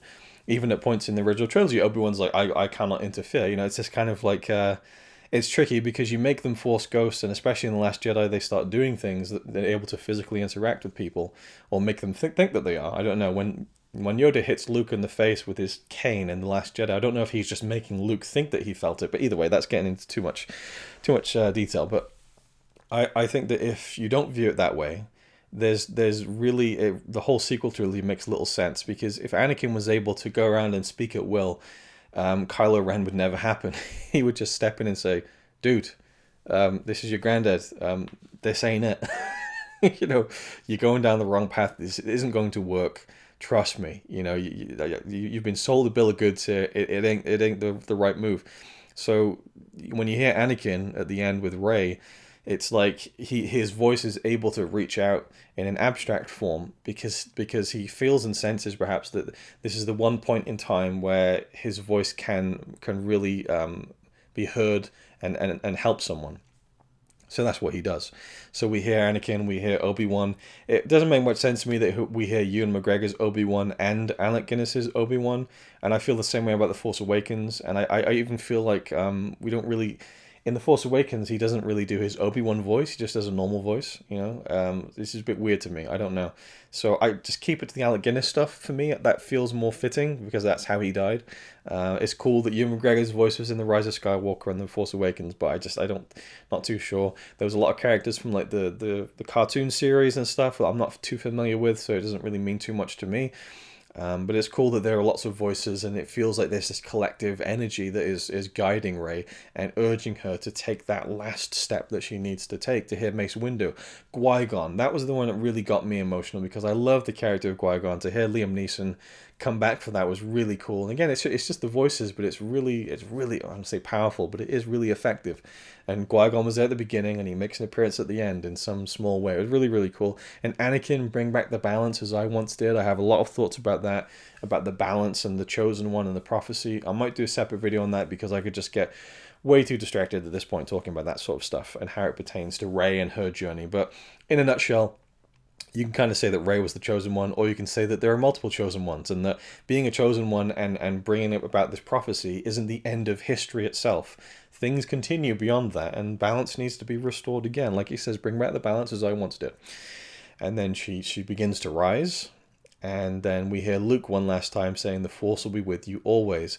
And I just kind of wish we'd heard Leia complete that like we did in the trailer. That was more effective, but I think that's for a very specific reason. Because Leia has not passed on at this point. She's almost laying in waiting, like from her physical body, to pass through to the Force at the same time as Ben. She's waiting for her Jedi path to end with the death of her son. I think that's really, really powerful. So Rey rises and she brings the lightsaber to her hand, and the Emperor's like, yeah, you're not, you're just, again, the arrogance of the Emperor. He's back to his full body now. He's got no worries in the world. He doesn't care about his granddaughter. She's just some offspawn of his failed experiment clone son. And she says, you've got no power. What does he say? The line that he says in the movie, you're no match for the power in me. I am all the Sith. He mentions earlier that all the Sith live within him. But you know, and then she says the line, and I am all the Jedi, which again kind of feels like Endgame. It's really unfortunate. It's different though. The intonation is different, and the moment is different, and the meaning behind it is different. But you know, it's one of those things that people point out, and you can't unsee it or unhear it, unfortunately. But I do think it's a really cool moment, and the crossing of the lightsabers, the two Skywalker sabers, is fucking awesome. And then you know she's fighting against him. And I love the kind of Raiders of the Lost Ark-esque moment where his hood flies back and the skin melts off, and he's like, it's such an amazing villain's death. And it was only right that Ian McDiarmid would come back for the Emperor to have another spectacular death scene. And what's so great about it is that she doesn't really kill him. He kills himself. It's, again, tying into what made The Last Jedi so great, in that Luke pulled off the greatest pacifist move ever in saving the day without hurting or harming anyone. Like Yoda said in the beginning of the Empire Strikes Back story, where he says that a Jedi always uses... No, a Jedi should use... I don't know what the exact quote is, but he talks about how the Jedi uses his power for knowledge and defense, never for attack. Something to that degree. It's the knowledge and defense, never for attack. And we see the prequels, and we see that clearly didn't work, and that they were attacking people, and that, you know, well, I guess it wasn't defense, but, you know, there's very much an offensive thing going on there.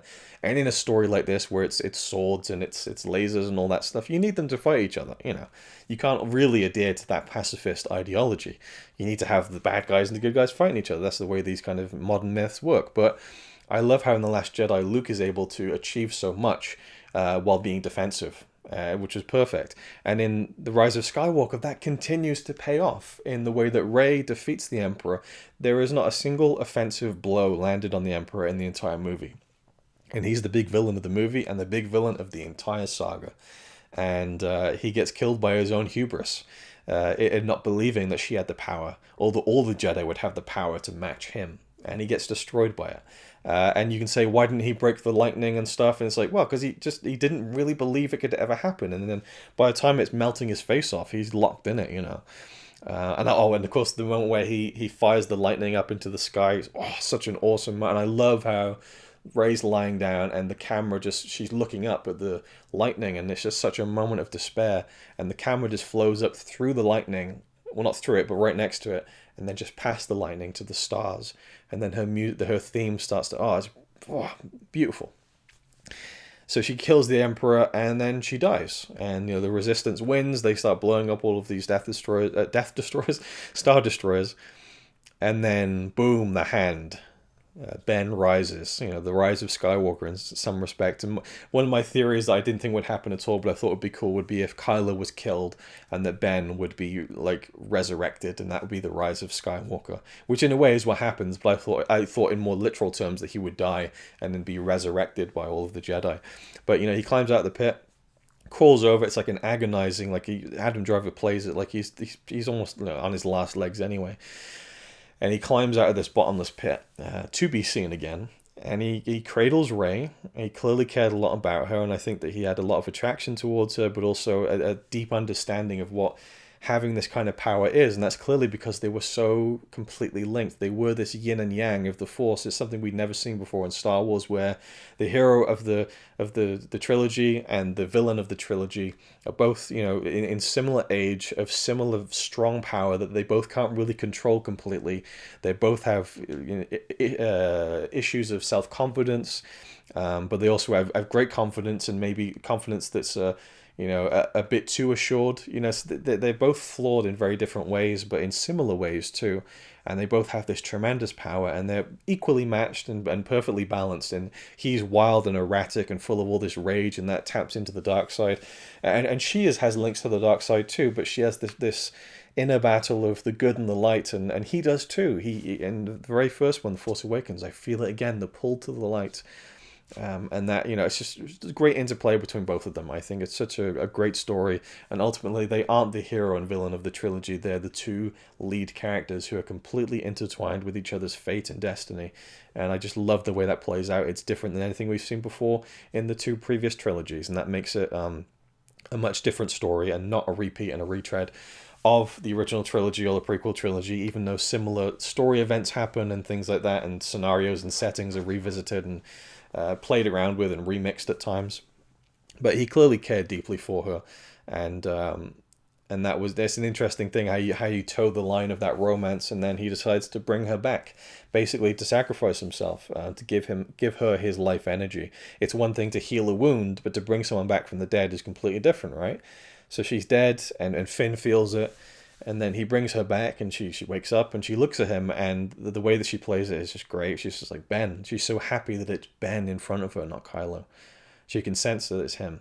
Obviously, she can sense that because he joined her, before she got killed, but not killed, but before she died. It's people kind of look at it as maybe she didn't die. I think she did die. I think that it was definitely she had given that all of her energy, and it had drained her completely, much like it drained Luke when he kind of when he exerted so much energy and died and kind of became one with the Force. A little bit different, it's a bit more of a peaceful thing, but I feel like she was just, and then she looks really beaten up by the end of the film, and she goes through a lot. She's been drained of that energy that the Emperor sapped from her as well. And that kind of plays in, and I wonder if that was kind of, that removed their bond a little bit. And so really now they're just down to, I don't know, there's something that you could really look into with that, with how much power they really have after the Emperor drains them of it. I mean, they're both out after that. So they're almost helpless in a way. And so the way that she's just able to stand up and hold a lightsaber and cross them, which is really, I love the imagery of just the two cross sabers, really cool. But just the energy to do that, I think, really takes everything she's got and everything that the collective essence and spirit of the Jedi has got to push her through that. I feel like now I'm talking and I'm not even thinking about what I'm saying, so I really need to wrap this thing up, and I can only apologize for the 15th time. So the kiss, she's so happy to see him, and it's this kind of like hesitant, like I'm not sure, and then she just goes for it, and they kiss, and it's sweet and it's kind of loving. It's not like overly passionate or sexualized. And then, the music that plays is so pretty and beautiful, and then, tragic, and then he smiles, and I love that he has this smile. We've never seen him smile in any other film, so it has such an impact when we see it. And what's really great is that you don't really see his full face. We're kind of seeing it from behind her. It's almost like the smile is hers alone, but we see a little glimpse of it. And then his smile falters, and then he falls back and he dies. And He doesn't just die, splayed out flat on the floor. He fades away. It was his time. And Rey looks kind of confused and sad, and I think a lot of people viewed their relationship as this grand romantic thing where they were soulmates and she was in love with him. I don't think she was in love. I don't think he was in love with her, but they definitely had a huge attraction towards each other. But the situation doesn't really call for falling in love and going off happily ever after. It doesn't. The story was never designed to be that way, I don't think. And if it ended that way, it would have been really strange. My voice is really going now. Shit. So I thought it was a really nice moment in the cinema. Connie and my friend who came with us just both kind of recoiled, like, oh no. They said later they were okay with it when they realized he was going to die. Because I just think that if it was a happily ever after with the two of them, it just, I don't know, it wouldn't have felt right to me. There is that thing of redemption and stuff, and people want him to live and seek atonement, but I think he seeks atonement in another realm now, and the fact that he became one with the Force makes it a little bit more easier to swallow. And then we see that shot of Leia's body collapsing under the sheets, and Maz looking up and smiling. And Maz is a character who clearly has some sort of affinity with the Force. She's not a Jedi. She said, "I'm no Jedi, but I know certain things," and she can clearly feel things. And I feel like what that moment was telling us, and what we can possibly interpret from it, is that Leia was waiting for Ben to come home, and that moment when he says to Rey, "You can't go back to her now, like I can't," but he does.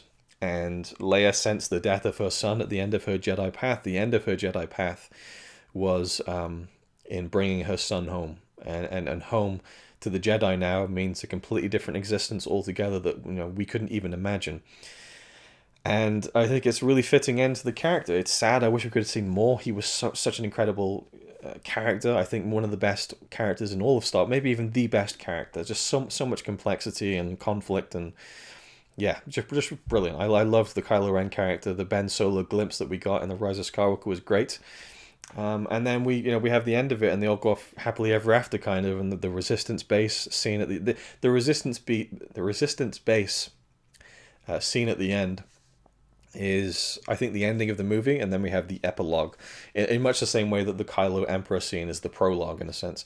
But the Resistance base, we have like John Williams doing kind of like a greatest hits of like the hopeful themes of Star Wars. Everyone's celebrating and everyone's happy, and Chewie's picking up Rose, and then we got the scene with Lando and Janna, which a lot of people have interpreted as sexual. I don't read that at all. I've watched it a few times now with that in mind. It just seems like a sweet, friendly thing. Like, she doesn't know who her family were, and Lando's like, well, I'll help you find them.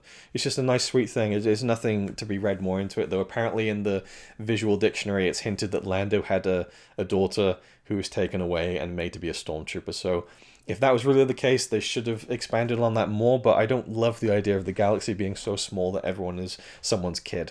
But that kind of is the soap opera, the family soap opera that the Skywalker movies have become. So, it kind of, if the boot fits, and I think it does fit. But it's one of those throwaway things. The Chewie thing with the medal was a little cute, and I feel like a little bit too fan servicey because, I don't know, it's just one of those things, but it kind of breaks the fourth wall a little bit, but it was kind of nice. Oh, and I have to say, when Leia died, the Leia death scene, really sad and everything, but when Chewie finds out and he just howls and falls to his knees, oh my god, oof. Right in the heart, that one. That was a really, really upsetting and emotional scene and part of the film. But the Resistance base, we have all these different bits of music, and then 3PO says, "Did you hear something?" or "Did you hear that?" or something like that, which was his first line in the very first Star Wars film. So it's a nice bookending of that character. And Rey's ship comes. Oh, Luke's X-wing comes down. Rey gets out, and Rey's theme plays. And I love that scene when she walks through the crowd. She's looking around, and we see Finn and Poe, and they lock eyes and they're emotional and they hug, and it really is another fourth wall breaking moment because these three characters haven't been together as much in the movies, but these actors have taken this journey together, and it was just this cathartic release, and it felt real, and I'm not too opposed to that really because it felt genuine and raw and really emotional. Like I said, we see the two women kissing, and also there was something, the Zori thing where Poe was kind of angling for a kiss, which, again, he's not gay, folks. He's not gay. It feels like the message they were trying to get across. But also just when Foe and Pin, I wanted to say it again. Holy shit. This is what happens when you do a 3.5 hour long video in one go. when Poe and Finn see each other again, and Poe's just like pointing at him like, "You mother," like they're just so close, and they just grab each other. I would have loved to have seen that be a proper relationship, like like a physical romantic relationship. Anyway, so that's it, and then we have the final epilogue, which has gotten a lot of controversy, to say the least. Rey arrives on Tatooine. We get the little Jawas. Utini. Wow, I was going to do the Jawa impression, but my voice is going so much I couldn't even do it. The Utini. Damn, can't even do an impression because my voice is just cracking up right now. So Rey arrives on the homestead, and she buries the 2 Skywalker sabers. A woman arrives and says, "Who are you?" "I'm Rey." "Rey who?" Looks off to the distance. Luke and Leia's ghosts appear, and then she says, "Rey Skywalker." Walks off, watches the sunrise, and the saga comes to a close.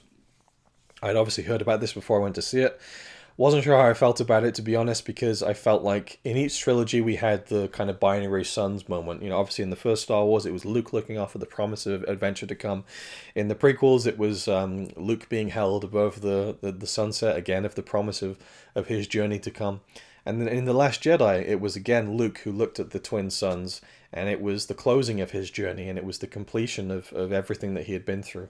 And it was looking back on everything, and you look at those 2 scenes together, Luke looking off, hopeful as a young kid, to the future and adventure and promise and purpose, and then looking back on his life, because in Star Wars we see Luke looking off to camera right, I think, and in The Last Jedi it's off to camera left. So it's kind of, it's like him looking forward and then visually looking backwards, reflecting, and then being at peace and purpose with the journey that he's gone on, basically. And I just felt like that's a nice 3-act structure there of those 2 sons meaning something to Luke. And now with Rey, it's kind of like going to the well one too many times of the binary sons. But it is this sunrise, and it's a nice note to end it on, I think. And watching it out, I think it's really nice. One thing I didn't like was how BB-8 is with her, and so the sons are like kind of like BB-8, which is kind of cute, but it's the way that it's cut. We have a shot of BB-8, Rey's legs going past the BB-8 sons in the background, and then suddenly it cuts to the wide shot and the sons are like separate. It just feels oddly edited to me in terms of the time.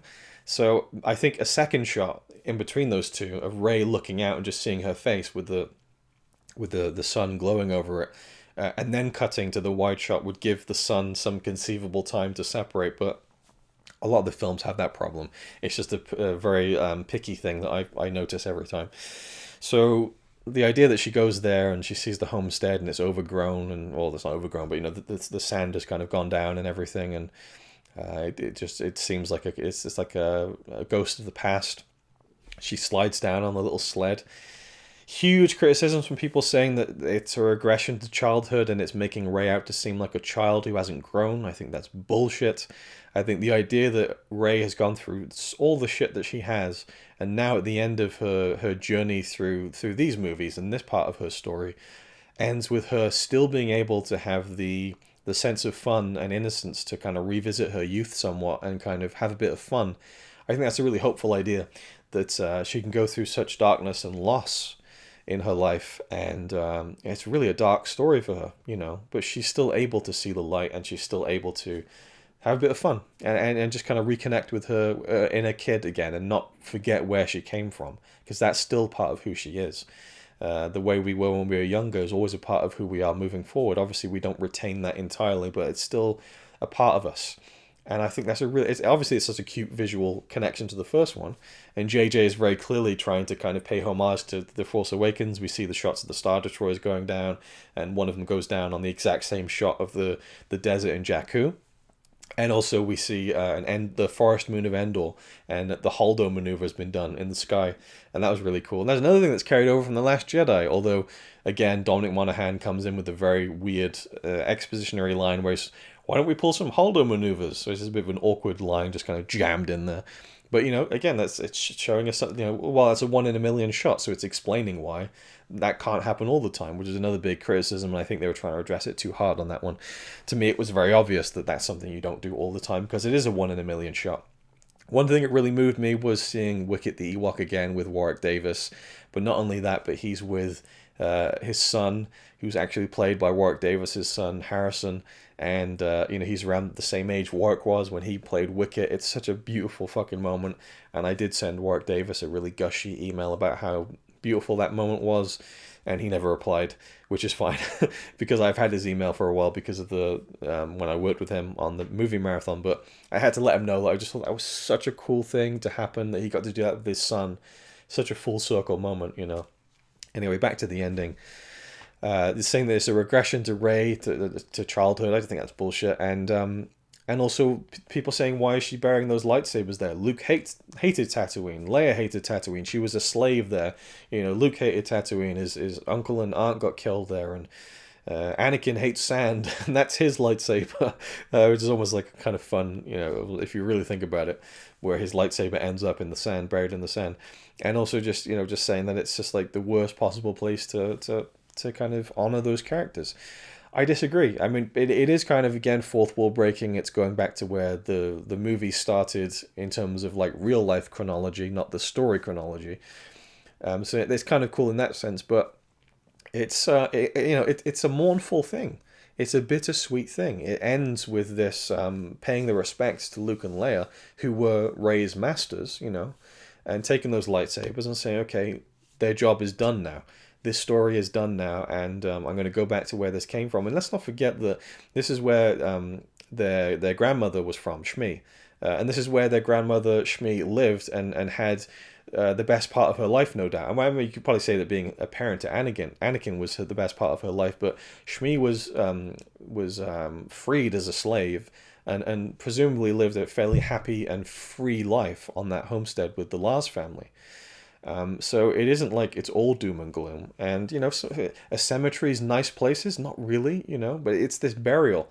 And it's, it's just a symbolic moment, I think. And I think it's really nice. And then she has her new lightsaber, which is made out of her staff, which is really cool. A yellow lightsaber, which is kind of like the dawn of a new era kind of thing. I love how it has a switch on it that kind of flicks to blue as it's about to go on. There's a nice little detail that I noticed. And obviously we have the ghosts of Luke and Leia. Why wouldn't Ben be there? For me, my feeling on it is that Ben is, he's been through a lot. Old Ben, young Ben. I feel like it's not his time yet to be waving happily in the distance. I feel like his spirit needs time. He's gone back home to his mother, but he really needs to atone with himself, and he really needs to. Do I feel like Rey and Kylo will see each other again? Oh, Ben, absolutely. I think their connection is so strong that being drained of the dyad force from Emperor doesn't break that, and I think that he will speak to her again, and they will have contact again. But immediately, it's a bit too raw. They could have had such a life together. If they hadn't gone down, if he hadn't gone down the path that he did, because they were clearly linked from birth, and it was just the rising of these two entities within the Force. And there is something really poignant about the grandchildren of the Emperor and Darth Vader being these two characters opposing each other, but also being so interwoven and interlinked that they're kind of destined to be together. Both in a romantic sense and in just a sense of their combined forces coming together in a way to ultimately defeat the greatest evil in the galaxy. It's a pretty cool story, I think. Now, obviously, I love the film. I think there's some weaknesses to it, some of the writing at times, and, I just feel like compared to The Last Jedi, it's a little bit of a step down. But I still really, really like it. It's about a 4.5 out of 5 for me. Initially, it was a 5 out of 5. I loved it. Watching it again and again, it suffers from the same thing as Return of the Jedi for me, in that it's the end. There's a bit of sweetness to it that I don't like revisiting all the time. So I love Empire Strikes Back because, we hit the ground running, everything's been established, we get into it, and we end it, and there's still more to come, and it's cool. Whereas Return of the Jedi, it's, it ends, it's bittersweet, it's over. And I feel the same way about The Rise of Skywalker in a completely positive way. You get to the end of it, and it's over. So I'm not going to revisit it as much as I do The Last Jedi and maybe The Force Awakens, and I do think it's the weakest of the sequel trilogy. But its high points are really high. I think there's some really beautiful ideas going on in there. And so the final scene, people are confused over whether Rey stays there or not, because John Williams titled the music A New Home. And it's a beautiful piece, that New Home piece. And I don't understand why. I mean, she's on the Falcon. What do you need to fly the Falcon? A co-pilot. So there's clearly someone waiting on that Falcon. The door is still open, when she walks out to the homestead there. But why would she stay there? There's no reason for her to stay there. People moaning, say, she started on a desert alone and she ends up on a desert alone. It's regression. She's gone, they treat her like a kid, and that, she has to, she has to pay for everything by staying on her own and again, just being alone for the rest of her life and ending up like an old woman that we see in the end of the film, or like she saw at the beginning of The Force Awakens when she almost saw like a vision of what she could become if she stayed on Jakku for all her life. Again, absolute just lunacy. It's called A New Home because that's probably a new home for the lightsabers. It's a symbolic thing. But also, like the writer Chris Terrio said, that's what John Williams called it. We didn't title the soundtracks or anything. But either way, like, why would she build a new lightsaber? To never use it and stay on Tatooine. Just makes zero sense. It's a symbolic ending, and the sunrise is that symbol of more to come that we likely will never see. I think they want to be done with it now, which is fine. I would love in 10-15 years if they return to these characters. I think there's so much they could do. They could even do stuff with Ben, I think. That would be really interesting. But if they were to do it again, I would hope they at least wait 10-15 years. I mean, these actors are all very young. They could really... It could be a great homecoming, I think. And I think that the fan kind of, reaction to these films might be a lot different in 10-15 years' time. So yeah, it's one of those things. I think now if they made like a episode 2.5 and made like another prequel movie with like Ewan McGregor and Hayden Christensen, people would lose their fucking minds. I mean, the fan community would explode.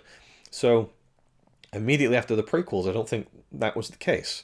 So I think with time, the sequel trilogy will age very well. And I do think that, again, it doesn't quite feel like a nice cohesive 3-part story, but in a lot of ways it does. And that moment is really nice at the end. One thing I don't like is the way John Williams scored it, because it's that kind of the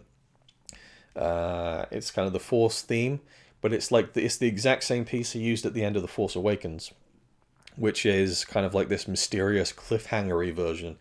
It's like and it's like like, I know I'm really bad at that, but it seems like it's building up to something, like, oh, what happens next, when it should be more like an ending. And I just felt like that final piece of music could have been a lot more satisfying. It feel I guess it's trying to bookend The Force Awakens a little bit and the sequel trilogy, but that score at the end could have been a lot more punchy, I think, and a lot more emotional. But and it just, even the whole her calling herself Rey Skywalker, God, there's so much to talk about. I like it. I really like it. She's taking on this name. She's rejecting kind of the lineage of Palpatine. You kind of think, well, is she really honoring her parents that way? But these people became kind of her family, and her family is with Finn and Poe too. So she has a family, she has friends, but taking on the Skywalker name, the Rise of Skywalker, is the name transcending the family. The Skywalker family, has been riddled with tragedy from day one, and the whole story ends with the family all dead. But they're still around in other ways, in cosmic ways. But in terms of the living Force, or of a living person within the Force, with Rey, taking on that name is really powerful, and I think it's very powerful to people who have been adopted and have opted to legally change their name. But I don't think it's quite in the sense of her viewing Luke and Leia as her parents, but it's a respect thing, but it's also a legacy, and wanting to carry that on in some way, and to honor not only her two masters, but possibly the one person who she's felt the most strongly about, which is Ben, who is a Skywalker. So she carries on that name for the three of them, even for Han a little bit, I think. And in the end, I just think it's a wonderful story, and I absolutely loved it. And again, weakest of the three for me, but it's Star Wars. I loved it. And I'll end with one final note here, which, again, I'm sure I've forgotten things, which is crazy to even think of, but the one thing I'll end with here is another thing that links to The Last Jedi that I think is super effective. And it's one of the things that I love about The Last Jedi that people really don't like about even people who like The Last Jedi don't like this. I'll try that again. Rose's proclamation that this is how we're going to win, not by fighting what we hate, saving what we love. That line is, I think, really, really touching, and obviously it doesn't quite work logistically because this is good versus evil fantasy. They need to fight, fight. It needs to happen. But I do think that there's a real earnestness to that line where it isn't really going to quite work out that way. But if you can strive for that, then that's really good. And what the ending of the Rise of Skywalker does is it ties up that ideology from Rose and the Last Jedi, and it also ties back to the beginning of the story and the downfall of the entire Skywalker family to begin with, in a full circle way that I think is just brilliant and makes the whole story excellent for me. I've only just recently thought about it in these terms. So Rey doesn't fight the Emperor. She defends herself, and he is killed by his own force. She doesn't fight what she hates, and she says to him, all you want me to do is hate, but I won't, not even you. She doesn't fight what she hates. Now, you could argue that when her and Kylo team up with the lightsabers, they were going to attack him. But, it didn't work out that way for whatever reason. She doesn't fight what she hates. And at the very end, Ben crawls out of that pit. He's redeemed. He's trying to seek atonement, and he finds Rey, and she's dead.